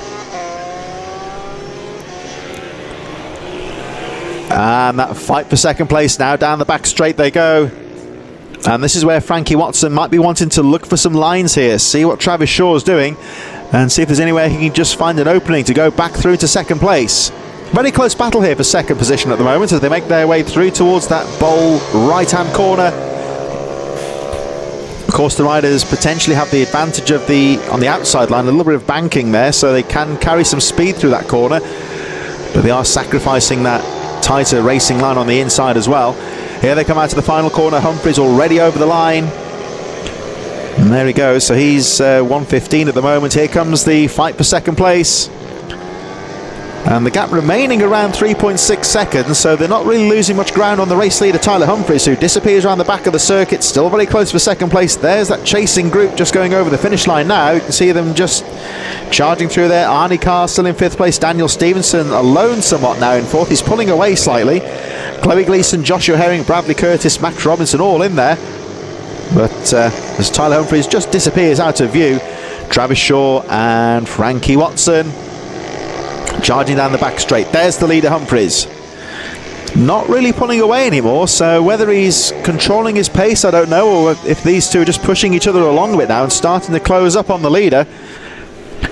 Humphries at the moment doesn't have any undue reason to be concerned, I think, so there is still a bit of a cushion between first and second place, but these two do appear to be closing. It'll be interesting to see what the lap charts show when they cross the line in a moment, but Tyler Humphries still leading the race. But Travis Shaw, he's got eyes down the track and he's looking at the leader. There goes Humphries. Here they come up towards the line, so the race leader Tyler Humphries charging away. was 3.6 seconds. There's Humphries over the line. It's going to be quite similar, I think, as we go towards the final lap. She goes down to 2.6 seconds now. So Travis Shaw has actually picked up the pace, and Frankie Watson, and they both set their personal best this race, their own fastest lap, not too far off the pace of Tyler Humphries. But Humphries at the moment, I think, has got things under control. Looking smooth as he makes his way through the top few corners. But all the time, though, those two, second and third, closing up all the time. Humphries now down the back straight. The gap, as you can see, 2.6 seconds. It's gone down by about a second here. So Humphries controlling the race here. He's got to keep his wits about him because these two are really closing up in their fight for second place. Humphries nice and smoothly through the hairpins. Still that fight for second behind him. Humphries now out of the hairpin up towards the bowl corner. Still Stevenson fourth from Arnie Carr. Chloe Gleeson a bit further behind, but Tyler Humphries round the bowl corner goes into the right-hander. And through the hairpin to the final time. He's done enough to secure the victory, I think, but the fight's still on for second place between Travis Shaw and Frankie Watson. Here they come up to the line, so Tyler Humphries takes the checkered flag. It's a win for Humphries, but it's going to be a drag race to the line for second place, and Frankie Watson does it. Frankie Watson with the fastest lap of the race on that last lap, 1:14.551, just about gets ahead of Travis Shaw. And here comes the rest of the fight for the rest of the top 10. Daniel Stevenson with that steady fourth place. Arnie Carr in fifth. Then it's a fight for sixth. Joshua Herring on the final lap gets past Chloe Gleeson. She finishes in seventh with Bradley Curtis just behind in eighth. Max Robinson ninth. And it looks like it's going to be Caden Herring any moment now that should round out the top 10. So incident-free restart to that one there with Tyler Humphries taking a victory in the end by 1.5 seconds. He seemed to lose a bit of ground as the race went on, but he did enough to secure the victory. But what a battle at the end there between Frankie Watson and Travis Shaw for that second place. It looked like Shaw had done enough there, but Watson's certainly not giving that one up lightly, and he takes the victory in the closing stages of the race. So bit of an unfortunate start to the race, of course, but certainly finished on a high note there with some great racing towards the end. So I believe it's our rookies coming up any moment now. The Mini Moto rookies getting underway in just a few moments. Nelly Newth was looking good in that race earlier on. If you weren't watching earlier, you'll see when the Mini Motos get out on track in a few moments, there is a slightly modified circuit for the smaller machines. That crash barrier will go across the first corner where the riders flick left and go around the back of the circuit, but they instead sweep into a long right-hander at the start of the race instead. It's a lot shorter lap and a bit more of a technical track, you might say, for the smaller machines, but they'll be underway very shortly. Mini Moto rookies getting underway for their second race here at the first round of the British Mini Bikes Championships for 2024 here at the Teesside Autodrome, and getting back underway in just a few minutes. Mini Moto rookies down in the waiting zone, and they'll be underway shortly.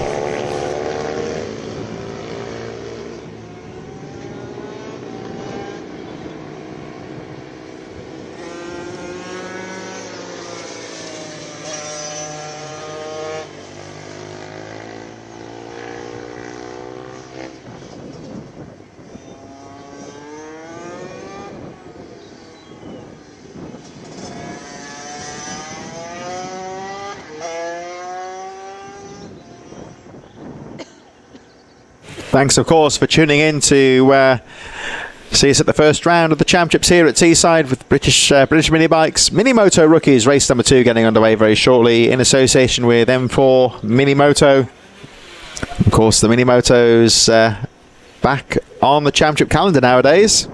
Both the rookies and the pro class, various ability levels for the different riders.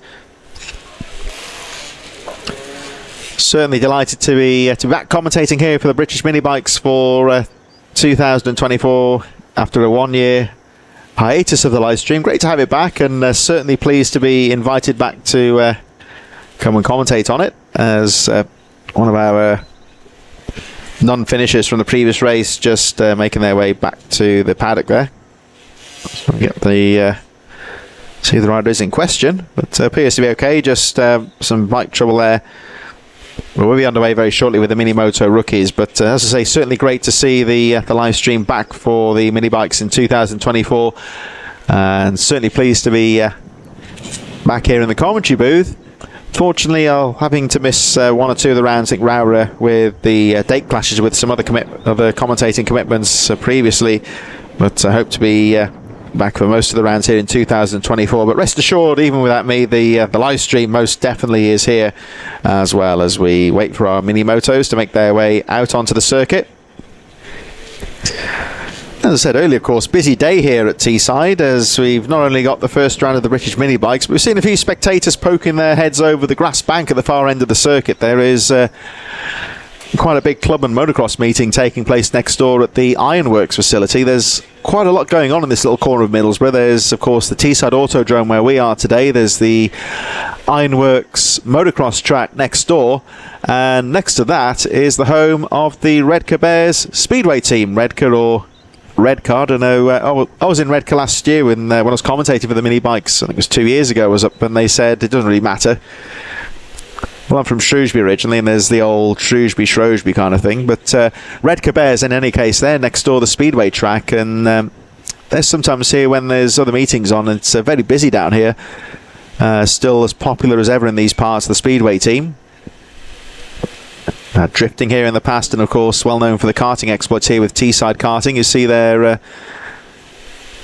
the circuit vehicles at the back of the circuit. The trophy logo there for Teesside Karting, who actually run this Teesside Autodrome circuit.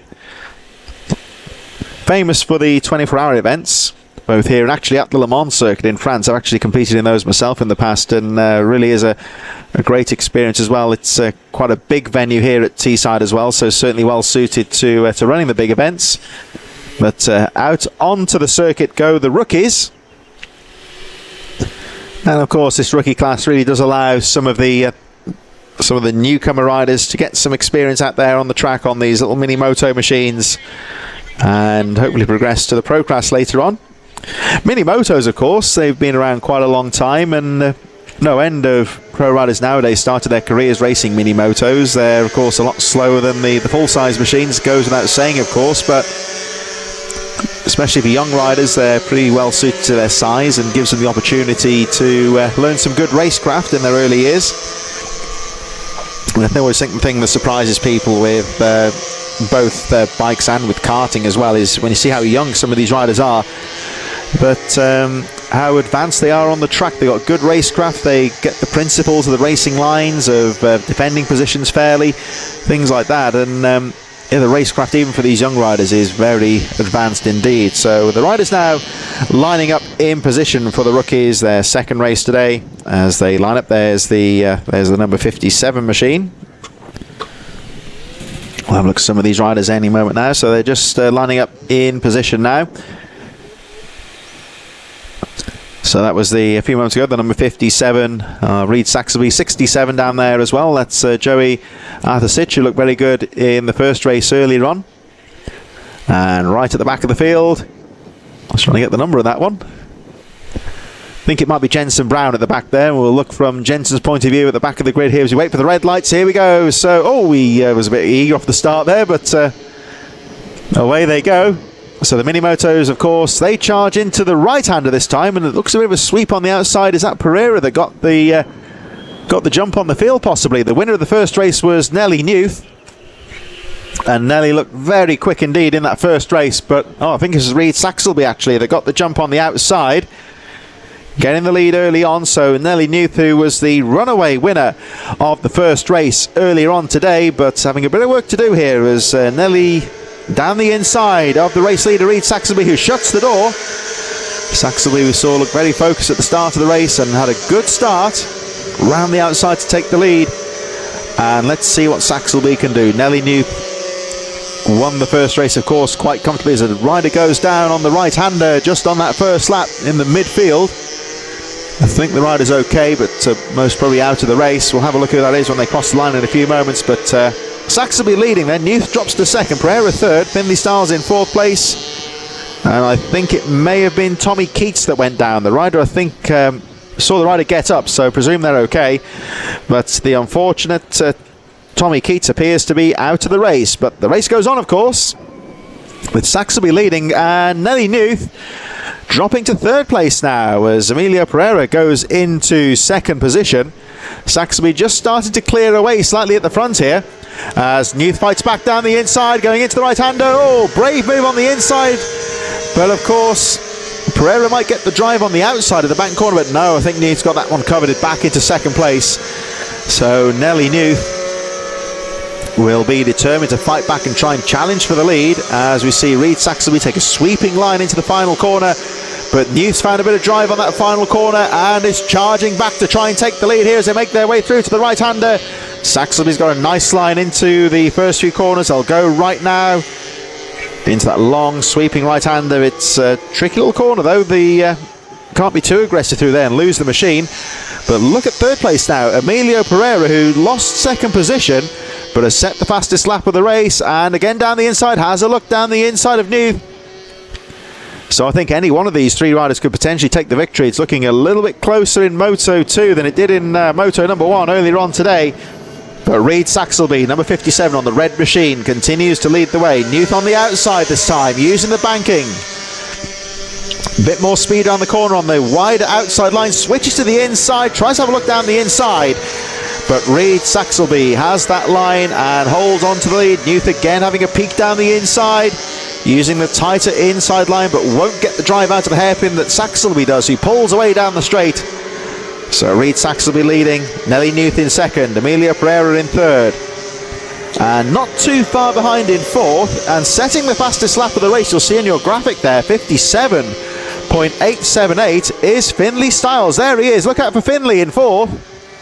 The top four now breaking away from the rest of the field. We've got Austin Dilks in fifth position, Joey Athasich in sixth place, Maxwell Keats, Henry Cooper, Randy Carter and Charlie Bunn running up the top 10.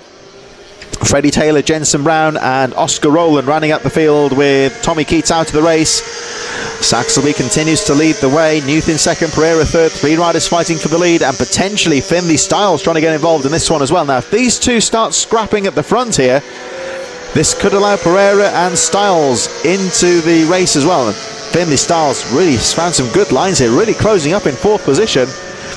So this race still wide open as they cross the line once again. Saxelby leading, Newth still there in second, Pereira third, Styles fourth, 1.5 seconds covering the top five, and Styles is the fastest rider again as Newth goes down the inside of Saxelby, has a look there but can't find a way through. Down the straight they go, into the hairpin again, Newth down the inside, but Saxelby got the line covered. Pereira still there in third, Styles in fourth. Now for Finlay Styles in fourth place, two fastest laps in succession here. Trying to close up on the leaders, but they always say in racing, catching up is one thing, getting past can be another. So Finlay Styles, if he's got ambitions of challenging for the lead, he really needs to get past Emilio Pereira quite quickly. But I'm sure that Pereira will have other ideas about that one, as at the front here, Nelly Newth again trying to look down the inside of Saxelby. Not the best of starts for Nelly Newth, had a difficult couple of laps, but Nelly's recovered quite well and is now charging for the lead once again as they make their way over the line. So Saxelby leading, there's Finlay Styles as we make our way to the top of the circuit. Newth again having a peek down the inside. And Nelly Newth this time setting the fastest lap of the race, 57.080. Newth having a look as they make their way down the straight, going to go down the inside here. But no, Reid Saxelby's got the line into that corner and holds on to the lead. Still Pereira in third, Styles still there in fourth. Pereira doing well to hold on to that third place, making life difficult for Finlay Styles in fourth. Quite a gap then between them and the chasing pack. Still got Austin Dilks in fifth place, Joey Athasich, Maxwell Keats, Henry Cooper, Charlie Bunn in ninth, Randy Carter 10th, Freddie Taylor, Jensen Brown in 12th on the 171, getting ahead of Oscar Rowland as Saxelby holds on to that lead. Newth, winner of the first race, still right in there though, behind the back wheels as they make their way over the line. Saxelby still leading the way, and Saxelby responding to the pressure well here. Finlay Styles through into third, and the first rider in this race to go into the 56-second barrier. So Finlay Styles, there he is in third place, finally gets past Emilio Pereira after quite some pressure. Down into the hairpin they go. Pereira's fighting back in third. Look at those two, wheel to wheel in third. Real bar banging action for that third place. This might allow the top two to pull away slightly here, as Nelly Newth has a little look down the inside, but Saxelby got the line through the hairpin, that long sweeping right-hander, and Saxelby guards the inside line as they make their way through, heading towards the final few corners, back towards the finish line. Saxelby still leading. They're starting to close up on some of the tail enders. I think that was Jensen Brown and Oscar Rowland in 12th place. Joey Athelsic seems to have dropped a few positions there, might have hit some trouble. But Saxelby still looking good at the front of the field as they pick their way through the tail enders. There's Finley Brown still there in third, although might get bulked slightly as they make their way through the hairpin. I wonder if that... There was a stationary rider on the side of the circuit there. I wonder if that was maybe Joey Athelsic, who I think is out of the race. Certainly looks like Athelsic. That's a shame for Joey, who is running well in the top 10, but dropping out of contention. There's Finley Stiles. He's got through into third place now, as Nelly Newth has a look down the inside of Reed Saxelby, but can't find a way through. Here they come in towards the hairpin, but again Saxelby got that line covered through the right-hander. Finley Stiles closing up all the time though in third place. This could be a close finish to the race as they make their way back towards the final few corners. Over the line they go. So Saxelby leads. Newth trying to find a way through those sweeping corners. So they flick to the right here rather than the left, into the long right-hander that takes them back onto the straight, into the centre of the circuit. And this is all getting very close here. Reed Saxelby has pretty much led the entire race. Nelly Newth still second. Finley Stiles, fastest lap of the race, in third position. Now trying to close up on the leaders. And Emilio Pereira still hanging on in there in fourth place, number 31. Could get involved in this one if these three start scrapping for the lead. But I'm sure that Reed Saxelby, number 57, your race leader, will have other ideas about that one. Has led pretty much the entire race, but winner of the previous one, the number 44 of Nelly Newth, hasn't been able to find a way through yet. Newth certainly trying hard, but she can't get through at the moment. So over the line goes Saxelby once again. And this will be the final lap, and still hanging on in there is Emilio Pereira in fourth place. Finley Stiles knows it's now or never if he's going to if he's going to convert that fast pace into a race victory here. Finley Stiles looking very quick in the early stages of this race to get into third position, but now he's got to try and get past two of these very strong competitors at the front of the field. Austin Dilk still in fifth place, Maxwell Keats in sixth. Henry Cooper, Charlie Bunn, Randy Carter and Freddie Taylor all over the line towards the end of the top 10, as this time Nelly Newth going to try the outside, sweeping on the outside, using that banking to keep the momentum going into the final corner. Now switching to the inside, but Saxelby's got that line covered, shuts the door. Finley Stiles still there in third, one more corner to go, and Reed Saxelby's got to get this exit right here as they make their way out of the corner, down towards the finish line, and it's going to be Reed Saxelby that takes a hard-fought victory. Nelly Newth in second position, and Finley Stiles in third, with Emilio Pereira just a little bit further behind in fourth position. Very close racing there between the top four. As we look a little bit further down, it looks like it's going to be Austin Dilks in fifth position. Maxwell Keats and Henry Cooper a little bit further behind as the chasing pack make their way through in towards the final few corners. So Dilks over the line in fifth place. Looks like it's going to be Maxwell Keats. And the last few riders in the top 10 making their way through in towards the final few corners here. So Maxwell Keats in sixth position. Henry Cooper seventh. And looks like here we got Charlie Bunn just coming around the final corner ahead of Freddie Taylor and Randy Carter, who will be the final rider on the lead lap. Over the line they go. So it's going to be Charlie Bunn, Freddie Taylor and Randy Carter making their way through, and the rest of the field made up of Jensen Brown and Oscar Rowland, number 12, in 12th position. The unfortunate Joey Athelsic and Tommy Keats, both non-finishers in that second Minimoto rookie race. So they make their way back to the paddock. Some close racing there at the front of the rookies. And coming up very shortly, we will move on in association with Black Bikes to our Super Minis in just a few moments' time.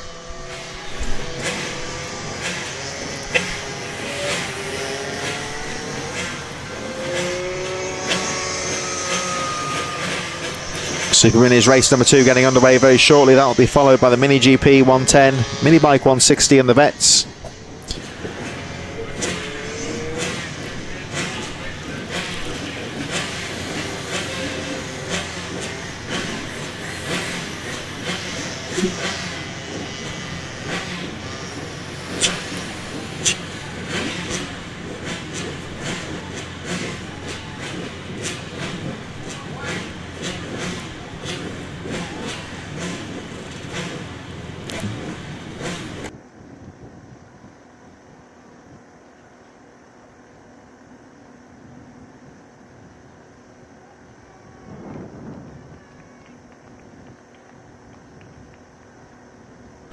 In association with Brat Bikes, the Super Minis are coming up next for their second race of the day at this first round of the British Mini Bikes for 2024 here at the spectacular Teesside Autodrome. This panoramic shot of the circuit really gives you an idea of how close we are to the city of Middlesbrough. You can see some of the famous icons in the background.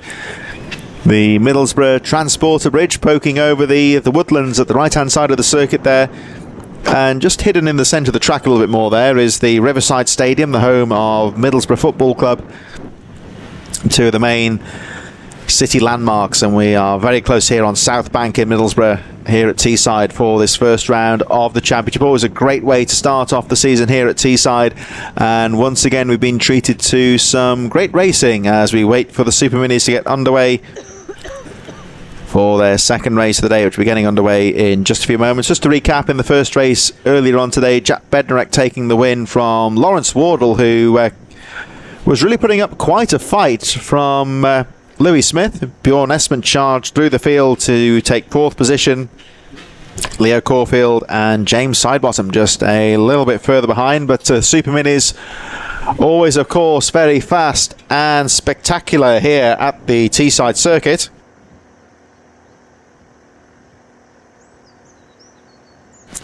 And they're down in the waiting zone. I think there's just one or two. I think it was one or two of the Super Mini, the Mini Motos. One or two of the stricken machines just been taken off the circuit. We, of course, lost the number 8 of Tommy Keats and Joey Athersich. Both riders okay, of course. I think Keats had a little tumble. Athersich, I believe, with some mechanical trouble, but both riders okay. The machine just been taken off the circuit, and as soon as you get a clear track, we should be ready to get the Super Minis underway for their second race of the day. Some of the fastest bikes in the British Mini Bikes calendar. And away they go out onto the track for their sighting lap. They've got some pretty strong riders out there as well today as well. So we look forward to this second Super Mini race as they make their way. Bednarek leading the riders round towards the top of the circuit. We again, of course, revert back to the full Teesside Autodrome layout here for the bikes, which includes this section around the back of the circuit. This little tricky off-cambered, it's when you walk the track down at circuit level, you'll see that is a little bit of an off-camber there. It's a difficult part of the track. There's a bit of a downhill grade into this straight where even you can see on the sighting lap the bikes do carry quite a bit of pace down there. But Jack Bednarek, number 19, will be looking for a good race here as they make their way through.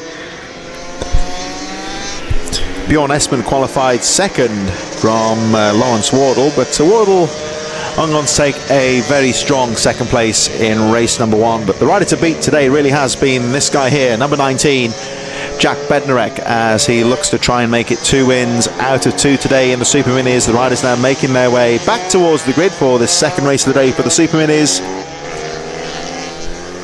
And here they come down to the line, headed of course by the Husqvarna number 19 of Jack Bednarek, who takes his position on that 85cc machine. There's the CRF 154 stroke there of number 27, Bjorn Esmond, Lawrence Ward alongside him. 28 there, another one of the Honda 450s, James Sidebottom, and Lewis Smith, who looked very good in the first race earlier on today. Another one of the KTMs there, 104, Andrew Jones, the number 4 there as well of Leo Caulfield. Looking a little bit further back there, number 43, Alex Clark. And the 56 of Jake Smith, a retirement in the first race. He starts right at the back of the field. He'll be looking to fight his way through as the race gets underway. Bednarek leads them as they charge into the first corner. Esmond down the inside, but a great start there from Louis Smith, who I think may just have snatched into second position there. Lawrence Wardle also getting away well, but no doubting who the leader is. Jack Bednarek getting away very strongly indeed. So it looks like Smith in second place. Down the back straight they go. Lawrence Wardle well placed. Bjorn Esmond in there as well. But Louis Smith with another fantastic start in second position. Wardle third. Looks like Esmond, and a great start there. I think it was Jake Smith actually. I think we'll check that again in a moment. If that was Jake Smith, that was a fantastic start for him, who was right at the back of the grid. Had a DNF in the first race, having started at the back, and has really fought through into the mid-pack already. So here they come, round through the bowl corner, and number 19, Jack Bednarek, your early race leader, as they make their way through the hairpin into the final left-hander. And Bednarek back onto the power as they go charging through over the line. Number 19, Jack Bednarek, your race leader. But I have to say that Louis Smith is right in there in second position. Good first lap there for Smith. Lawrence Wardle right in there as well. Not such a good start for Bjorn Esmond. Perhaps those 85s, the two strokes, maybe have a little bit of an advantage off the line possibly with the fiercer power band, but be that as it may, looks like Bjorn Esmond has retaken the position from Lawrence Wardle, who drops to fourth. Jake Smith, let's look for the 56. There he is, number 56, Jake Smith in fifth place. Great ride for him. After starting at the back, Jamie Callan, Leo Caulfield, James Sidebottom, Andrew Jones, Alex Clark, and the 22 of Matthew Watson running up the field in these early stages. But Jack Bednarek just trying to pull away. The gap is currently 1.2 seconds between him and Smith in second position. There's Bjorn Esmond, of course, the BSB Star 27 on the Vision track. Honda 150 just a little bit further behind. But Lawrence Wardle, the specialist here in the Super Minis on that KTM, not too far behind Esmond as the leaders start to make their way over the line once again. Bednarek still charging at the front. Fastest lap of the race, 1:12.347. And you have to say, well, we were saying about the weather conditions, it's a little bit chilly trackside, about just under 10 degrees. Cool weather, but seems to be suiting these bikes well, as some good pace out there. Oh, as the rider goes down. And I think that was Louis Smith. Oh, well, looked very much like the Husqvarna of Louis Smith that went down in the gravel trap on that fast right-hander. But as we were saying there, some of these lap times are looking 1:12.347 for Jack Bednarek. They are setting a very strong pace out there. And I think these are pretty good conditions for racing. The bikes are like it's not too warm. So optimum operating conditions, you would say, for the bikes. But a mistake there from Louis Smith, who appears to have dropped out of contention on the number 66. So it appears that Smith, will have a look in a minute, but hopefully he's okay. We saw him getting up, but that will shake things up at the front here, because that means that Bjorn Esmond will have gone through into second position. There's the race leader. Jack Bednarek looking very comfortable at the front of the field, really getting the power down on that Husqvarna. Based from the Husqvarna CR85, which is more of a youth motocross machine in its original guise, but as I say, the companies such as the race sponsor Brat Bikes making these bikes, we can convert them into a supermoto style format for this style of racing. Got a few hard parts that modify the machines, and of course the obvious things like the smaller wheelbase, the slick tyres. And they really do seem to cope. Some of the riders run the big bore kits up to the 105cc on the machines. So we've got a bit of a battle here between 2-stroke and 4 at the front here. Jack Bednarek on the 2-stroke Husqvarna and Bjorn Esmont in second on the Honda CRF 150. This Super Mini class did start off pretty much as a one-make Honda CRF 150 series, and that was a bike again that came into youth motocross racing along with these 85s, but never really caught on like it did in the adult ranks, but seems to have found a home in tarmac racing, you would say. There's always quite a few Hondas in the Super Mini class, and as you can see with Bjorn Esmont in second place, they really do shift with the right rider on board, you would say. Esmont about 6.1 seconds down on the race leader, Lawrence Wardle in third position charging, but Jack Bednarek now well clear, and the lap times have tumbled again. 1:11.980 for the race leader Jack Bednarek, as we have a look at this not particularly close battle, I would say, but it's a keenly fought fight for second position here, with Bjorn Esmont trying to break away here from Lawrence Wardle, and you can really see now as the camera pans and waits for the fourth place riders, there's a bit of a gap before the fight for fourth position, which looks like it's still Jake Smith. And that great ride through the field. Jamie Callan, number 14, still right in there as well, with Leo Caulfield on the back there, number 4 as well. The fourth place fight here coming down in towards the back corner.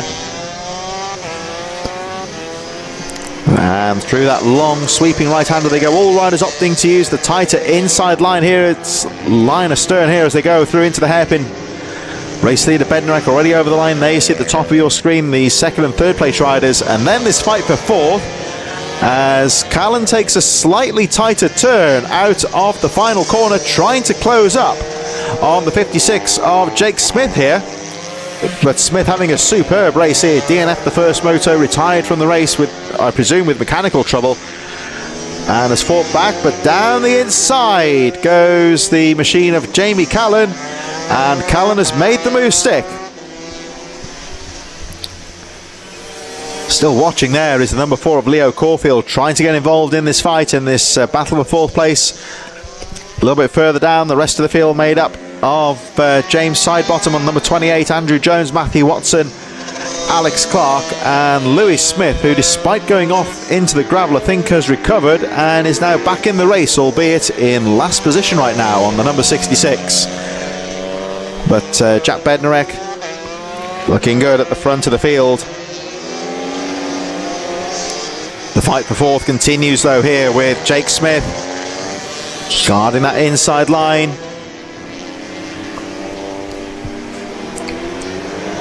Jamie Callan just trying to keep that pressure on with the number 4 down the inside. There goes the number 4 of Leo Caulfield, has a look but can't find a way through at the moment.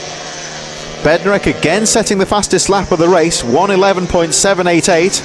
Still pretty much as you were between second and third though, but all the action here for fourth place as again we see Jamie Callan trying to find a way past the number 56 of Jake Smith, again down the inside, has a look but can't find a way through. And there we see the orange KTM there, number 56 of Jake Smith, holding on to that fourth position. Still watching there in sixth place is rider number 4, Leo Caulfield.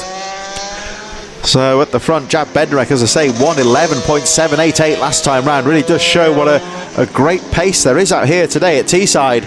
Circuit running very well, the bike's responding very well to the conditions, and we are seeing some very fast racing out there. As we watch this battle of fourth place momentarily, again, a little look on the inside there from Jamie Callan, but can't quite find a way through. Still got Leo Caulfield there, James Sidebottom, Andrew Jones, Matthew Watson, Alex Clark a bit further behind. Alex Clark, I think, with the only Kawasaki in this race on number 43, a little bit further down, and Lewis Smith at the back of the field still charging to grab some championship points. But again, in this fight for fourth position, they make their way over the line, and it is still Jake Smith that's in there. Jake Smith making his way through in fourth position. And again, Callan weaving about behind him there, trying to find a line, going down the inside into the right-hander. But I think that Smith's got that line covered and shuts the door.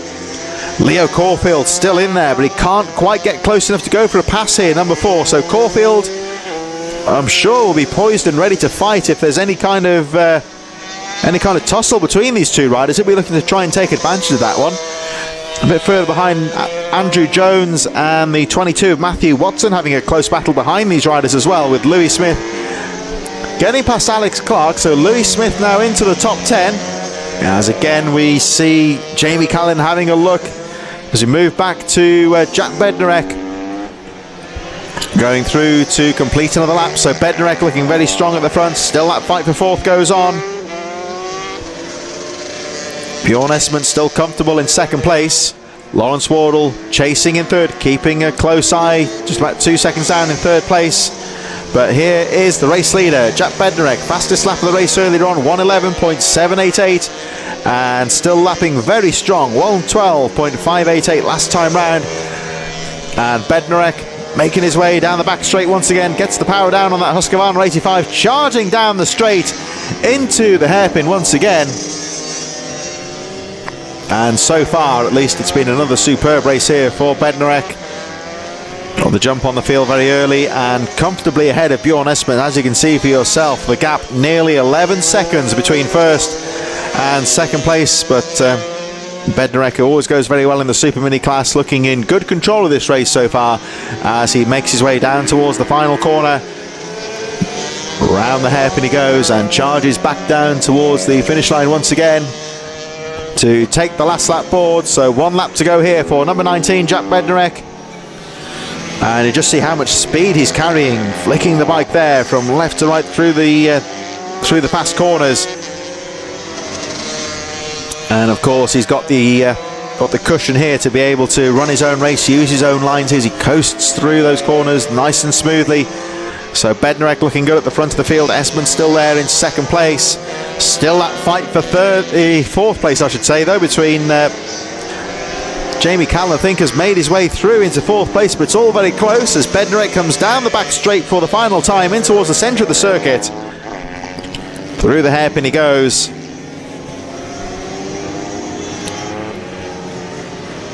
And heading now towards the banked corner for the final time, number 19, Jack Bednarek, who's looked so good in these 2 Super Mini races so far today, makes his way down towards the hairpins for the final time. This long twisting approach into the right-hander, which he negotiates with ease. And into the final corner he goes. Number 19, Jack Bednarek, will take the second moto win of the day here in the Super Minis. Over the line he goes. And it's a good, comfortable race victory for Bednarek. And it looks like it's going to be Bjorn Esmond on the CRF 150 in second position. So Bjorn Esmond over the line in second place. Lawrence Wardle on the KTM takes third position. And still the fight for fourth. Jake Smith dropping behind a bit now, but Leo Caulfield, who was watching in sixth place for most of the race, has timed his run to perfection. And persistence pays off for Leo Caulfield as he snatches fourth place on the final lap from Jamie Callan. Looks like it's going to be Jake Smith, James Sidebottom and Louis Smith with a good comeback through the top 10 as well. Looks like he's fighting with Andrew Jones.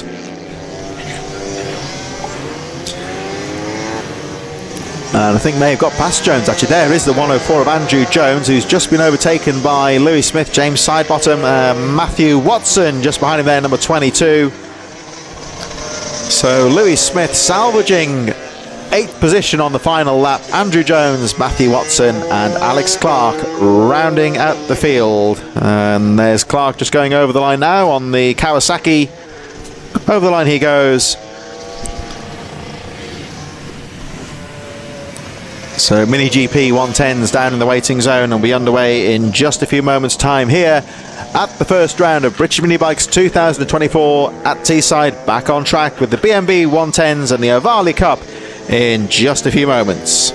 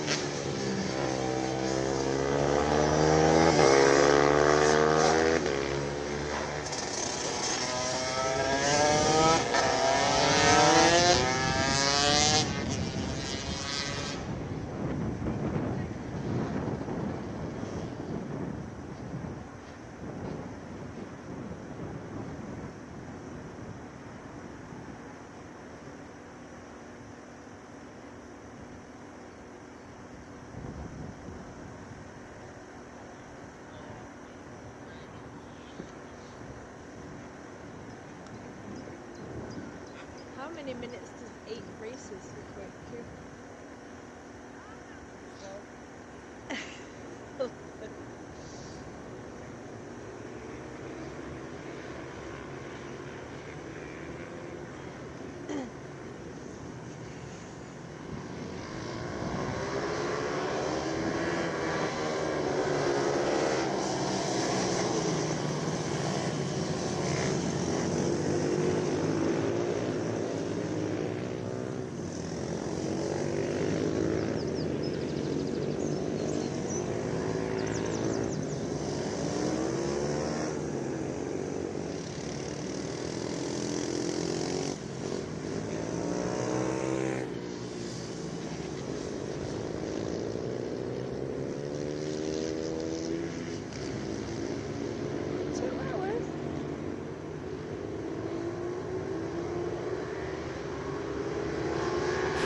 Here we go then with the BMB 110 in the Ovali Cup on their sighting lap, making their way back towards the line. And we'll be back underway in just a few moments, of course, with our next race, of course, the Ovali Cup.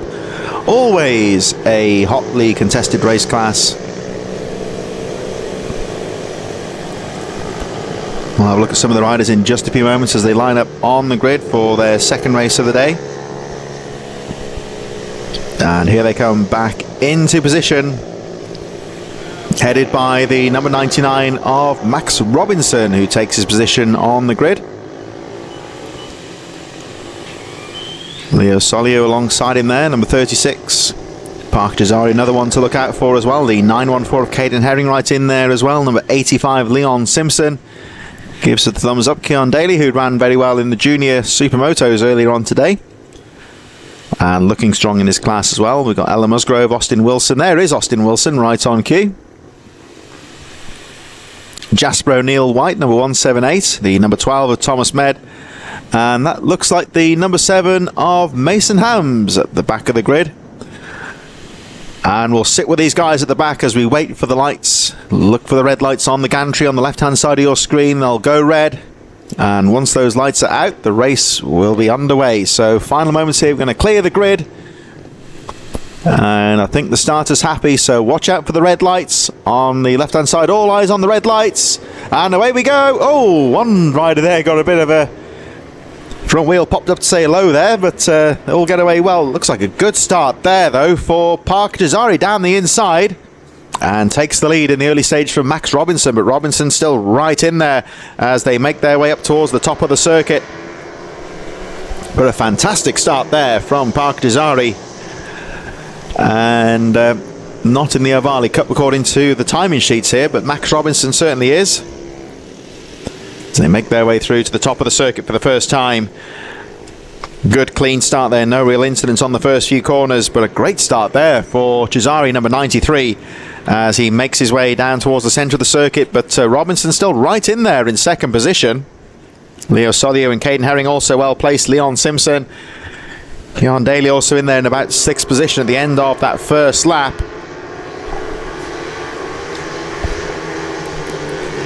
And they make their way through that banked right-hander, all looking very close as they make their way into the hairpin for the first time. But Jazari getting a fantastic start there and controlling the race at the front. But he's got a trio of Ovalis behind him there. Max Robinson, Leo Solio and Caden Herring right in there as they make their way over the line to complete the lap.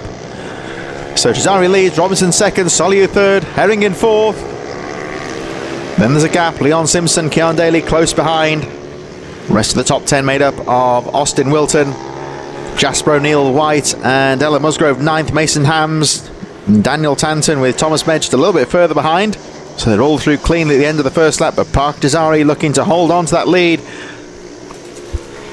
And you'll see on your graphic there, Max Robinson in second, Leo Solio in third, both Ovali Cup riders there, second and third place. Here they come back down the straight once again, and Jazari looking strong at the front of the field. But look at the 3 riders chasing there. No margin of error whatsoever with these top 4 as they charge through into the hairpin, making their way through the left-hander. They immediately switch to the right and then back towards the long bowl corner, that banked right-hander. where you can really carry quite a bit of speed. Good line choice, very important here to set yourself up for the tight hairpin that follows immediately after, and the leader Cesare taking a very aggressive line down the inside to guard that inside line. Certainly knows he's got a chasing pack behind him. There's Leo Solier with the Dayglow yellow knee braces. They can see him in third place, and there he is chasing on after the second place of Max Robinson. Fastest lap of the race for Cesare, 1:18.717. Solier still third. Herring in fourth place at the back of this little train of riders at the front of the field. Leon Simpson and Keon Daly a bit further behind as we look back to the race leader, number 93, Parker Cesare, your race leader. 1:18.717, then fastest lap of the race, and he increases his gap to just a shade under 0.7 of a second. So really not that much in it at the moment as they make their way back down towards us with the Transporter Bridge looming above the circuit there on the right hand side. Here comes Cesare down towards the hairpin, running a very strong pace at the front so far. There's a little bit of a battle behind, but Cesare can't afford to relax here because he's still under a bit of pressure, and I think Cesare knows that as well. He's riding very smart at the moment. He's certainly just finding that right balance between keeping a good pace out there, looking for the smooth lines, and certainly not allowing his rivals to get back in there on the same boat. Meanwhile, Leo Solier is starting to put the pressure on Max Robinson for second place and, of course, for the lead of the Ovale Cup.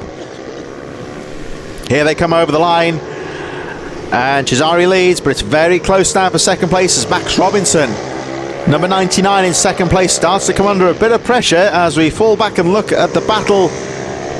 Well, I believe this is the battle for fifth place now between Leon Simpson and Keon Daly. These two having a very close tussle for that fifth position, 85 and 35, as Daly has a look down the inside.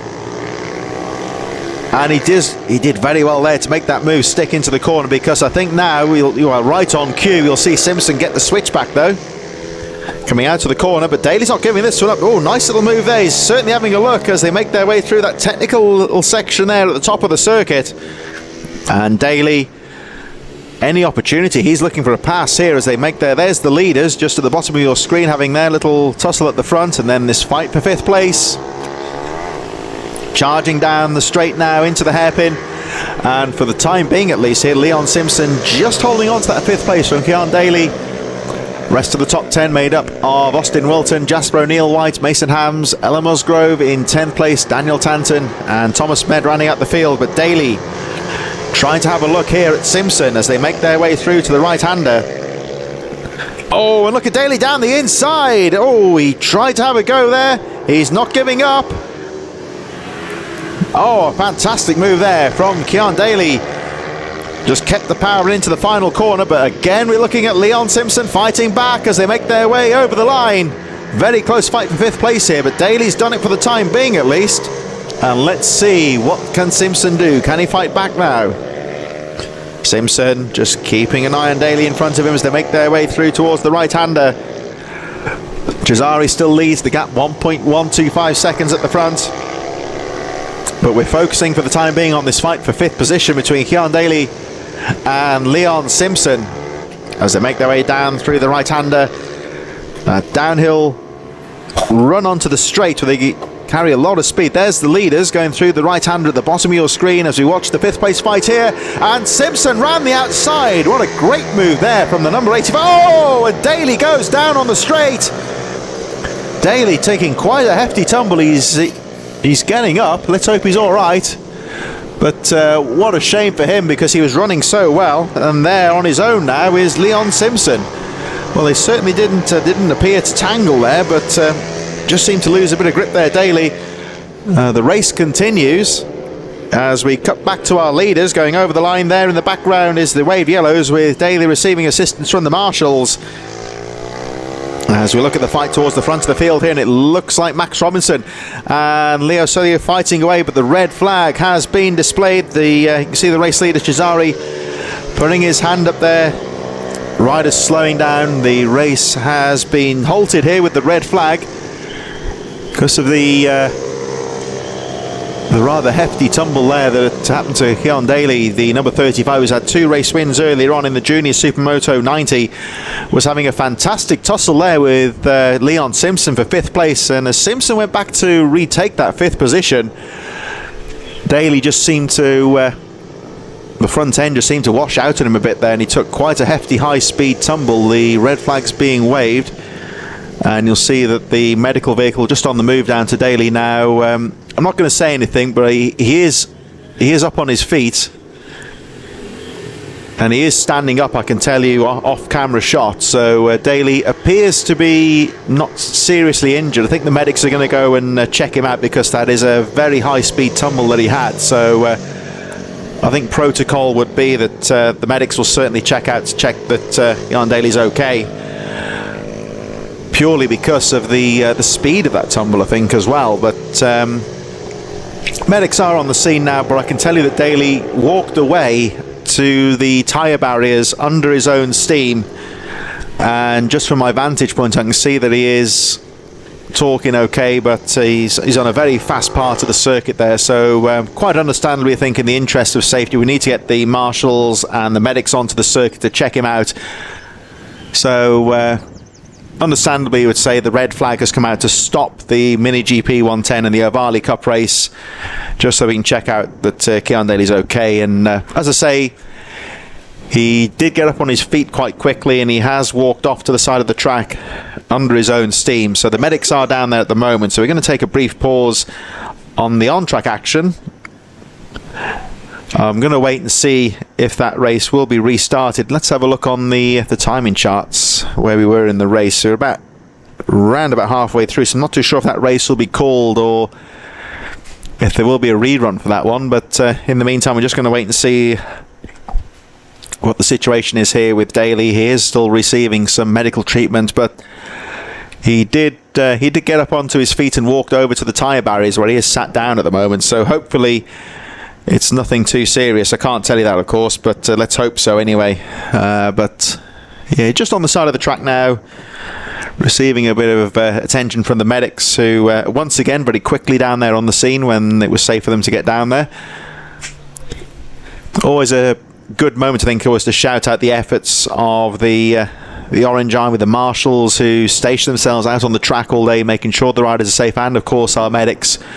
Goes without saying, of course, that the marshals, the medics and the track officials, these sorts of meetings simply could not go ahead and certainly wouldn't be safe to run. So always a big thank you to the volunteers, to the people behind the scenes who help out as well with the marshals, and the medical crews, of course, who are always here, expertly trained as well. There is Daly's machine being pushed back to the paddock. So medics are moving away from the scene now, so hopefully it's nothing too serious, and we'll try and get an update as to what will happen with that race in just a few moments.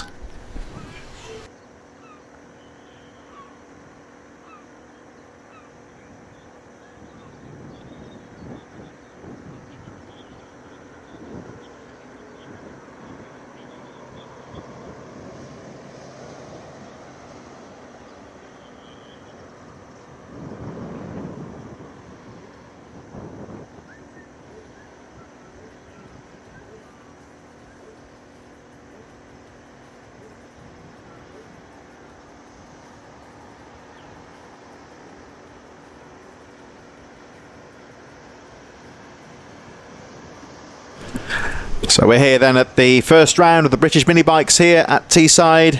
We have paused the action just for a few moments. Quite a high speed tumble with Keon Daly, went down whilst fighting with Leon Simpson for 5th position in the Mini GP 110 and the Ovali Cup.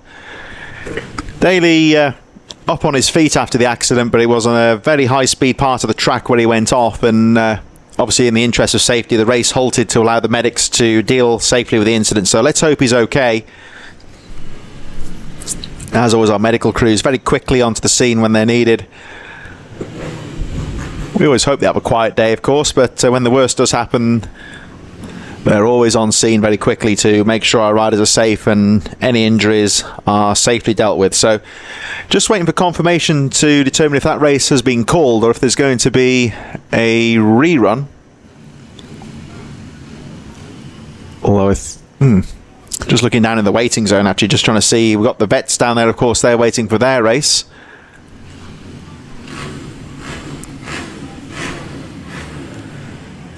As you may see, of course, the ambulance just leaving the circuit at the moment, so Daly, of course, being taken to the medical zone just to give him a check-up, make sure he's all right. It's always standard protocol when a rider has a heavy tumble. Of course, the adrenaline will get them off the track sometimes, but it's always good practice, of course, to make sure, give the rider a few minutes to wind down, just make sure they're perfectly okay before they are allowed back out onto the track later on. So let's hope that's the case, as it was another rider that went down on the fastest part of the circuit there, and of course that is a very fast straight. It's a little bit undulating with the corners as well, so if you get it wrong there, it does tend to be quite a hefty tumble.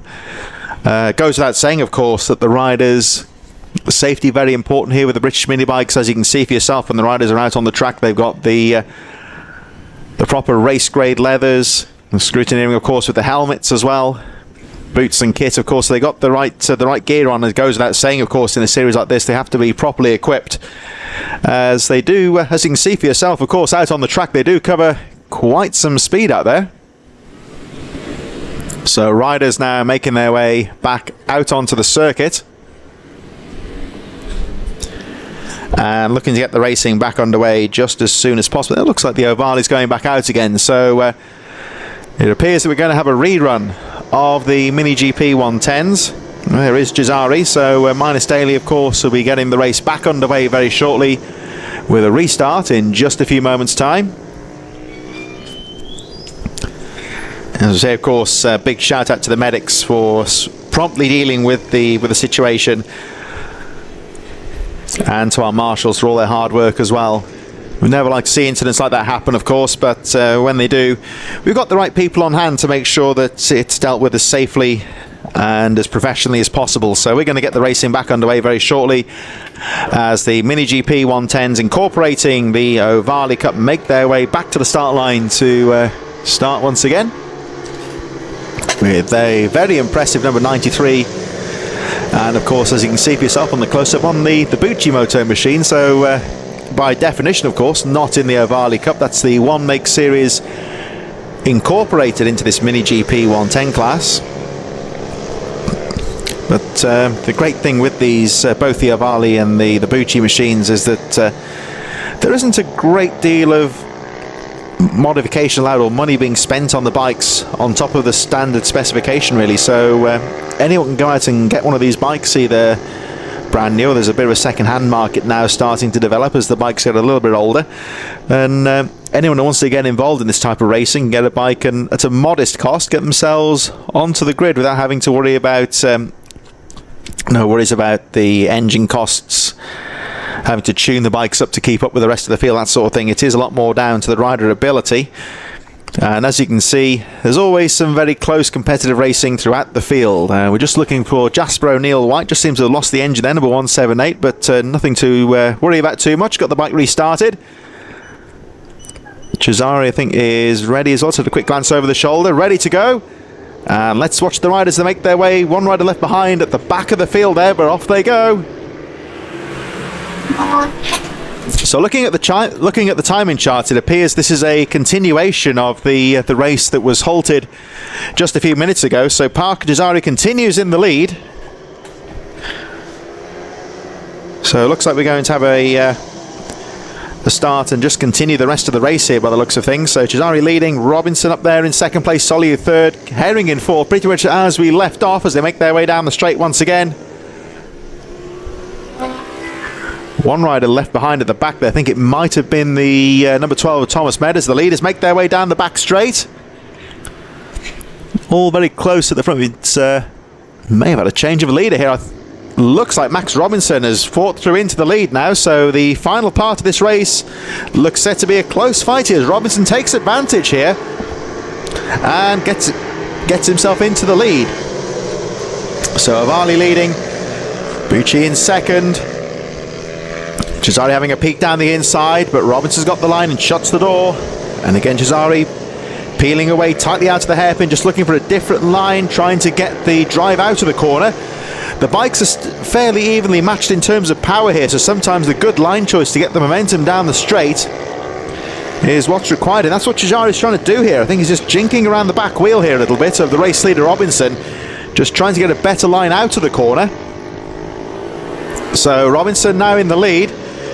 Cesare second, having a look down the inside at the top of the circuit, going for the pass down the inside. Oh, and he got it stuck in there, and he makes the move stick. So Park Cesare back into the lead as we watch the rest of the field make their way through. And there we just saw, that was Ella Musgrove, and I think that was Jasper O'Neill White. Mason Hams in there as well.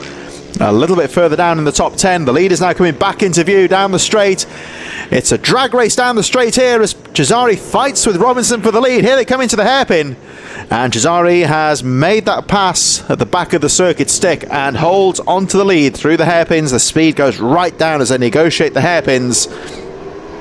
And look how aggressively Cesare exited the hairpin there. Got the bike slammed right to the inside, but leaves a brief opening there. And Robinson almost made it stick down the inside. But Cesare's got the momentum to hold on to the lead. And you can't write off here either Leo Soliu or Caden Herring behind in third and fourth. Herring just falling behind a little bit here, but certainly very much in contention as over the line they go. So Cesare leads, Robinson still second, Soliu in third place, Herring still there in fourth, and Leon Simpson now of course unfortunately on his own somewhat in fifth position. It's Jasper O'Neill White in sixth from Ella Musgrove, Mason Hams, Daniel Tanton, Austin Wilson and Thomas Med a little bit further behind as our leaders again make their way down the back straight, charging down towards the hairpin, fastest part of the track, and here they come. Cesare still leading, Robinson right there in second place, the Soliu watching in third place, and Caden Herring trying to get involved in this one in fourth place, just trying to find a few tenths here and there to get involved in this fight for the lead as they make their way up towards the long right-hander, slightly banked of course, so there is the option for the outside line. I certainly wouldn't call it a banked corner as such, but there is a bit of a bowl element to it. And here they come through the hairpin. Cesare still there, just pulling away ever so slightly from Robinson in second. Of course, this fight for second is now, of course, the fight for the lead in the Ovali Cup. Over the line they go, so Cesare leads. Still Robinson second, Soliu third, Cesare responding well here. Fastest lap of the race, 1:18.550, but he can't shake off Robinson in second. Robinson getting a nice line through the right-handers, staying on with the leader. And Cesare just guarding that inside line as he makes his way through the tight loft-cambered section at the top of the circuit. This is allowing Robinson to close up slightly. Soliu still in there. Herring just falling behind slightly in fourth. A little bit further behind, Jasper O'Neill White and Ella Musgrove having a good fight for sixth position as the leaders make their way down. And once again, Robinson down the back of the circuit has made the move stick and is back into the lead, so another lead change. Robinson into the lead once again, and can Cesare fight back as they make their way up towards the right-hander? They go flying through that long right-hander. Robinson with a nice line down the inside, pulls away momentarily. Cesare still in there though as they make their way through to the right-hander. Checkered flag now being readied as the race draws to a close, and Robinson might just have timed this to perfection, but Cesare's got a nice line out to the final corner. Here they come down to the flag, and it's going to be Robinson over the line to take the victory. Cesare has to settle for second, Soliu third, Caden Herring over the line in fourth place, Leon Simpson a bit further behind in fifth place, coming down towards the start-finish line now. So there goes Leon Simpson in fifth place, and look a little bit further behind. Coming into our shot now is Jasper O'Neill White, who's fighting with Ella Musgrove around the final few corners. They're having a close fight there for sixth position. And then just behind them we've got Mason Hams and Daniel Tanton. Here they come out of the final hairpin up towards the line, and it looks like Hams is going to take eighth position, just ahead of Tanton, with Austin Wilson and Thomas Med rounding out the field. So mini bike So Mini GP 110s incorporating the Ovale Cup drawing to a close, and vets out on the track in just a few moments' time.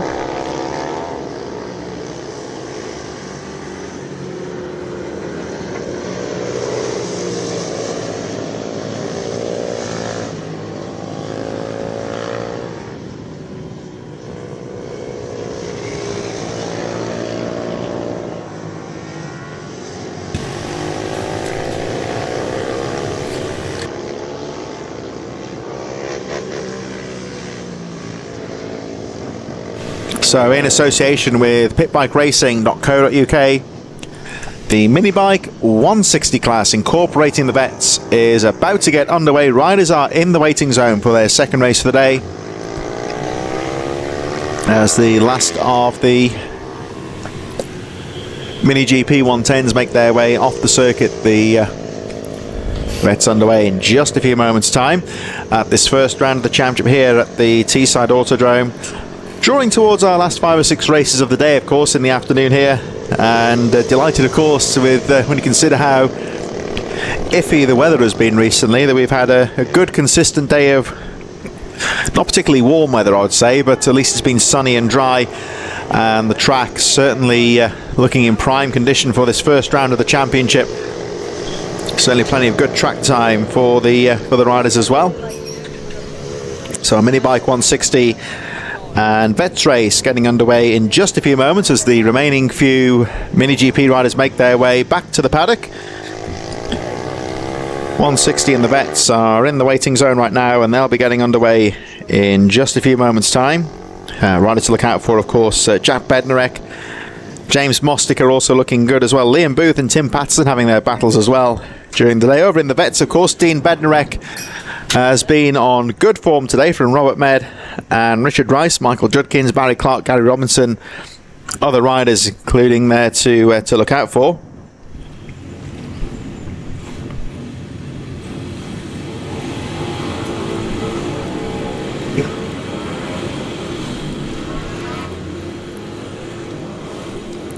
Just looking at the looking at some of the let's see some good feedback on the live chat.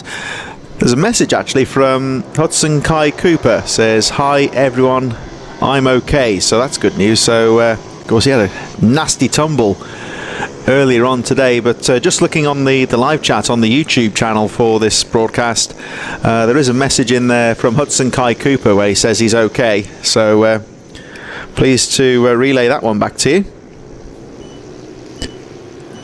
And here we go out onto the track. We've got the Mini GP 110s making their way out onto the circuit.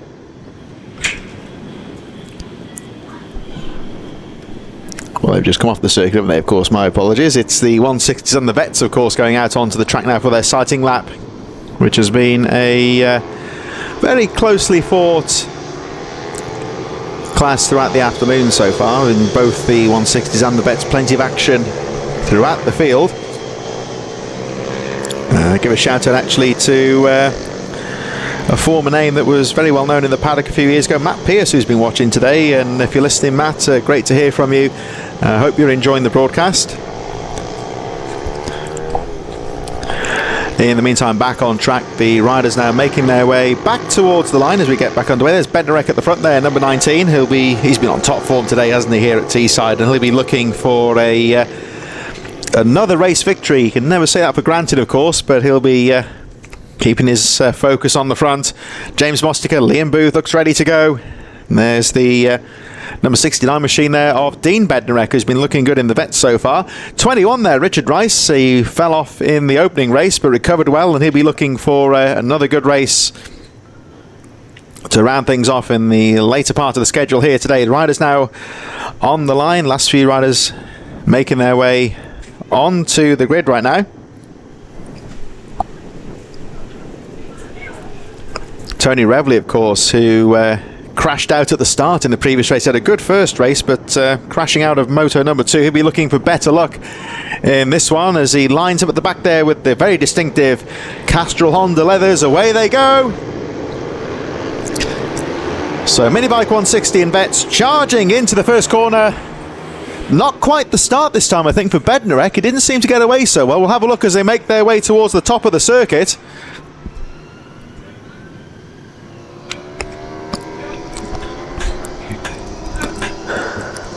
Well, I think that might be Mostica that's got away. James Mostica, 27, your race leader.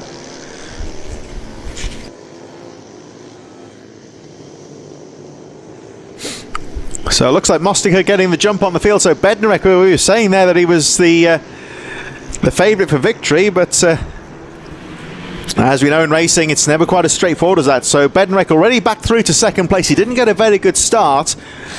When he crossed the line going around the back of the circuit, it looked like he was in about 5th place. I think he's got back to second. There he is in second place. So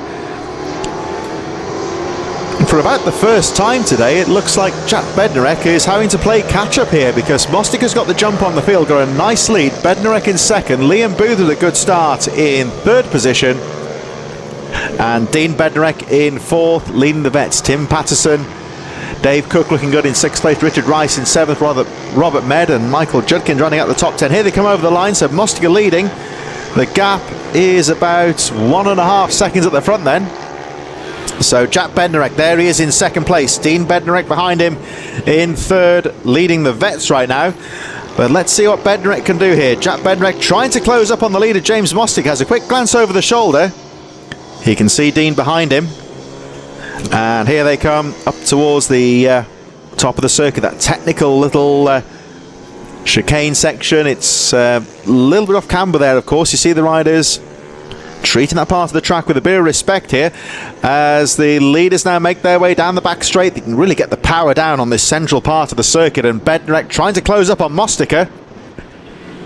As they say, of course, catching up is one thing, getting past can be another. So let's see what Bednarek can do if he can get back with Mostica. There's Dean Bednarek in 3rd, on the Bucci leading the vets.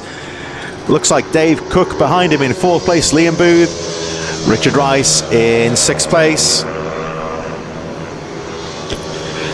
And there is Dean Bednarek. Round the bowl section he goes into the hairpin on his own in 3rd place right now, leading the vets quite comfortably so far in these early stages. James Mostica making his way over the line. Leaders go charging through just ahead of this fight. But here they come. And Jack Bednarek is right there with James Mostica. Fastest lap of the race, 1:17.496. Has a look down the inside. But Mostica's not going to give the lead up that easily. He knows he's there. There you see, quick glance over the shoulder. But Bednarek's on a nice line out of the corner and takes the lead going through into the chicane. So classic case there, I would say, of getting the drive out of the corner. And Bednarek making the pass on the exit rather than the entry of the corner. Here they come, up towards the straight once again. So new race leader. Jack Bednarek didn't quite get the start there, but fights his way back through to the front of the field. Into the hairpin he goes. Mostica there in 2nd place, the top 2 pulling away quite comfortably at the moment from Dean Bednarek in 3rd. Rest of the top 10 made up of Dave Cook, Liam Booth, Richard Rice, Robert Med, Tim Patterson, Michael Judkins, 9th, Tony Reveley's had a good comeback, 164 up to 10th place now after starting at the back of the field. Of course, he crashed out in the previous race, but he's recovering well. Adam Fruin in 11th place, Gary Robinson, Barry Clark, James Jarvis and Fiona Goddard rounding up the field at this stage. But at the front, Jack Bednarek then, the new race leader. Over the line he goes, 1:17.768, setting a good pace at the front of the field. Into the right-hander he goes. Bednarek still looking strong. I think Liam Booth back into 4th place now from Dave Cook in their fight for 4th position. In the vets at the moment, Dean Bednarek in 3rd place leads the vets. The 6th place rider Robert Med is in 2nd place, and the 21 of Richard Rice, 7th on the track, 3rd in the vets so far, Michael Judkins, number 97, 4th place vet rider just ahead of Tony Reveley. At the front of the field though, Jack Bednarek looking good as they make their way through into the hairpin. Nice and tight through there, into the right-hander. There you see at the back of your screen there, Dean Bednarek, who's in 3rd and leads the vets so far, as the leaders now make their way into the right-hand corner. And you see just how much speed Jack Bednarek is carrying through that corner, using that slight banking there to his advantage. Nice bit of grip on that corner, And there he goes, ran the final hairpin, heading back towards the straight. Over the line he goes, and Bednarek looking strong as we look at this battle towards the edge of the top 10. Here they come through the hairpin, so the lead is now well and truly clear. We should see at the front of the screen, there he is with the blue leathers, Dean Bednarek going through in third. There's Liam Booth on the blue machine. There's a bit of a tongue twister there. He's in fourth place. Fifth position for the number 78, I should say, of Dave Cook. And Cook just about staying ahead of Robert Med in this very close battle here now for fifth place. Richard Rice, Tim Patterson, and is Michael Judkins, I think, getting involved in this one as well. Incredibly close. There's Tim Patterson, the back of the group now, number 40, going down the inside of the 21. Nice little move there from Tim Patterson to get past Richard Rice, number 21. Just looking to see where Michael Judkins, I think, he's a little bit further behind. So there's Bednarek. Clear in third place. Liam Booth just starting to pull away a bit now in fourth. Then we got Robert Med, and he's fighting there with Dave Cook. I think Med's just ahead now. Cook, Richard Rice 21, and Tim Patterson trying to retake that position. A bit further behind there, Michael Judkins and Tony Reveley having a fight there with Gabby Robinson just a little bit further behind. The leaders now making their way towards the start-finish line as this group on the this fight for fifth position going through the right-hander. And you'll see on the top left-hand side of your screen, Jad Bednarek has set another fastest lap of the race, 1:17.242, as he looks to take control in this race. Still the early leader, Mostica in second place, Dean Bednarek in third, still leading the vets. And then this incredibly close battle, Liam Booth with a little bit of daylight in fourth place now as the fight for fifth just seems to hot up a bit more.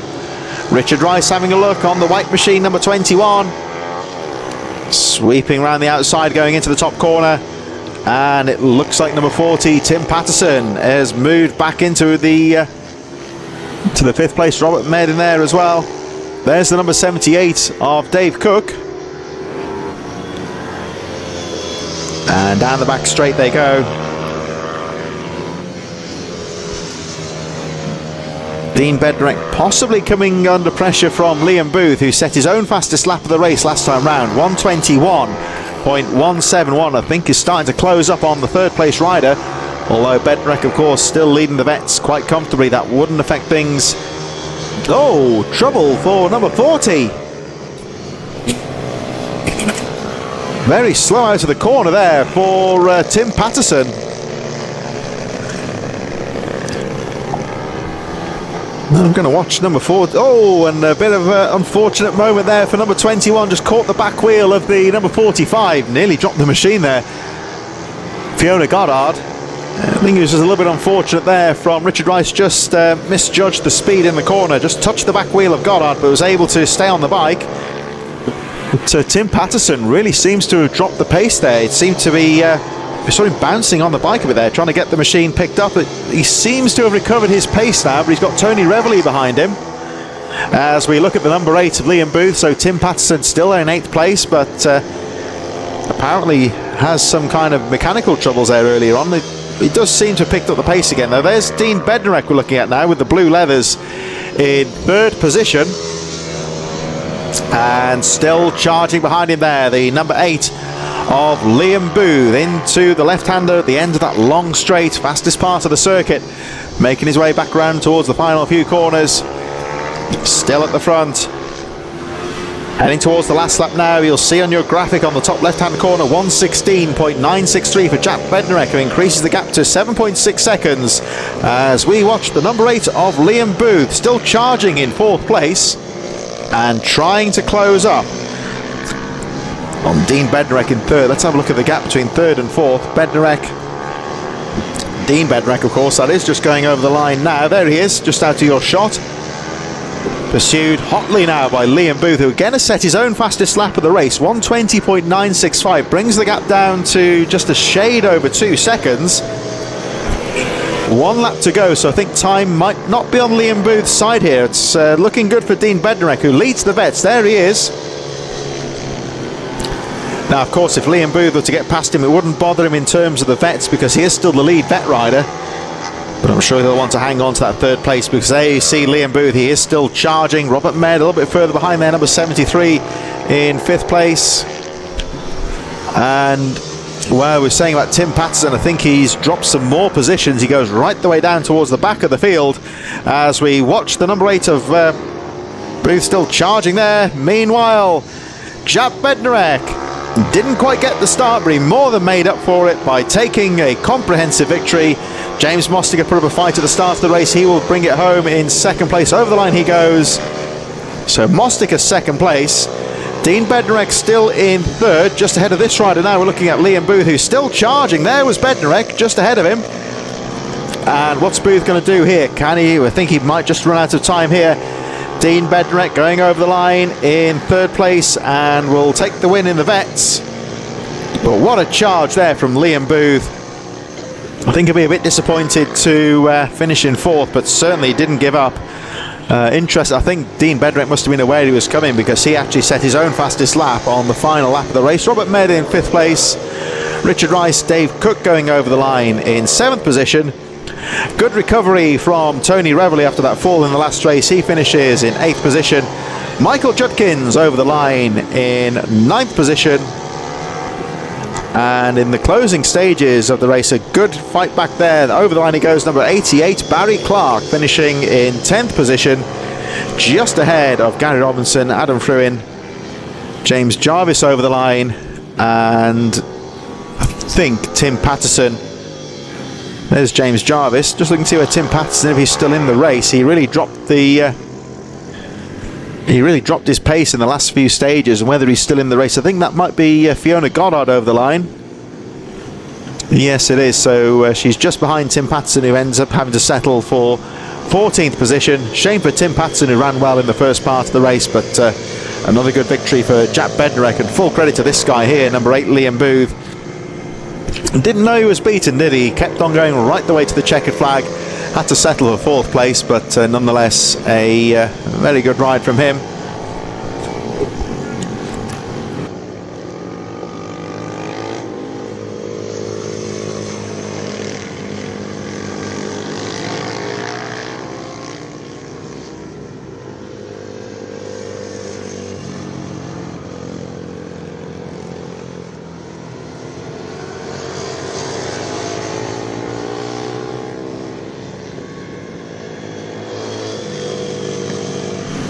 Junior Supermoto 90 coming up in just a few moments.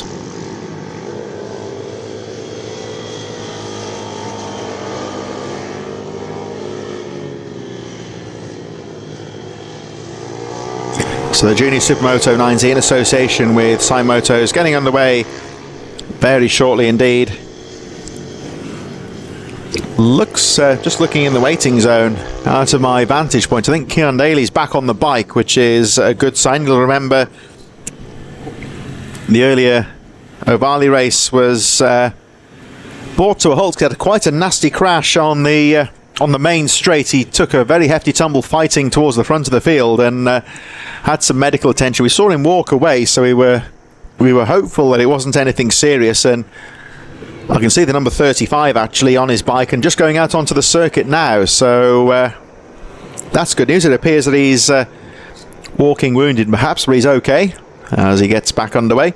And if you didn't hear before the previous race, just briefly checking the feedback on the live stream on YouTube, and there's actually a message from Hudson Kai Cooper, who had a very nasty tumble earlier on, which brought out the red flag earlier on, a couple of hours ago, of course.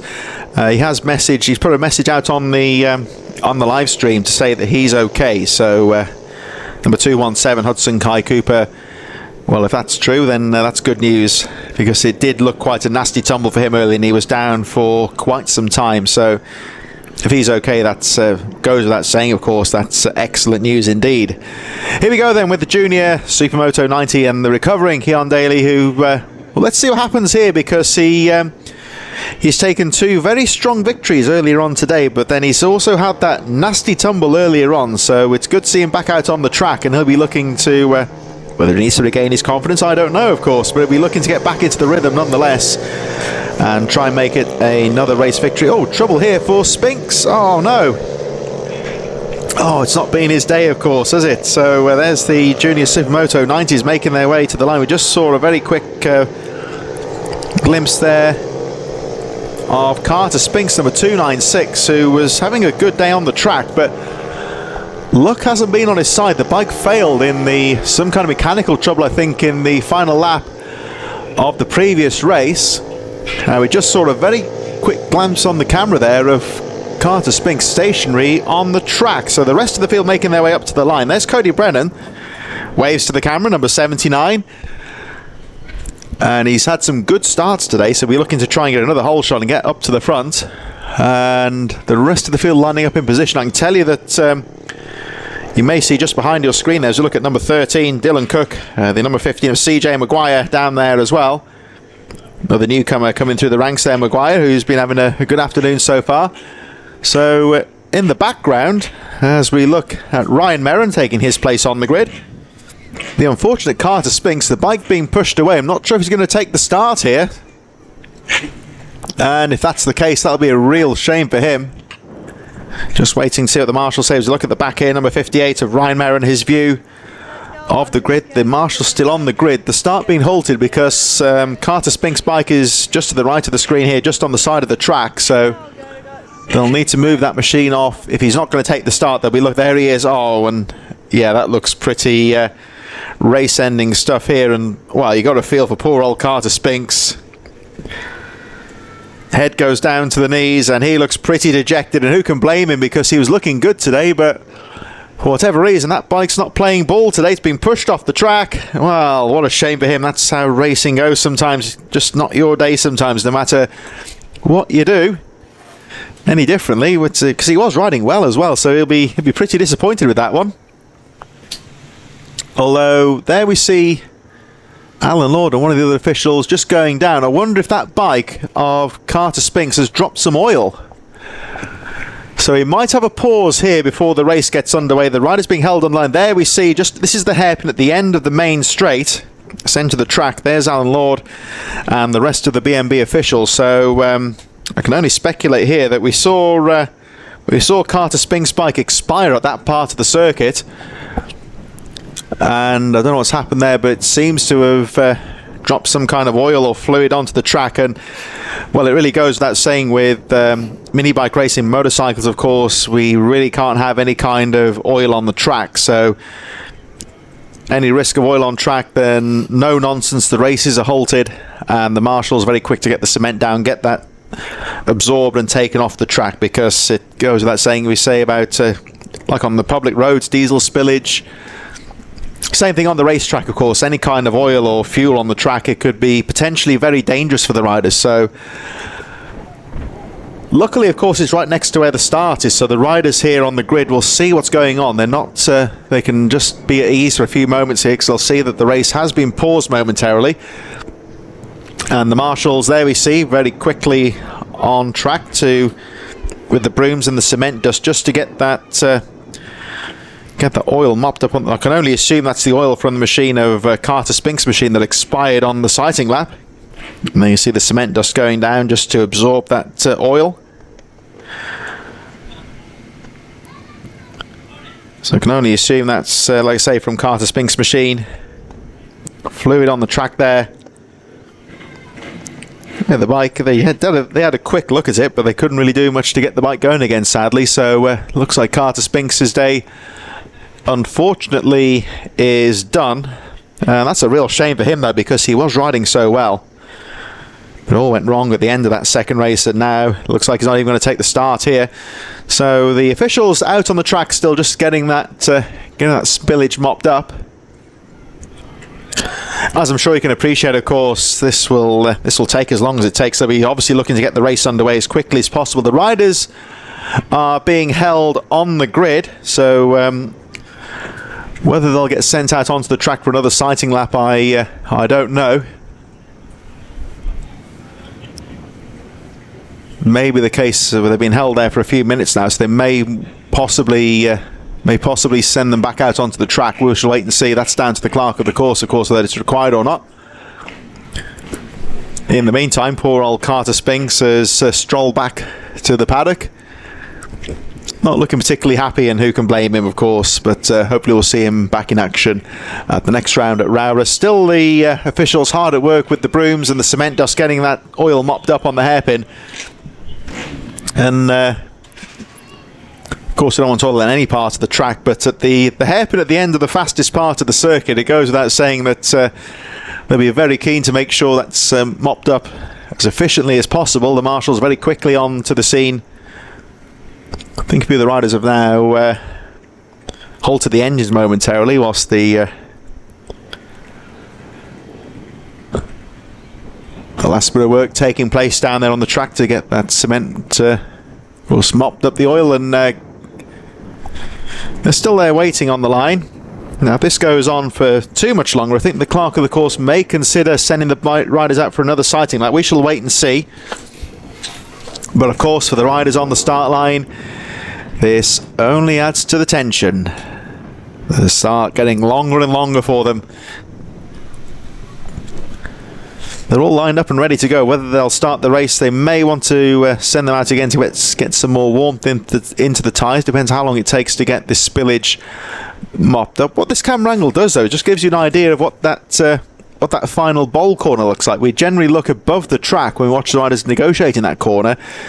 But if you look at the back of your screen, you'll see that long sweeping right-hander. So it's not exactly a banked corner in the sense of a Daytona or an Indianapolis sort of banking, but you can see that there is a bit of camber to it there, utilising the lay of the land.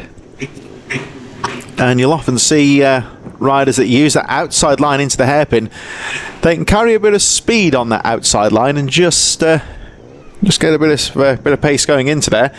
And here is the camera angle from the top of the bank, looking down towards the start line. Everyone just looking over to the right, where the just off screen, I can tell you that the officials have left the circuit now, so I think they're happy with the clean-up job. The riders looking over there.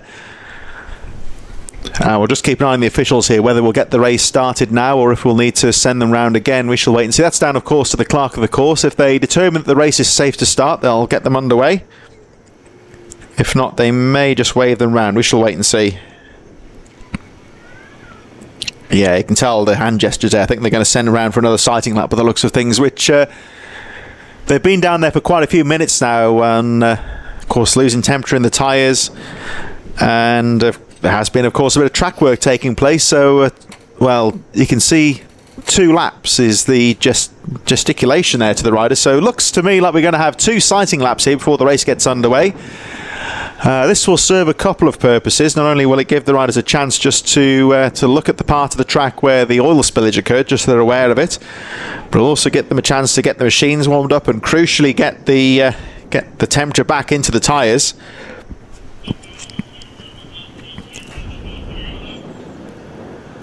And of course, with these competition racing tyres, both in motorcycle racing and in cars, then tyre temperature is very important. Once the temperature goes down, the grip just fades away. And of course, in a car, you might just understeer off the circuit. But on a bike, if you go full pelt into this flying first corner on cold tyres and the front wheel washes out, then goes without saying they'll have a very nasty spill. So I think the right call being made here in the interest of safety, just to send the riders out on a couple of sighting laps, get the machines warmed up again, get the temperature back into the tyres, and we should be on for a safe start to the race. So commiserations, of course, to Carter Spinks, whose expired machine has caused this short delay, and it's a shame that he won't be able to take the restart. The bike appears to be out of action for him. It's a real shame for him because he was riding well. But for everyone else, it gives them a chance just to... There we see the oil flag. So this is where the spillage occurred. And just watch them negotiate the corner. You see the yellow and red striped flag there from the marshal, indicating that there is oil on the surface. They've cleaned it up as best they can, but there is always the risk. There might be a little bit of... little lack of grip in that corner, possibly. So the rider's just getting the chance to have a look at the circuit. And here we are, number 79, Cody Brennan. who's had some brilliant starts today. He's whole shot the opening 2 races.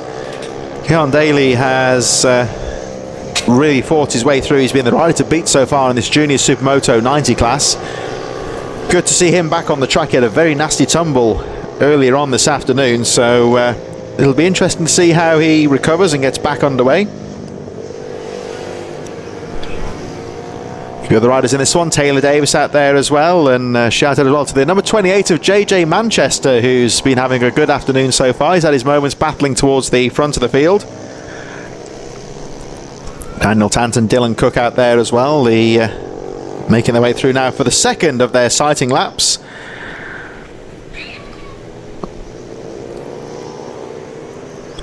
Down the back straight they go, so just carrying a bit more pace down the straight this time as they get a bit more heat into the tyres. A few more making their way around the back of the circuit there as well. We've got CJ Maguire, number 15, making his way around, another one of the newcomers who's really getting to grips quite well with this Junior Supermoto 90 class. Ryan Merrin making his way around the back of the circuit as well, another newcomer, and grabbing some experience. Here we go, the 2 main protagonists in this race class here. We've got the number 79 of Cody Brennan and the rider who has won the opening 2 races in this class, number 35, Keon Daly.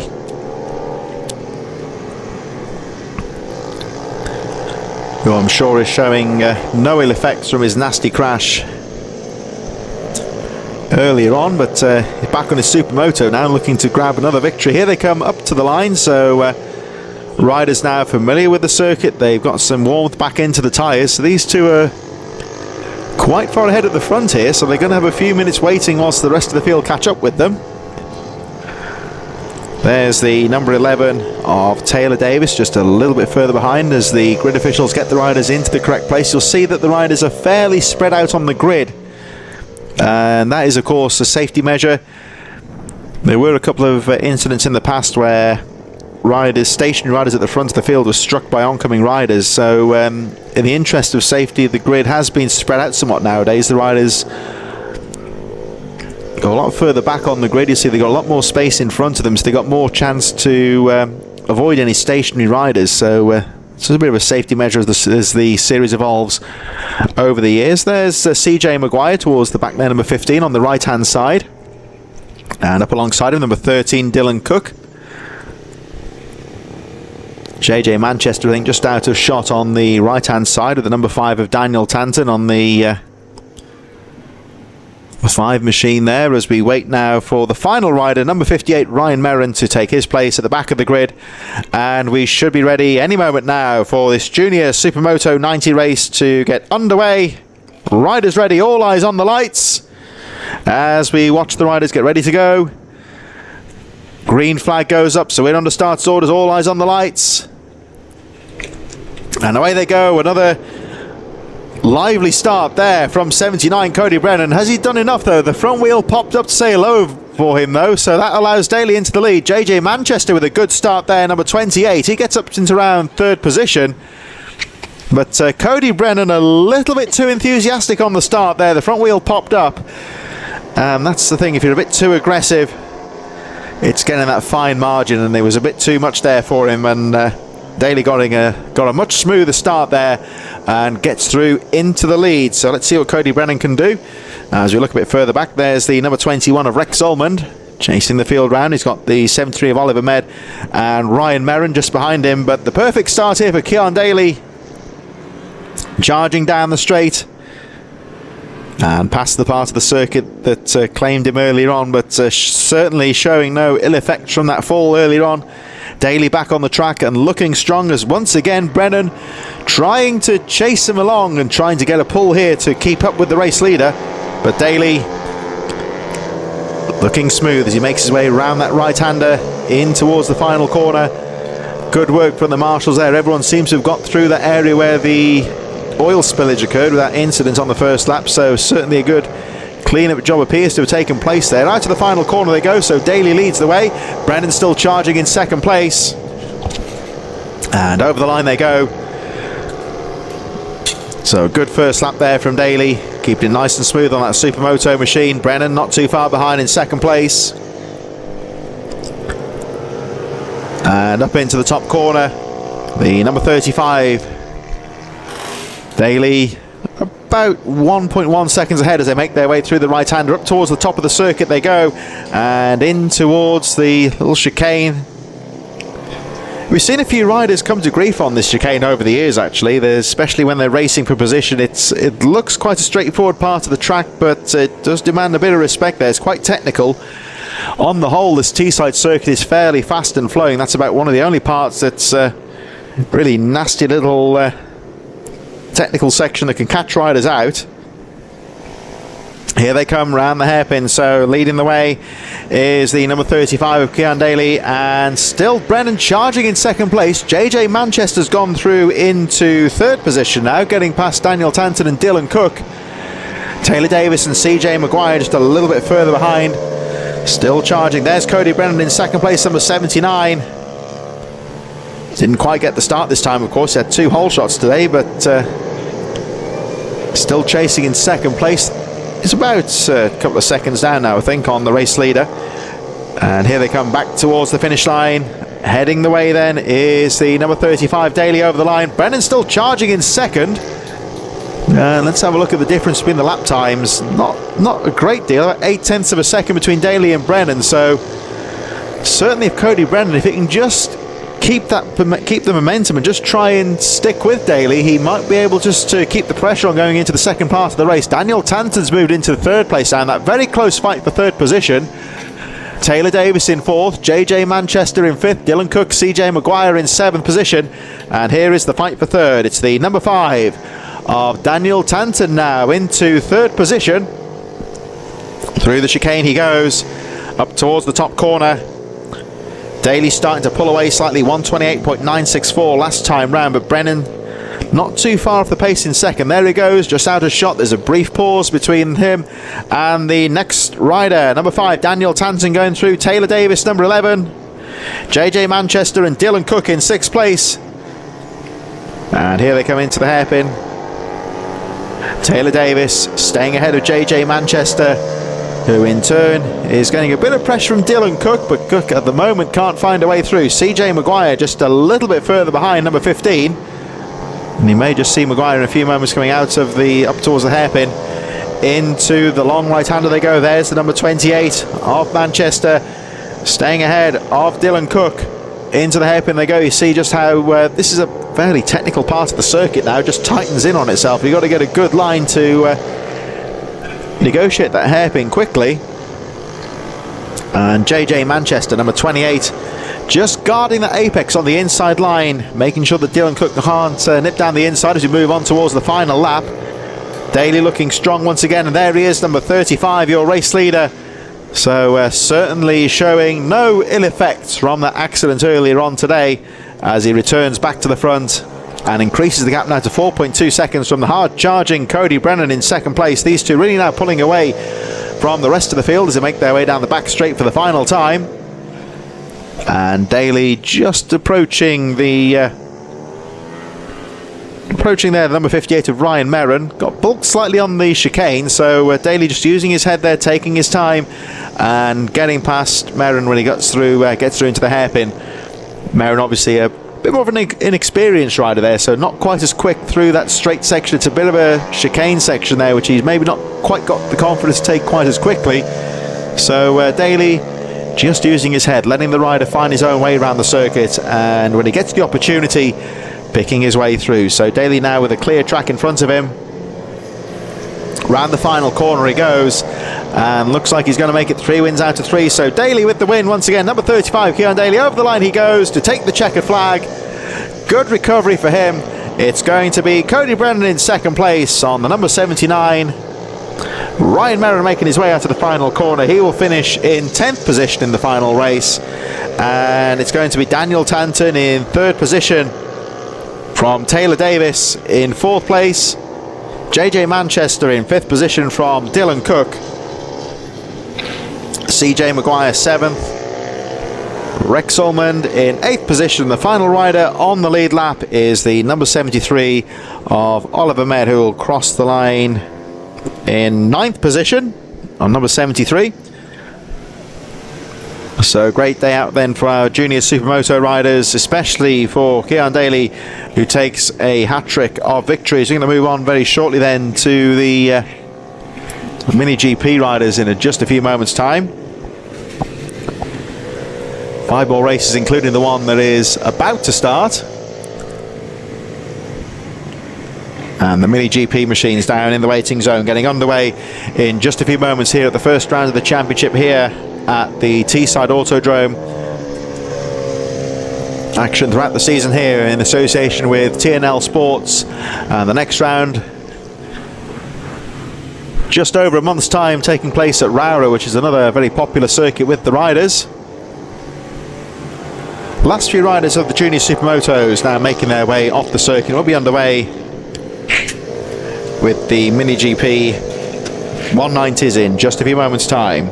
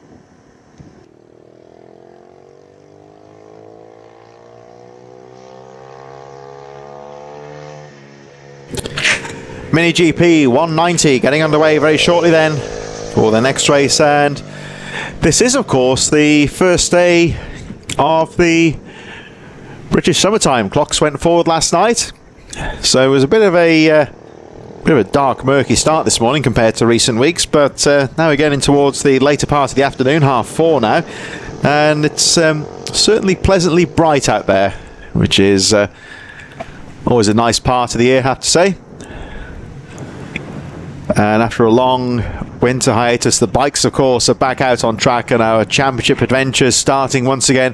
Always a great time of anticipation. We've got new names joining the series, of course, rookie riders. Some of the guys towards the back of the field, of course, maybe taking part in their first ever championship race, which is a big deal for them, of course. And then for the guys towards the front of the field, there's all the hard work and preparation over the winter. It all comes to play starting from today.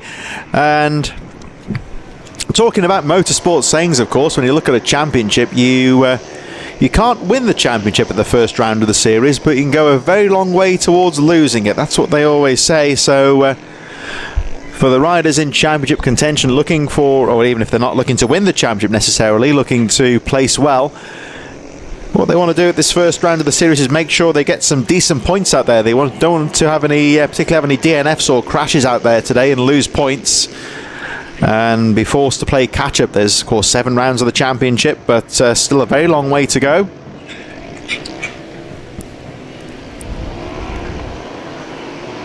Now what you want to be doing here is just to get a good solid showing, get some decent points. If you can get bag the wins, of course, and bag the good results, that's all the better.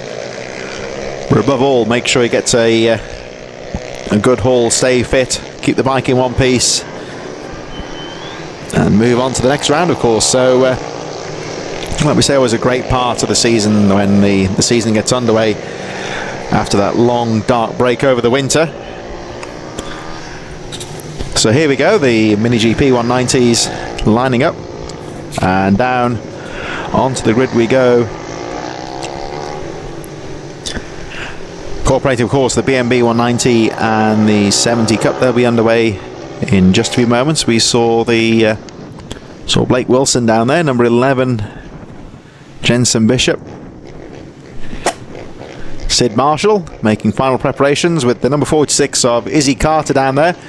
And Oliver Pitcher, it looks like, towards the back of the field. There's Peter Hickman, number 60, who had some mechanical trouble, I think, earlier on. So we'll see how Peter Hickman gets on. David Wilton down there as well. John Pitcher towards the back of the field. So these guys, of course, will start a little bit further behind as the lights go out. And our first group of riders get underway. Henry McCartney, Blake Wilson charging into the first corner. Wilson around the outside gets the jump on the field. All eyes on the grid. There's Wilson Dilks and Peter Hickman. Very much a case of youth versus experience. And of course, the great thing with the mini bike racing is you often get youths and adults racing together. And of course, Peter Hickman really needs no introduction really as to his exploits on a motorcycle, but Wilson Dilks often beats him on these mini bikes. And of course, with the weight advantage that Dilks will have as a younger rider, he will certainly try and use that advantage to good effect. And I'm sure that Peter Hickman won't be looking to, he's a racer of course, won't want to take second place lightly. He's currently second from the group that started further behind. As we look at the number 8, Blake Wilson really got a fantastic start there, staying ahead of the number 31. McCartney having a look, but it's very close to the front here because we've got Marco Holt in there as well. And of course, remember in the first race, Marco Holt with some great moves managed to fight his way through later on, the number 58. Here they come over the line. So Wilson, McCartney, Holt, Arnie Carr in 4th place. Look how close these is at the front here though. Annabelle McCarthy in 6th place. Sid Marshall goes through. Izzy Carter. Wilson Dilks up to 9th place, closely followed by Pete Hickman. They make their way over the line as Blake Wilson, closely followed by Henry McCartney and Marco Holt, making their way up to the top of the circuit now. Arnie Carr, Jensen Bishop will wait to see if we can pick up Wilson Dilks and Peter Hickman having their battle there, just a little bit further behind this fight for the lead, with Blake Wilson and Henry McCartney charging down into the left-hander. Through they go. Jensen Bishop still in 5th place from Annabelle McCarthy and Sid Marshall as the leaders now make their way to the top of the circuit. And Henry McCartney has a peek down the inside of Blake Wilson, can't find a way through, drifts wide going into the hairpin. He'll be looking to try and take that line on the inside, but Wilson's got the line covered, and this fight is allowing Marco Holt into things just a little bit further behind. Over the line go the leaders, so Blake Wilson guarding that inside line. McCartney looking to try and find a way through. Very close racing at the front here, with Arnie Carr just a little bit further behind in 4th. Marco Holt, fastest lap of the race, 1:11.93. And again, very aggressively into the right-hander, just trying to stay on the back wheel of these two and time his moment where he could try and fight through and take the lead. Further back, Wilson Dilks up to 7th place, Peter Hickman into 8th position. They're really fighting through the field quite strongly. Tim Patterson moves up to 11th place. Had some disappointments earlier on, of course, but he's fighting back well in this class. Down the back straight go the leaders. Still this very close battle for the lead between Blake Wilson, Henry McCartney and Marco Holt. Making their way up towards the final hairpin. Down the central straight, Wilson Dilks staying ahead of Peter Hickman. 7th and 8th place chasing up on Annabelle McCartney as the leaders now make their way into the hairpin. Blake Wilson again just covering that inside line, forcing McCartney to take a wider line to try and get the drive out of the corner. And Marco Holt, 58, just watching in 3rd place as they charge over the line once again. Through they go, they see just a little bit further behind, still that fight with Wilson Dilks and Peter Hickman for 7th place.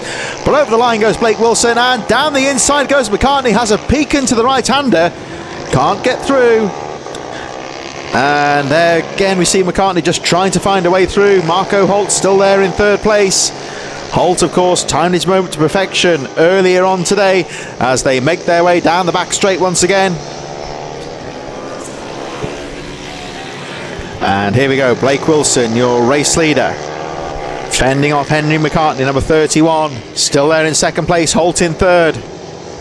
And still as close as ever between those riders. We see Arnie Carr and Jensen Bishop a little bit further behind, 4th and 5th just at the back of our shot there.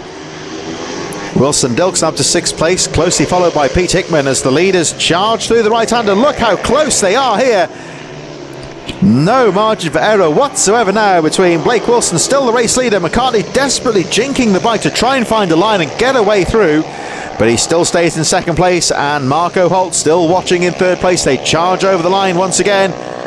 Holt having a little peek down the inside as they go over the line.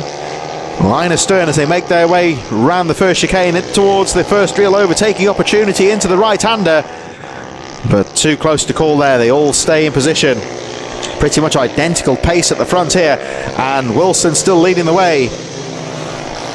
Through the chicane they go. There's not much overtaking going on here, but what they're doing is really pushing each other down the circuit quite well. They're over 10 seconds ahead of Arnie Carr, the number 83, in fourth place.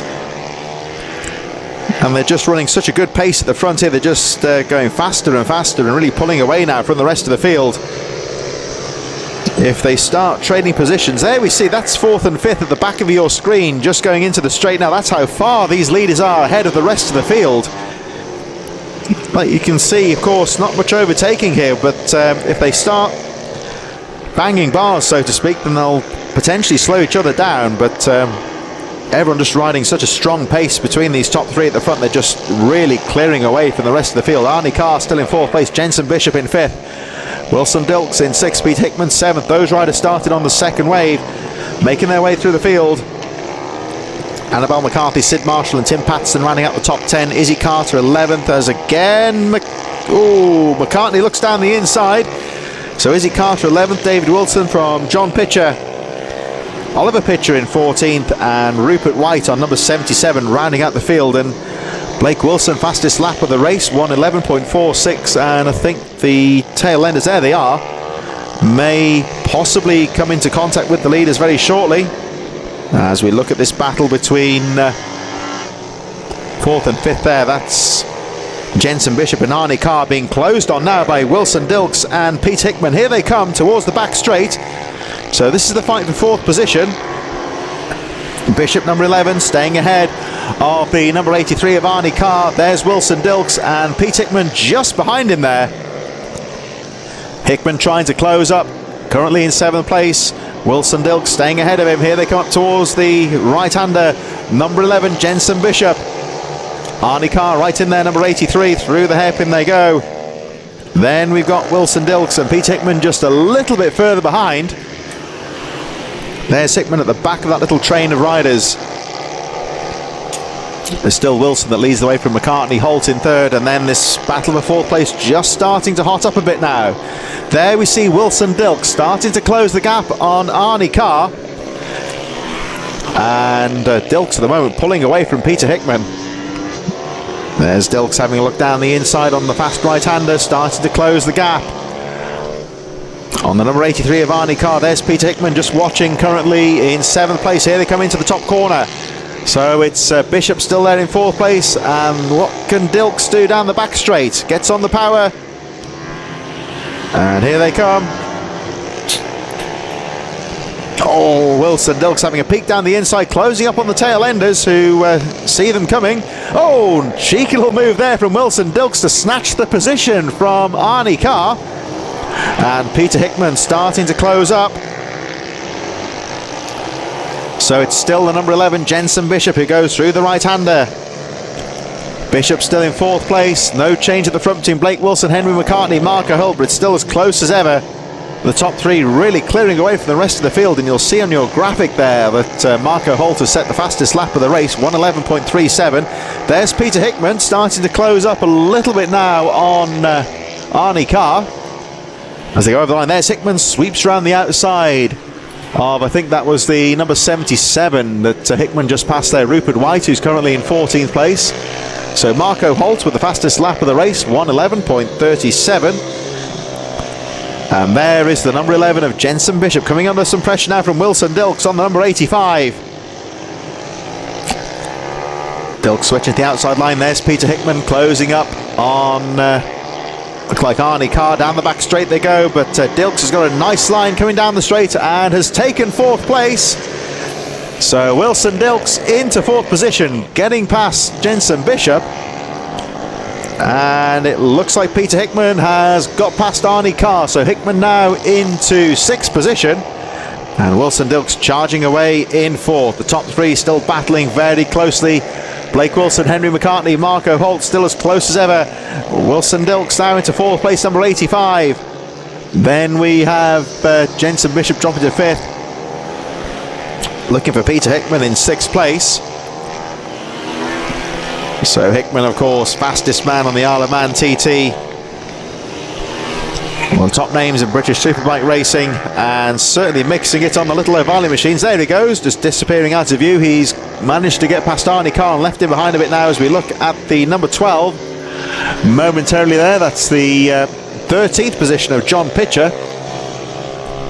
who will shortly be lapped, I think, by Jensen Bishop, currently in 5th place. Blake Wilson, Henry McCartney and Marco Holt still charging away at the front of the field. Wilson Dilks now clear in 4th place. And closing up on the number 12, who nips down the inside. So a neat little move there from Dilks. He got the front wheel in there just to let the lapper know that he was coming through. Took the corner and now clear away in 4th place. The 85 getting the power down. Wilson Dilks charging through the corner. Blake Wilson still leading from Henry McCartney and Marco Holt. Those two only covered by half a second, and you'll see on your graphic, there we go, we cut back to the leaders actually. McCartney has set the fastest lap of the race, 1:11.10, but there's nothing in it as McCartney again has a look down the inside. 1 lap to go here. And these three, I don't think they've actually exchanged any positions throughout the race, but they've been running so close. This race is still finely poised. But 1 lap to go. Is anybody going to pull anything out of the bag here on the final lap as they come charging down the straight for the final time? Blake Wilson pulls away slightly under acceleration down the straight. McCartney leaves his braking late, goes wide. He's going to try and keep the momentum through the hairpins here as they make their way up towards the final right-hander. That long right-hand corner, the line choice here is going to be very important indeed. As, oh, look at Wilson guarding that inside line for all it's worth. Can McCartney find any momentum around the outside? Oh, he has a look down the inside of Wilson, but Wilson shuts it up. Oh, and McCartney stands the bike up on the final corner. That's going to allow Blake Wilson to win. And Marco Holt didn't need to be asked twice there. Nips through into 2nd place. And the unfortunate Henry McCartney, well, he had to give it a go, didn't he? Got the power down on the final corner, but it high-sided him a little bit there. Managed to save the bike, but has to settle for 3rd place. Wilson Dilks is going to cross the line in 4th position.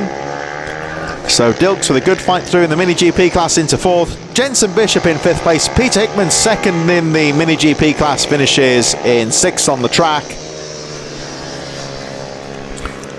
Looks like it's going to be the number 83 of Arnie Carr. And one of our senior riders, Tim Patterson, just finishing behind the 113 of Annabelle McCarthy, who finishes in, or should be coming through any moment now, to finish in 8th position.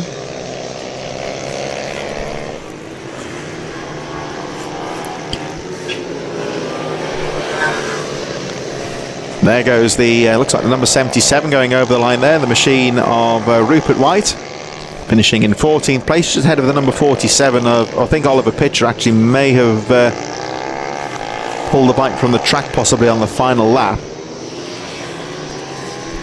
So that means everyone is in, of course. So it's going to be Annabelle McCarthy in 8th place, Tim Patterson in 9th with Sid Marsh running out the top 10, Izzy Carter in 11th from David Wilton, John Pitcher and Rupert White rounding up the field with Oliver Pitcher in 15th position.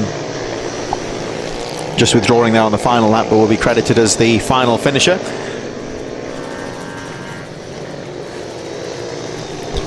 We're going to move on very shortly then to our Mini Motos, who will be out on the track in just a few moments. Mini Moto Pro getting underway. And perhaps will be was a little bit unfortunate in the first race, of course, for the Mini Moto Pros, where we had a fairly close start, but an opening lap fall just seemed to turn the race on its head, I would say, at the very start of the race. We'll have a look at the, of course, we saw the very impressive, we'll see him in a few moments, the very impressive Mason Fedrick taking the victory. Caelan Ratcliffe, though, dropped the bike on the first lap of the race, so was out of the race before it really began. So Ratcliffe will be hoping for a better race this time around. Mini Moto Pros in association with Ninja Super Juice, getting underway in just a few moments. And I think this will be pretty much the final Mini Moto race of the day. We've got some Mini GP and Mini Bike action coming up to round out the first round of the championship here at Teesside. Riders in the waiting zone. For our Mini Moto Pros, Caelan Ratcliffe back on the bike as well. Mason Fedrick, of course, looking very good in the first race. Didn't really have much challenge at the front, of course, but can only run their own race, really. So certainly Caelan Ratcliffe will be hoping to get a better ride this time round as they make their way out onto the circuit. Mini Moto Pros, out onto the circuit they go. So just to recap after this, we have the 3 more races after this. The Mini GP UK race number 2 getting underway, followed by the Mini Bike 140s, Mini Bike 160s championship to round things off in just a few moments. So for the final time today for the Mini Motos, they take to the track. And we'll have a look at how they line up. Of course, Caelan Ratcliffe was an unfinished last time. Mason Fedrick, this rider here, number 5, took the checkered flag.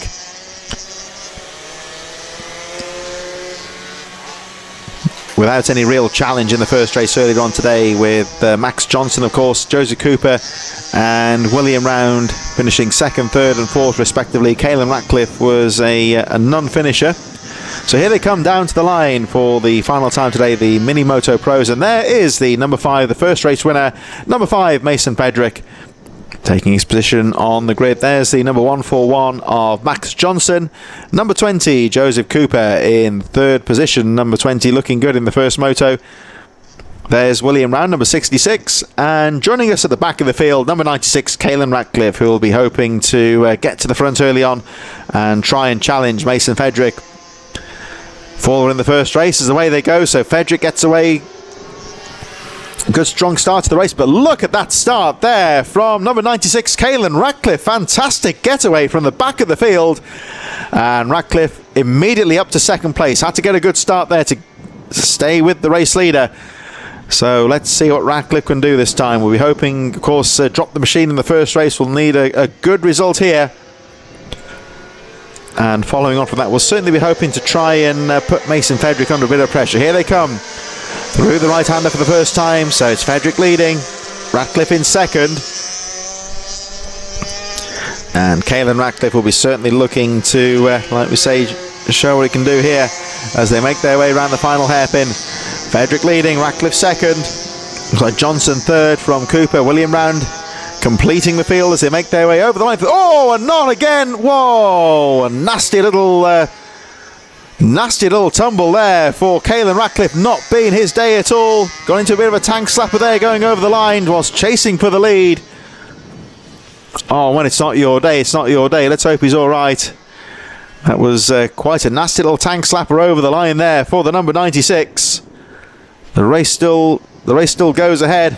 Mason Fedrick then once again unchallenged at the front as Ratcliffe's just on the side of the track by the finish line, and the red flag has been displayed. The race has been stopped.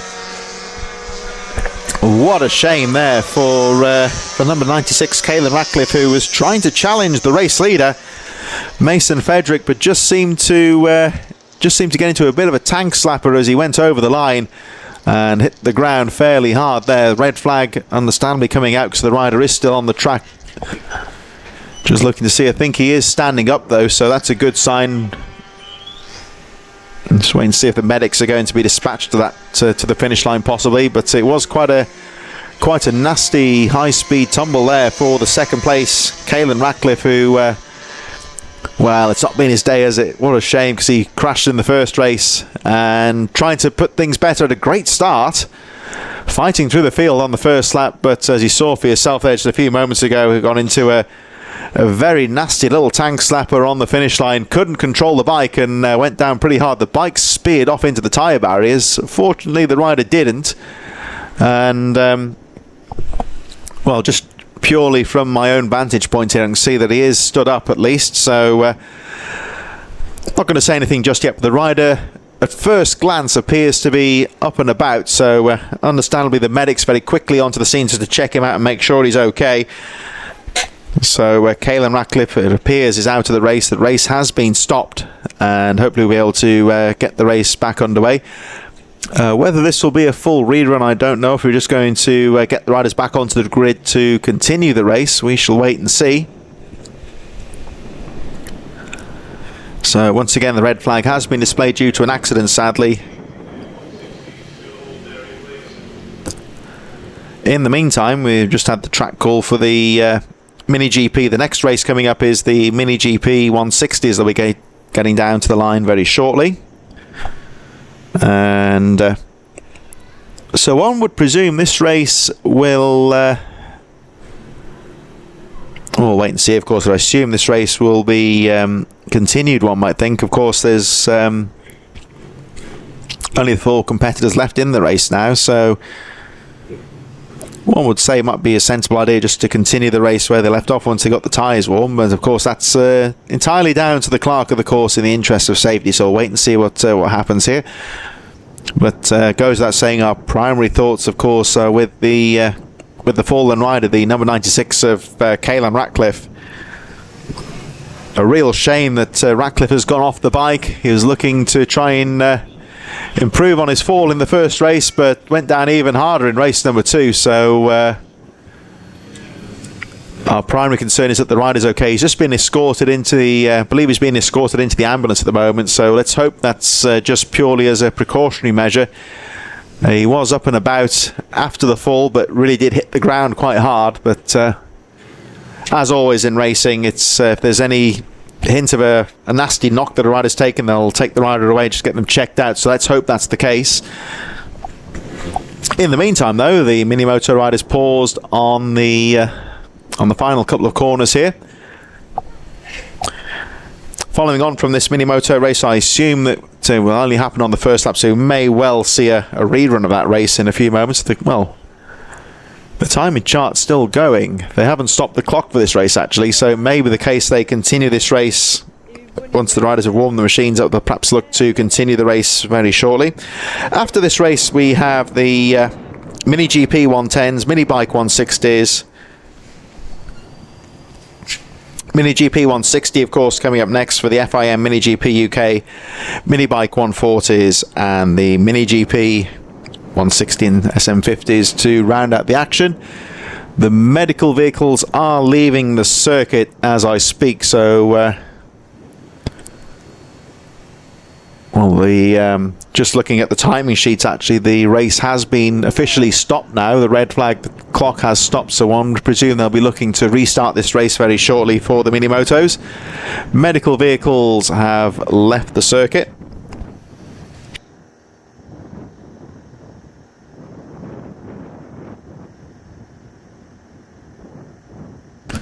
So we're going to take a very brief pause before the racing gets back underway. Mini Motos Pro, red flag due to the incident on the first lap. Rider just been taken away for further medical evaluation. Hopefully, like I say, nothing too serious, but we'll look to get the racing back underway in just a few moments.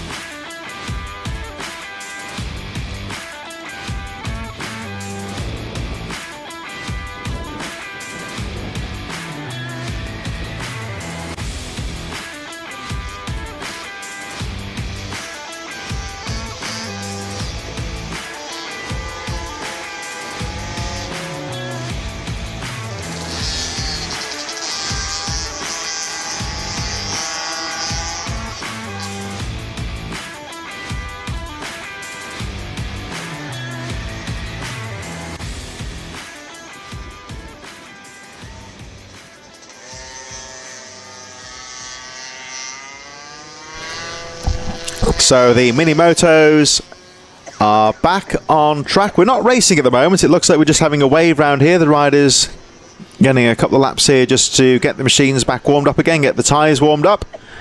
And we'll pick up where we left off, where the number 5 of Mason Fedrick looked very good in the first race earlier on today, so we'll be looking to continue that good form into the restart. We have to feel really for Ratcliffe, number 96, who went down very heavily, bringing out the red flag. Was really trying hard to take the fight to Mason Frederick, but as you saw for yourself a few minutes ago, went down extremely heavily, hit the ground hard, so no surprise to see the red flag come out, and he has been taken away just for a checkup. I say, can't really tell you about the condition, of course, but we hope that's nothing too serious. So the bikes are back on the grid.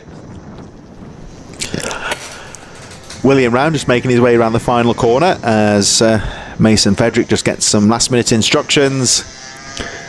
Knows what he needs to do when the lights go out in a few moments. There's the number 141 of Max Johnson. Just out of shot is the number 20 of Joseph Cooper.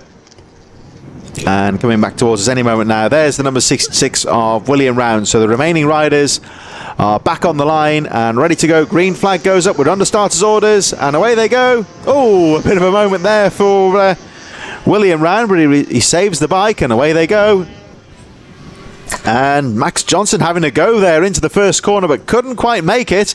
And Mason Frederick emerges in the lead. Here they come in towards the hairpin. So Frederick with a good start. So this is a full rerun of the race. And the clock has gone back to 0, so we're going to start again.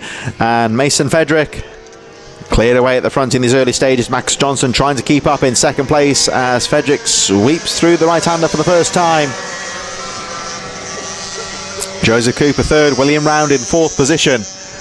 They make their way through the tight hairpin for the first time. Mason Frederick keeping that strong pace at the front now. Of course, he is on his own somewhat here, but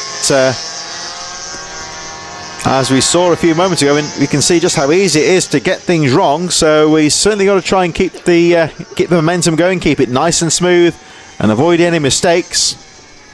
54.608 on that first lap. And Max Johnson 57.2 first time round. Joseph Cooper a bit further behind from William Round. As we look at the number 141, the second place rider Max Johnson, with the number 20 of Joseph Cooper not too far behind in third. And there's Cooper just a little bit further behind on the camera angle there. We pan away and back to the number 141 of Max Johnson, still charging in second place. Can't quite live with the pace of Mason Frederick at the front, but certainly charging hard in second place. You had to give him credit for the start there, you know. He had a good go at the start of the race to try and snatch the lead down the inside. Just ran out of track a little bit there as Frederick swept round the outside, but Johnson's got to keep going here. Looking strong in second position, so any sort of misfortune for the race leader, he'd be right in there to grab the lead. So certainly the race not over for 141 in second place. And there he goes, and still Joseph Cooper, number 20, in third position. William Round on the number 66, a little bit further behind in fourth position. As we look at Max Johnson in second place. Joseph Cooper still charging in third. And the gap between second and third place, only a couple of seconds in it really. We're looking, well, close to about 5 seconds between second and third place. William Round on number 66, just a little bit further behind. So through the right-hander goes the number 141 of Max Johnson. Still comfortable in second place, Mason Frederick charging over towards the finish line now.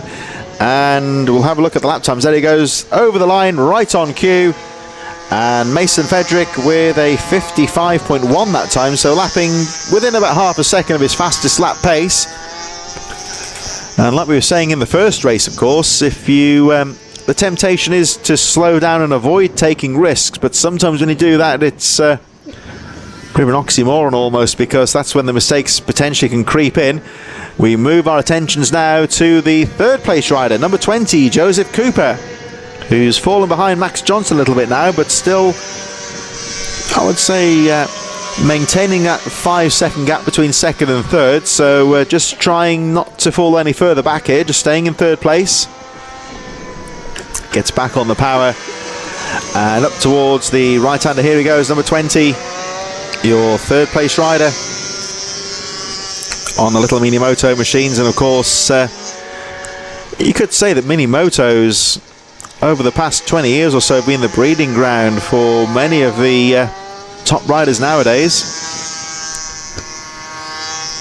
Very small machines, but it allows riders to learn the basics and get the feel of a machine, get the feel for the racecraft as well. And if we look at Mason Frederick, he's certainly circulating quite nicely at the moment, as they all are really. I mean, Joseph Cooper looking strong in third place. We just saw William Round in fourth position, about to be lapped by the race leader, as we look at Max Johnson, number 141, and now the number 20 of Joseph Cooper. So Cooper still there in third position. William Round in fourth on number 66, I think is about to be lapped very shortly by the race leader Mason Frederick, who really is maintaining a very good pace out there. Frederick making his way back up towards the line, and there he goes. The checkered flags come. I think it was just a shortened race, by the looks of things. We're about to lap ahead of ourselves there. So it's another race win then for the number 5 of Mason Frederick. It looks like the number 141 of Max Johnson's going to bring it home in second place. There is the number 66 of William Round, who takes another fourth place position. And the number 20 of Joseph Cooper will finish in third position in our final mini moto race of the day.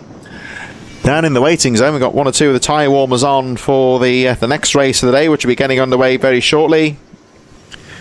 We've just got 3 more races to go here at the first round of the 2024 British Mini Bikes Championship here at the Teesside Autodrome. The FIM Mini GP 160s are coming up in just a few moments' time. Riders making final preparations down in the waiting zone. Bikes are ready. Some pretty well regarded riders here taking their place out on the track in just a few moments. Mini Bike 140s and the Mini GP races will follow in just a few moments' time. But certainly great to be back here at Teesside for this opening round of the championship, as we move on to our Mini GP race in just a few moments. Last couple of riders making their way off the track for the mini bikes, or the mini motos I should say, and then we'll be back underway with our Mini GP class in just a few moments' time. 3 more races to go, including the one that's about to get underway down in the waiting zone. Riders making final preparations before they take to the circuit. Like we say, of course, there's a long season in front of us, and although you'll not win the championship here at Teesside today, you could certainly go away towards losing it. So the riders looking for a good, strong performance to get the season kicked off in style at this first round of the championship. They make their way out onto the circuit. So the FIM Mini GP 160s taking their way out onto the circuit now. Wilson Dilks looking very strong in the race earlier on today. Tyler Humphries, Hudson Kai Cooper, who, let's say if you're watching the YouTube live stream, he did put a comment on there earlier saying he was okay. So whether he'll be in this race, I don't know, but at least he'll be fighting for the future rounds, one would hope. But certainly some very competitive riders out here in this race that's about to get underway. The Mini GP 160 is getting underway in a few moments. Wilson Dilks up there with Tyler Humphries. Frankie Watson had his moments as well. So Wilson Dilks, who was fighting away with Peter Hickman in his previous outing, now looking to start from the front of the field. Although he's got some very tough competition there, I'm sure that Tyler Humphries will not want to give things up lightly. Here they come down towards the grid for third to final race. Mini Bikes 140 will be following on after this race as Wilson Dilks settles into position on the start line. No emotion, just staring down at the first corner, and Dilks will be looking just to focus and imagine getting to that first corner first. He knows what he needs to do, get away from the line properly. Frankie Watson looking good as number 25 gives us a wave there. That's the machine of Chloe Gleason. And looking further back, we've got the number 16 there, Lucas King. All set and ready to go. A bit further back there, number 11, Leo Hams. All eyes on the first corner. And we'll watch from the perspective of Leo Hams as the grid is cleared and we wait for the lights. We're ready to go. All eyes on the red lights. And we're away. Mini Bike 160 gets underway, charging into the first corner. Good start there from Wilson Dilks as they charge through. Tyler Humphries on his tail, and a great start there from Chloe Gleeson getting through into the top three. Although Frankie Watson fights back as they make their way through to the second corner, though it looks like Gleeson's held on. So Chloe Gleeson in third place, Frankie Watson in fourth. So let's have a look at that chasing pack here. Chloe Gleeson with a great start getting ahead of Frankie Watson and Daniel Stevenson. Joshua Herring and Leo Solio a bit further behind. And they'll be looking to try and live with the race leaders as they charge down the back straight for the first time. Dilks leading. Humphries in second. Humphries goes wide round the outside. Now trying to get the momentum into the next hairpin. Down the inside he goes. Oh, and he had to back out of that one because Dilks shut the door on him. So Wilson Dilks staying strong there, just guarding his line. And holds on to the lead with Tyler Humphries in second place. Chloe Gleeson from Frankie Watson in third place as they make their way through to the hairpin for the first time. Here they come round the final corner. So Wilson Dilks, your early race leader from Tyler Humphries. Over the line they go. Dilks charging through. Looks like Watson fighting through into third place. Gleeson in fourth position. Joshua Herring up to fifth place from Daniel Stevenson. As Wilson Dilks charges away into the right-hander, but look at Tyler Humphries all over the back wheel there. And Tyler Humphries giving this a real go. He's certainly putting Dilks under some pressure here. Now, if these two start fighting, look out for the third place Frankie Watson, who's setting a good pace in third. There he goes. Getting past Chloe Gleeson on that first lap to settle into third position. Gleeson still in fourth. And Frankie Watson looking to try and get involved in this battle for the lead as Wilson Dilks guards that position, guards the inside line again. Humphries goes wide round the outside. He's going to try and send it into the right-hander. Oh, and look how aggressively Wilson Dilks claims that right-hander. He saw that one coming and saying there to Tyler Humphries, you'll have to try a little harder than that, I think. As Humphries again going wider, carrying the speed a little wider than Dilks. Looking to go for the momentum round the outside in the hairpin. Again, shadowing that back wheel of the race leader, number 85, Tyler Humphries. Desperately trying to find a way past Wilson Dilks, who has got that bike planted really perfectly, he would say. Tyler Humphries with the fastest lap of the race, making his way up towards the right-hander. Down the inside he goes of Dilks. Oh, and couldn't quite pull that one off. So Tyler Humphries will have to try and fight again all the time. Frankie Watson is watching in third place still. Chloe Gleeson in fourth. Joshua Herring, Daniel Stevenson, Leo Solio, Lucas King and Ollie Everts in ninth place. Leo Hams 10th, Ollie O'Gorman and Joseph Cooper rounding out the field as they make their way down the back straight once again. Let's see what Tyler Humphries can do. Has a peek down the inside of Dilks going down the straight and again goes wide. Is he going to try and make that move once again? Goes to the outside line. This time stays on the outside wheel of Wilson Dilks as they make their way back towards the right-hander again. You can just see Tyler Humphries here just trying to use momentum. He's going for the wider lines, covering a lot more of the track, but not losing much speed. And Wilson Dilks just guarding that classic racing line, preventing Tyler Humphries from diving down the inside. So Humphries having to really work hard here to try and engineer an opening to get past Wilson Dilks. You can see how Dilks is parking that bike on the racing line, forcing Humphries to go wide, trying to use the momentum to get through. Dilks just leaving the door open slightly to make the corner himself. Not enough there for Humphries to go for the pass. And Wilson Dilks having to work really hard here because Tyler Humphries doing everything he can to try and find a way through. Frankie Watson a little bit further behind, 2 seconds down in third. But Watson having to push hard here, number 14 in third place, because if these two, if they start banging elbows, you would say that could really allow Frankie Watson in with an opportunity. Here they come down towards the left-hander. And again, Humphries round the outside. But you could say from the start of the race, Wilson Dilks is now well aware of the threat that Humphries poses into that right-hander. Again, Humphries trying to get the momentum out of the hairpin. Again, goes a bit wider on that long right-hander, using the momentum to try and carry that through into the hairpin. But again, Dilks has got the bike parked on the apex. And Humphries has to drift wide. Here they come back down the straight once again. Very close here as Wilson Dilks, 85-year-old race leader. Certainly not worried about the rider behind him. He's just running his own race here. Parking the bike intelligently on the corners so that, and again you see Humphries having a peek down the inside again. This time makes the move stick into the corner, but will Dilks get him back on the exit? No, he can't. So this time Tyler Humphries squeezes through into the lead. And now let's see what Wilson Dilks can do. So Humphries has been pushing hard. Dilks actually setting the fastest lap of the race last time round, 1:14.842. And let's see what Wilson Dilks can do as they make their way down the straight. Dilks down the inside, brave move there from Wilson Dilks into the chicane and retakes the lead. Watch out for Frankie Watson in third. This is allowing him to catch up as they bang bars there a little bit. It's getting tight at the front here between Humphries and Dilks as they make their way through into the long right-hander. Humphries back into the lead now from Dilks. Frankie Watson desperately trying to get involved in this fight in third place.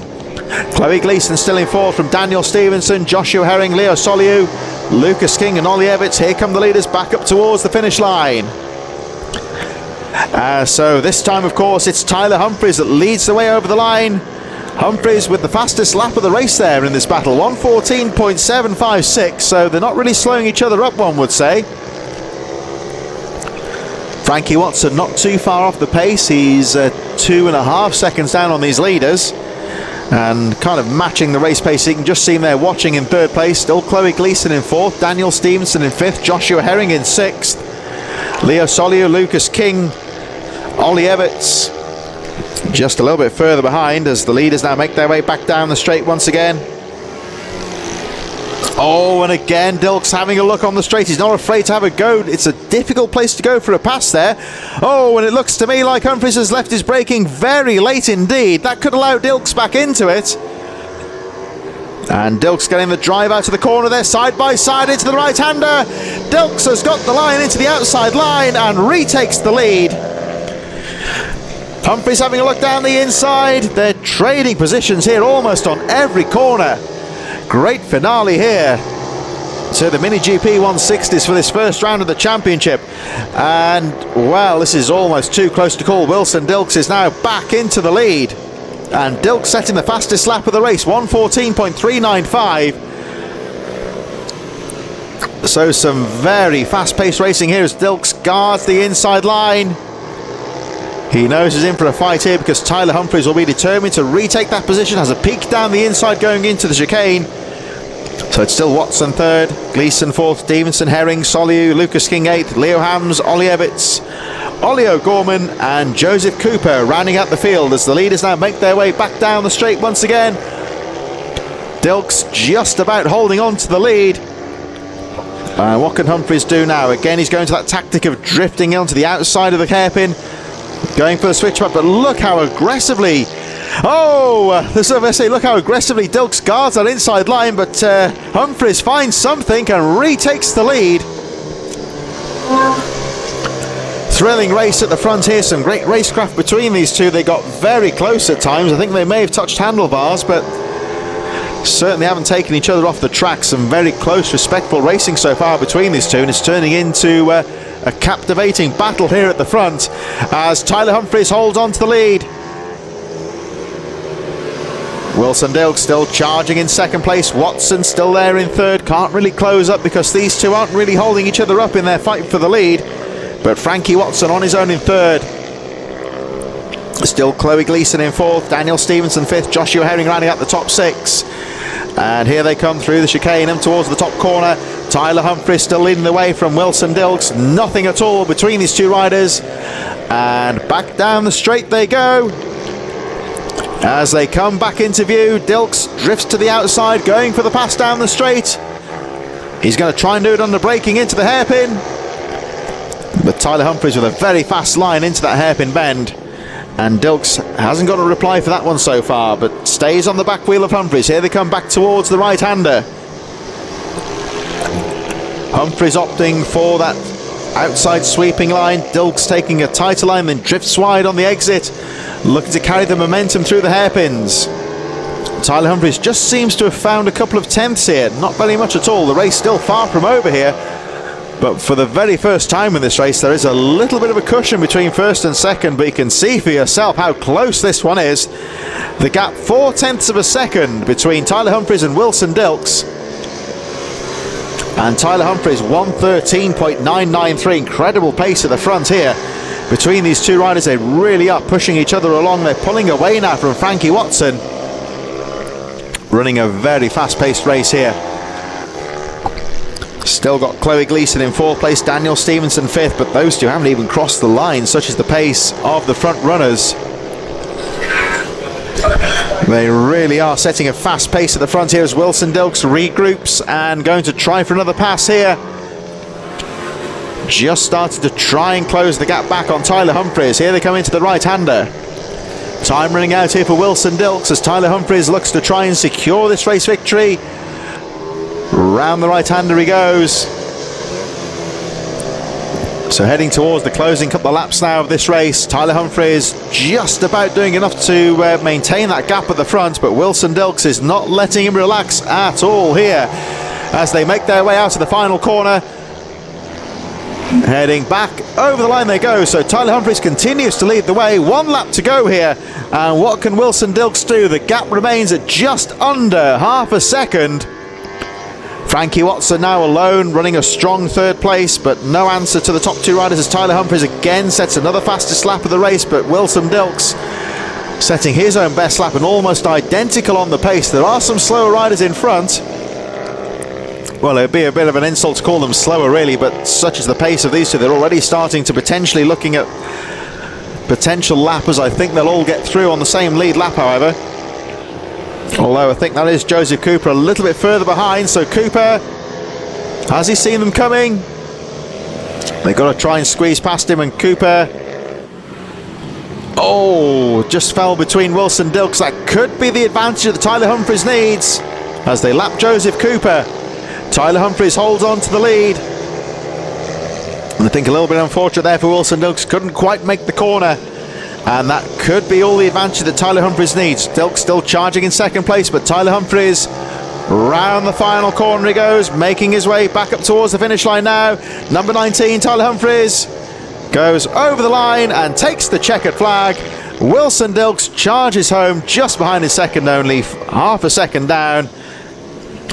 And Joseph Cooper over the line there. He finishes in 12th place as we move back to the battle of a 4th position. Frankie Watson 3rd, and Chloe Gleeson staying ahead of the number 18 of Daniel Stevenson as they make their way up towards the right hand for the final time. There is the number 25 of Gleeson. She had a very good start to this race and has hung on to maintain that 4th position, staying ahead of Stevenson. Here she comes in towards the final corner. Chloe Gleeson, Daniel Stevenson all running very strongly, and over the line they go. So Gleeson in 4th, Daniel Stevenson in 5th place, and Leo Soliu finishing in 6th position. The 912 of Joshua Herring in 7th position. And then further back we've got Lucas King, Ollie Evans, Leo Hams, and the final finisher on the lead lap is the number 88 of Ollie O'Gorman, who's just coming around the final corner now. Here they come over the line, so it's going to be King from Evans, number 61. Then we've got Leo Hams, number 11, and the 88. Oh, Ollie O'Gorman there on the final couple of corners there, just sneaking through into the top 10. Leo Hams in 11th position, with Joseph Cooper, number 45, rounding out the field. But what a superb race there for the number 19 of Tyler Humphries, and the gap at the end was half a second, which was the biggest it had been all race, just to demonstrate how close that race was. Fantastic action there as we move on to our penultimate race of the day. The mini bike 140s there on the in the waiting zone now, about to get underway. BMB 140s in association with AMR Moto, and that'll be getting underway in just a couple of moments time. Riders making final preparations in the waiting zone, and will be out on track in just a few moments. As we say, this is the penultimate race of the day. don't forget, of course, that the next round of the championship taking place on May the 12th at the Rerun circuit up in Cumbria. And throughout the whole season, this will all be live streamed, of course, in association with TNL Sports. They're doing a great job of bringing us all this action, whether it be on your TV set at home or if you're watching it on your portable devices.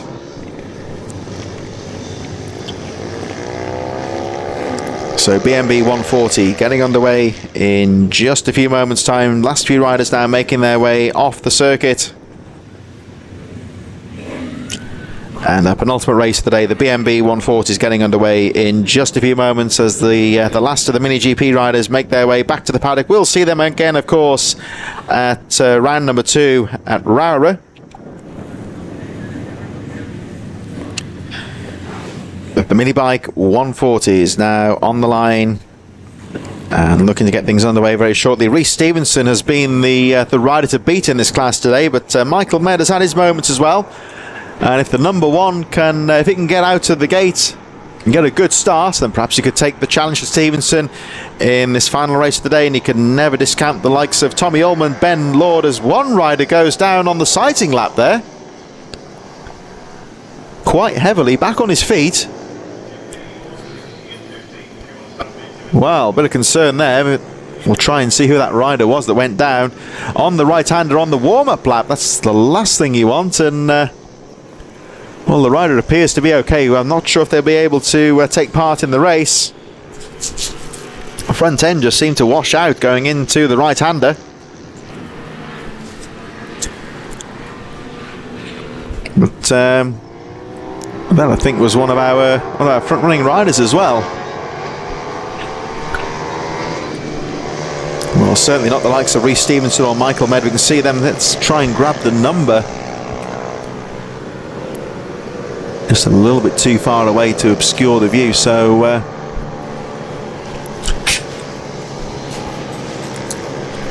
we'll try and have a look through process of elimination when they come back down towards the start as to who that is. It was a little bit too far away to make out the number on that machine, but the rider back on the bike looking to get underway. There's Rhys Stevenson at the front though, number 123, gives us a thumbs up. He's looking confident going into this race.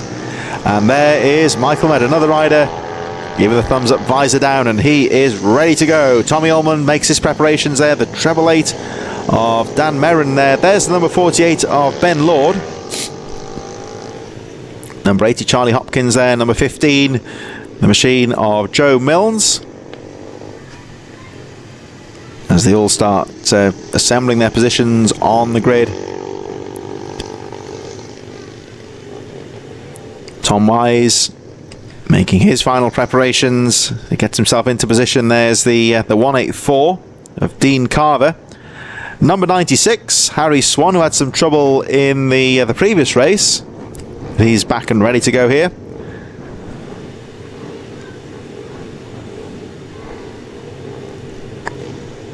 Possibly Simon Gates, I wonder, by process of elimination. Didn't see him on the grid, so I wonder if that was the rider who was in trouble.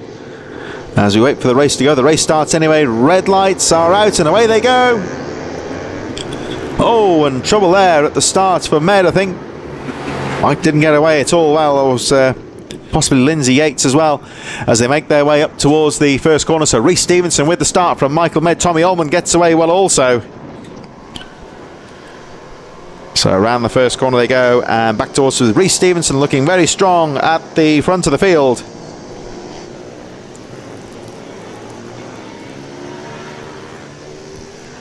Tommy Ullman third place and Ben Lord.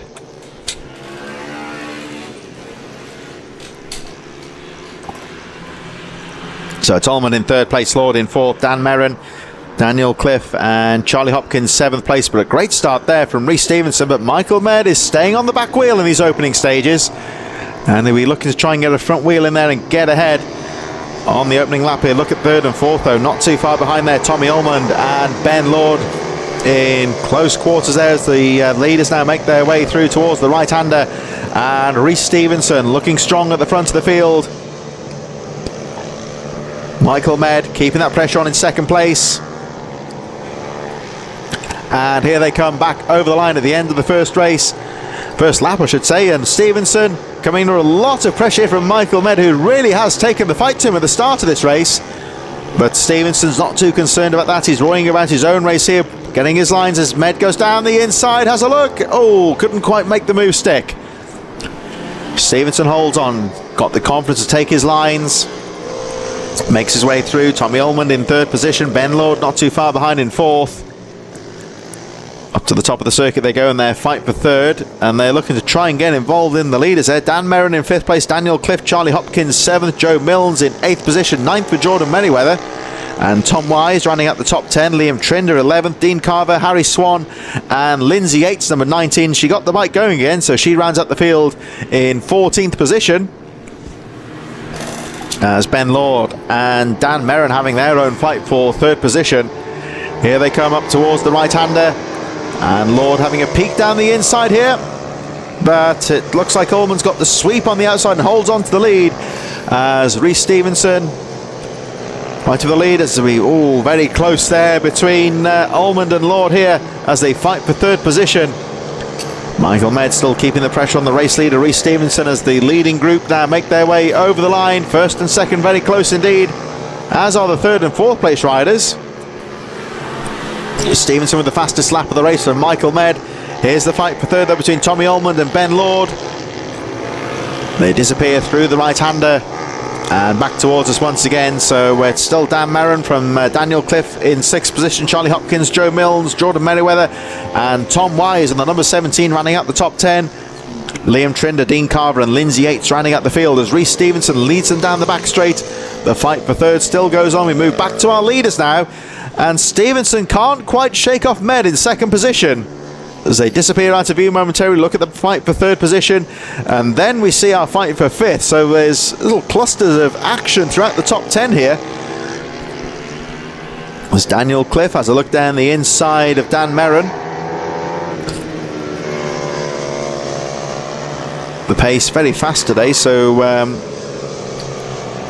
not potentially the easiest for overtaking at the moment, but there's certainly some very close quarter racing here. And looks like the unfortunate number 96, he had some mechanical trouble previously, but Harry Swan is out of the race as Lindsay Yates moves up to 13th position. It looks like Harry Swan has dropped out of the lap charts here. Over the line goes Rhys Stevenson to set another fastest lap of the race, but only 0.3 of a second ahead of Michael Med.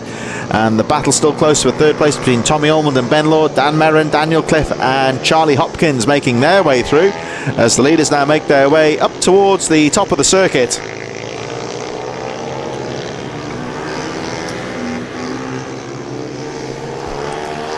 And there is the number 888 of Dan Merrin with Daniel Cliff right on his tail there. This is the battle for fifth position right now. Still running very closely. Sixth position then for Daniel Cliff, Charlie Hopkins, seventh from Joe Milnes. There's the two leaders having their own fight. Still Rhys Stevenson fending off the number 1 of Michael Med. There's the fight for third position between Tommy Ullman and Ben Lord. And then we move to fifth place here, Dan Merrin and Daniel Cliff. So the top 6 riders not really close together as such. We've got these 3 little pockets of on-track action here, and we focus for now on the fight for fifth position as we see Daniel Cliff. Looks like he's made that move stick now, so Cliff into fifth position as Merrin has a lip down the inside and retakes that fifth place on the entrance to the hairpin. Charlie Hopkins, number 80, just a little bit further behind, trying to get involved in this one as Rhys Stevenson sets another fastest lap of the race and pulls away slightly to 0.6 of a second. But it's definitely not 0.6 here between these two riders, as again Dan Merrin coming under a lot of pressure from Daniel Cliff. Here we go back to the fight for third position now between the number 21 Tommy Ullman and Ben Lord right on his tail as they make their way down the back straight. First and second charging down. Here they are, the leaders. They go down into the hairpin, and still Michael Med can't quite find a way through from Rhys Stevenson. They're closing up on, I think that's Lindsay Yates. Yates holds her line, and the faster riders make their way through. Michael Med on the outside, And they see good riding there from Lindsay Yates when being lapped. I think the riders just holding their line. It's good racecraft really just to hold the line and let the faster riders find their way through rather than switch lines. That's where the risk is of taking a faster rider out. So Lindsay Yates holding her line. The faster riders get through and she can continue with her race still running strongly in that 13th position, as Stevenson just starting to pull a very small gap at the front here from Michael Med. Not by very much. The gap only 0.6 of a second here. But they are running very strongly between first and second place. Tommy Ullman in third position.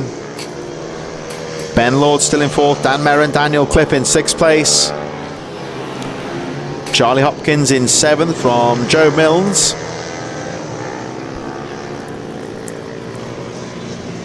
Jordan Merriweather the ninth, and Tom Wise rounding out the top 10.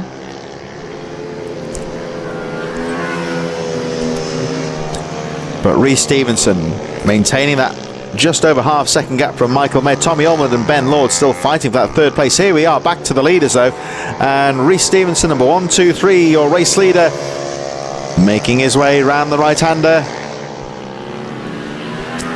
So Stevenson at the moment has got the race under control because Michael Med can't find a way to make a pass, but certainly there's no margin for error here from Stevenson.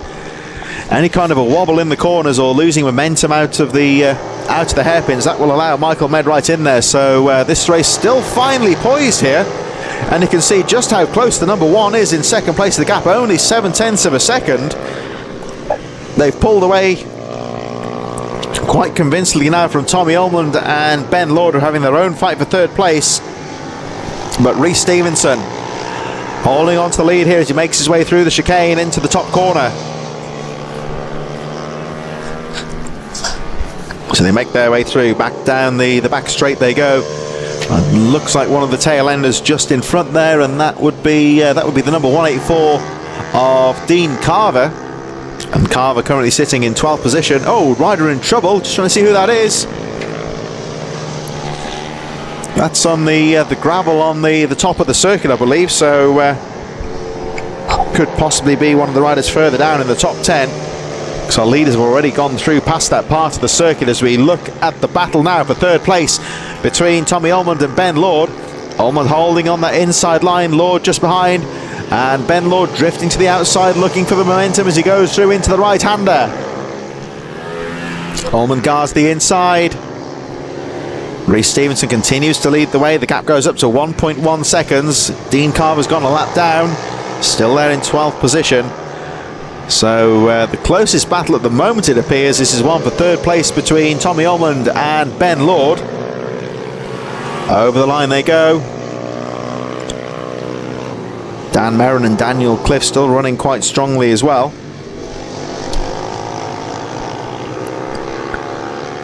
So through they go. Fallen Rider, I think, has managed to get back underway.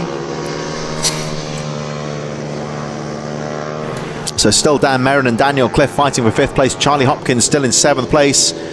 And Joe Milnes, number 15, still in 8th position. There's the fight though for third place as Tommy Ullman just starts to pull away slightly from Ben Lord. Not very much in it though. It looks like Reece Stevenson just pulling away. That gap going up just over 1.5 seconds between first and second place. But here, third place, Tommy Ullman can't quite shake off Ben Lord, who's keeping that pressure on in 4th position. Dan Merrin and Daniel Cliff 5th, and 6th place Charlie Hopkins as Reece Stevenson goes through. The gap now 1.6 seconds, and Stevenson's taken the checkered flag, so it's a race win for Stevenson. Michael Med in 2nd place, and it's going to be Tommy Ullman in 3rd place from Ben Lord.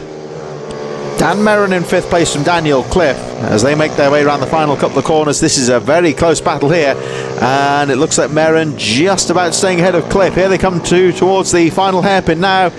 Number 5, Dan Merrin, currently sitting in 5th place. Cliff having a look, and number 6, Dan Cliff, looks like he'll have to settle for 6th position. Charlie Hopkins on the number 80 finishes in 7th position. Joe Milnes in 8th place. And a bit further back we've got Jordan Merriweather and Tom Wise, the last 2 riders on the lead lap. They are 9th and 10th respectively. Liam Trinder a lap down, finishing in 11th place from Dean Carver, and Lindsay Yates will be finishing at the moment in 13th position on the number 19, with Harry Swan unfortunately a DNF. There's Jordan Merriweather going over the line now in 9th position. Tom Wise a little bit further behind. But a great win there for Rhys Stevenson, who came under a bit of pressure throughout the race from Michael Med in 2nd place, but did enough to hold on and secure the victory.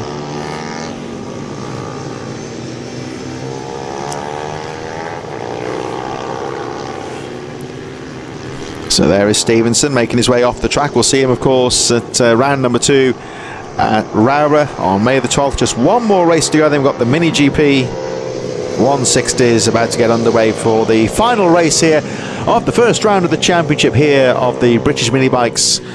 Been another fantastic day's racing here at the Teesside Autodrome here at Middlesbrough. Always a great way to start the season off, and I say it's a very evocative circuit, you might say. It's right in the heart of the city. You've got the, like you say, when you look at the background of the circuit shots, you've got the Middlesbrough Transporter Bridge, the Riverside Stadium, the home of Middlesbrough FC, just off in the background as well. And right here as well, not only is there a karting circuit, motocross here as well, and the Red Bears Speedway team also next door. So very much a big motorsport area here at Teesside. It's certainly a fantastic venue to kick off the first round of the championship in 2024. So stick around, we've got one more race to go then. It's the Mini GP 160s to round out the day. They'll be getting underway in just a few moments time for our final race of the calendar.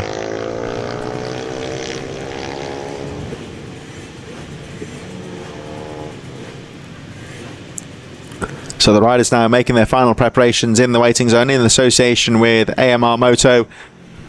Don't forget to give a like and subscribe to the TNL Sports channel. Plenty of action throughout the season, including all rounds of the British Mini Bike Championships. There's the Hunts Kart Racing Club, some of the stars of the future at karting over at Kimbolton. Second Sunday of every month, and of course the British Supermoto Championship. Plenty then of 2- and 4-wheeled action across the season as our final race of the day is about to get underway. It's the Mini GP 160s and SM50s making their way out onto the circuit. Heading out onto the circuit for the sighting lap. There's the number 71 of Bradley Curtis up to the top corner. And don't forget, of course, that the next round of the championship will be taking place at the spectacular Rowra circuit in just over a month's time on May the 12th. So don't forget to tune in and catch all the action from round number 2 at Rowra. Always a popular one with the riders. In previous seasons, we've not always had the best of luck with the weather there. There's been some very gnarly races at Rowra. The Cumbrian weather sometimes can be quite relentless, so let's hope for similar condition to what we've got here at Teesside. So that'll be on the 12th of May. Next month, of course, we will be at Rowra for the second round of the championship. In the meantime, though, we've got one more race to settle here at Teesside for our first round of the championship as the riders take their positions on the start line for this final race. It's the Mini GP 160s and 50 2024 round number 1 getting underway as we see Frankie Watson, the number 19 of Tyler Humphreys, looking good, looks ready to go, and the number 4 of Travis Shaw, he's prepared and ready to race. Daniel Stevenson, number 18. There's the number 71 of Bradley Curtis, and the last few riders taking their positions on the line.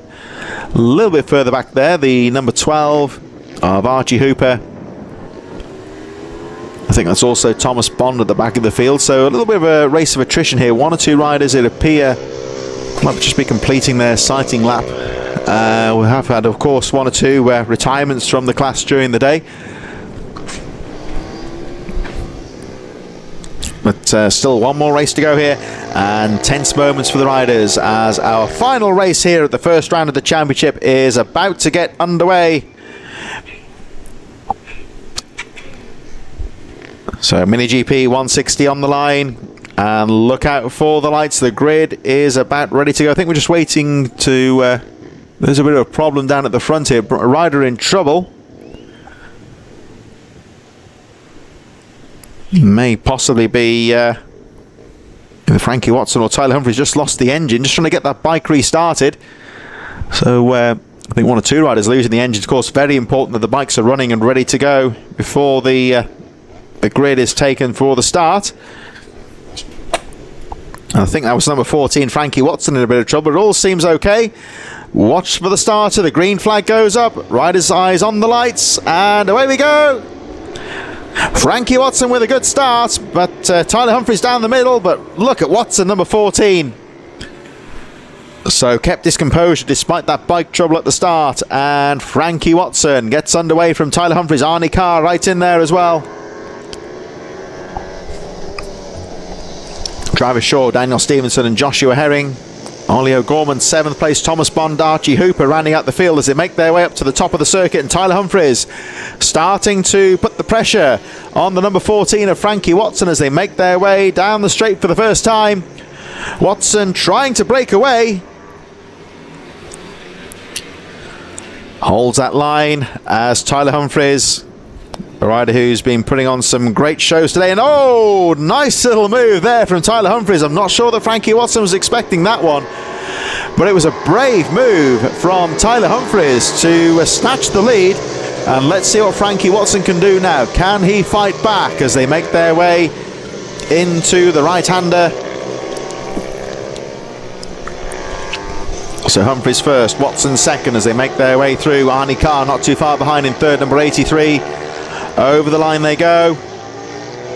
So Tyler Humphries it is this time that takes the lead. Frankie Watson close behind his second. I'm sure that Watson, he won't be happy with himself for letting that lead slip, and he'll be determined to try and fight back and retake the lead. Travis Shaw not too far behind there now, fighting through into third position. Just a little bit further behind there, then we've got the number 18 of Daniel Stevenson, Joshua Herring in 6th place, Bradley Curtis, Ollie O'Gorman, Thomas Bond and Archie Hooper rounding up the 10-rider field. As Humphries now down the back straight they go. Look out for the second place Watson. There's third position now, the number 4 of Travis Shaw, who fought back very strongly earlier on today. So we'll see if he can do much of the same in this final race. Arnie Carr and Daniel Stevenson 4th and 5th place. Joshua Herring still there in 6th position. Bradley Curtis, Ollie O'Gorman, Thomas Bond and Archie Hooper rounding up the field. But Tyler Humphries just trying to break away a bit here at the front of the field.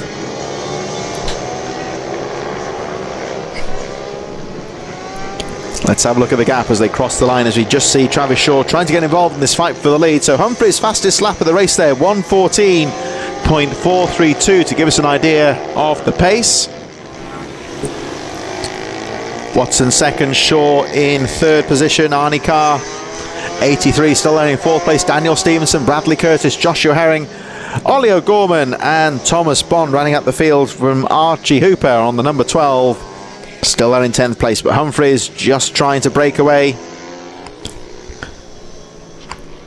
As we look at Arnie Carr and Daniel Stevenson fighting away for that 4th position. Down the straight go the leaders. Humphries just starting to break away slowly at the front. The gap around half a second or so as they make their way up towards the final few corners. Then there's this battle here between Arnie Carr and Daniel Stevenson. Bradley Curtis and Joshua Herring just a little bit further behind.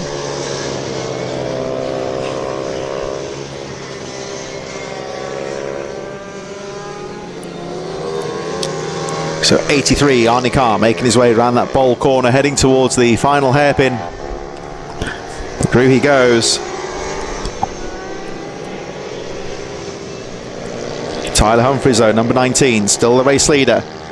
Leads the race now by 2.7 seconds from Frankie Watson. Travis Shaw still third, Arnie Carr in 4th. And here we focus on the number 83 of Carr as he makes his way up towards the top corner. Back to our leader though, and Tyler Humphries looking very strong at the front of the field. He came under a lot of pressure in the early stages from Frankie Watson, and we saw the method in which Tyler Humphries Very sneakily snatched lead. I don't think that Watson was expecting him to dive down the inside like that, so he took the opportunity to grab the lead, and now really starting to break away. I can tell you that Joshua Herring has just returned the bike into the paddock, so it looks like the number 912, currently in 8th position on your lap charts, is dropping out of the race. So that'll mean, of course, that Thomas Bond and Archie Hooper both move up a position, and we'll grab a few more vital championship points. But we're watching now the number 19 of Tyler Humphries just starting to break away at the front now. So the gap went up to 2.7 seconds, and here he comes over the line. So Humphries leading, looking very strong at the front of the field. Watson still in 2nd position. There he is, number 14, the early race leader.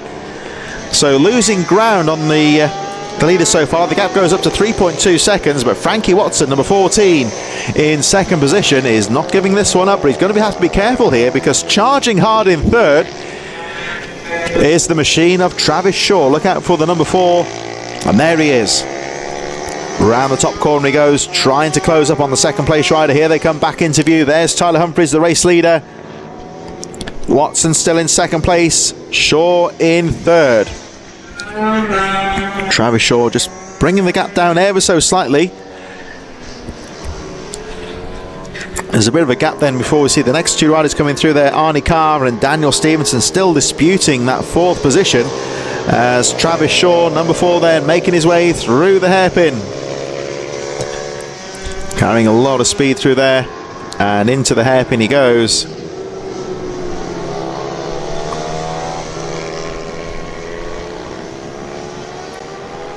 So Travis Shaw out to the final corner, trying to close up on Frankie Watson. Let's have a look at the gap as they cross the line. So Humphries leading, and it's staying about 1.5 seconds between 2nd and 3rd place so far. So at the moment, Frankie Watson getting into a rhythm here, not letting Travis Shaw in 3rd get too close. Through the chicane he goes, number 14, your 2nd place rider Arnie Carr and Daniel Stevenson still fairly close for 4th position. Then Bradley Curtis, Ollie O'Gorman, Thomas Bond and Archie Hooper rounding up the remaining riders, with the 912 of Joshua Herring retiring from the race. The gap currently 3 seconds between 1st and 2nd place. Humphries has established the lead at the moment and just seems to have settled into around the 1:15 region. So Watson remaining around 3 seconds behind in that 2nd position, makes his way through the right-hander.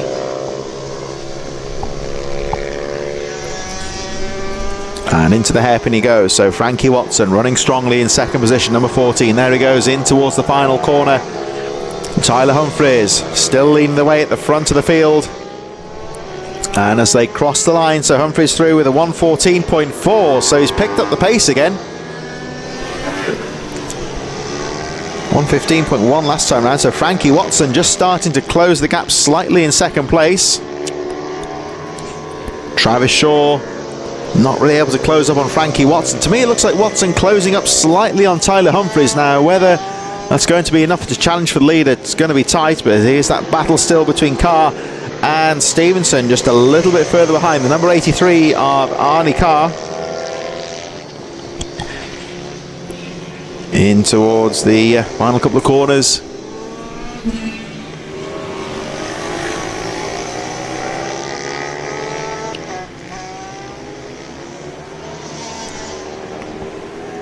So just to recap then, Tyler Humphries leading from the 2nd place Frankie Watson, who's just trying to close that gap slightly, just focusing on this battle at the moment between Arnie Carr and Daniel Stevenson for 4th position. Travis Shaw was closing up on Watson in 2nd place, but seems to have settled into the rhythm in 3rd for the time being.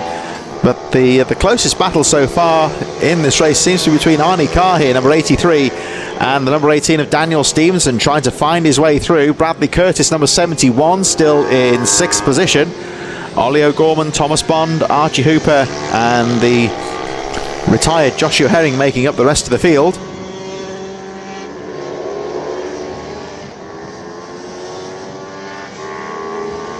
They just saw towards the back of the shot there, the number 71 of Bradley Curtis, currently having a steady race in 6th place, not really close to anyone at the moment.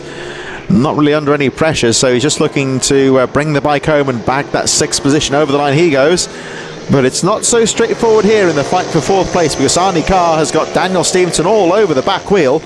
Just check your lap charts there. Frankie Watson in 2nd place, 1:14.995, just pulling another 10th or so on the race leader Tyler Humphries. Now Humphries under no immediate concern because the gap is still 2.5 seconds, but Humphries certainly won't be wanting to make any mistakes, because Frankie Watson not giving this one up, and he could still potentially be right in there if anything happens to Tyler Humphries that impedes his progress, you might say.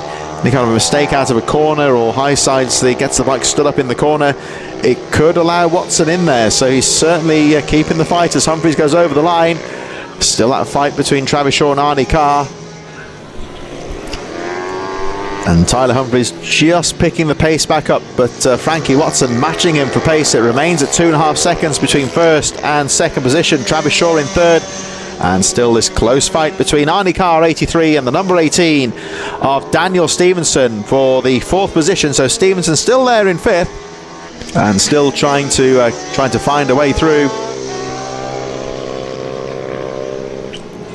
The rest of the field still made up of the 71 Bradley Curtis, Ollie O'Gorman, Thomas Bond and Archie Hooper.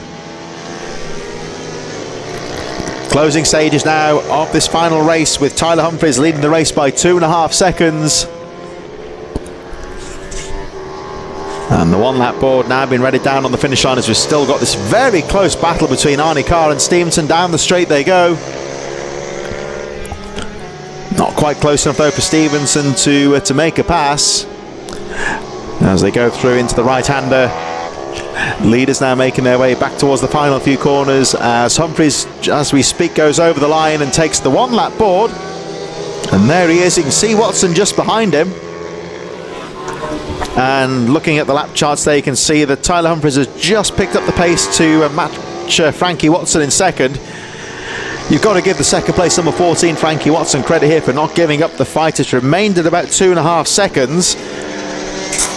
It would be very easy to lose heart and let Tyler Humphries check away at the front, but it still remains at about 2.5, 2.6 to be precise there, between Humphries and Watson 1st and 2nd place.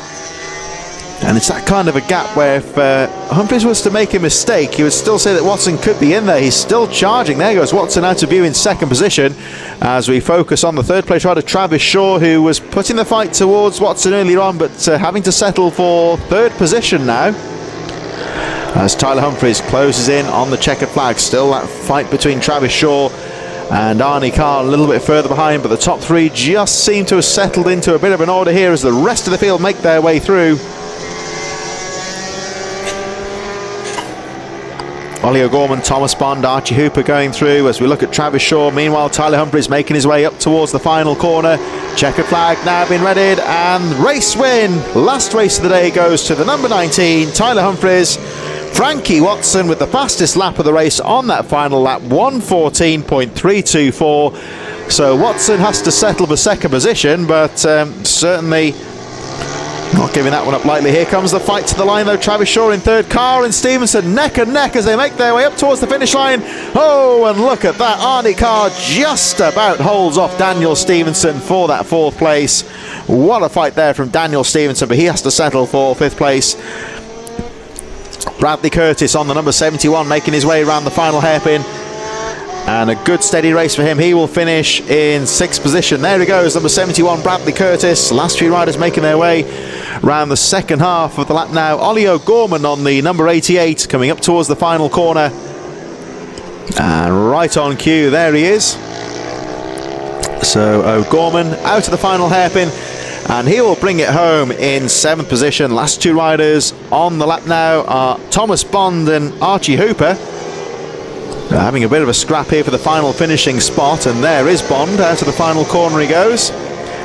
Stays just ahead of Archie Hooper, and unfortunately, of course, Joshua Herring out of the race. So that's the last riders over the line right now, fighting to the line. But congratulations to Tyler Humphries for taking another race victory. But Frankie Watson, what a fight back for him. Fastest lap there on the final lap, and bringing the gap down to 2 seconds. So certainly a very hard fought victory. But for Tyler Humphries, back to the paddock he goes, and he'll be back in action, of course, at round number 2 at Rerun.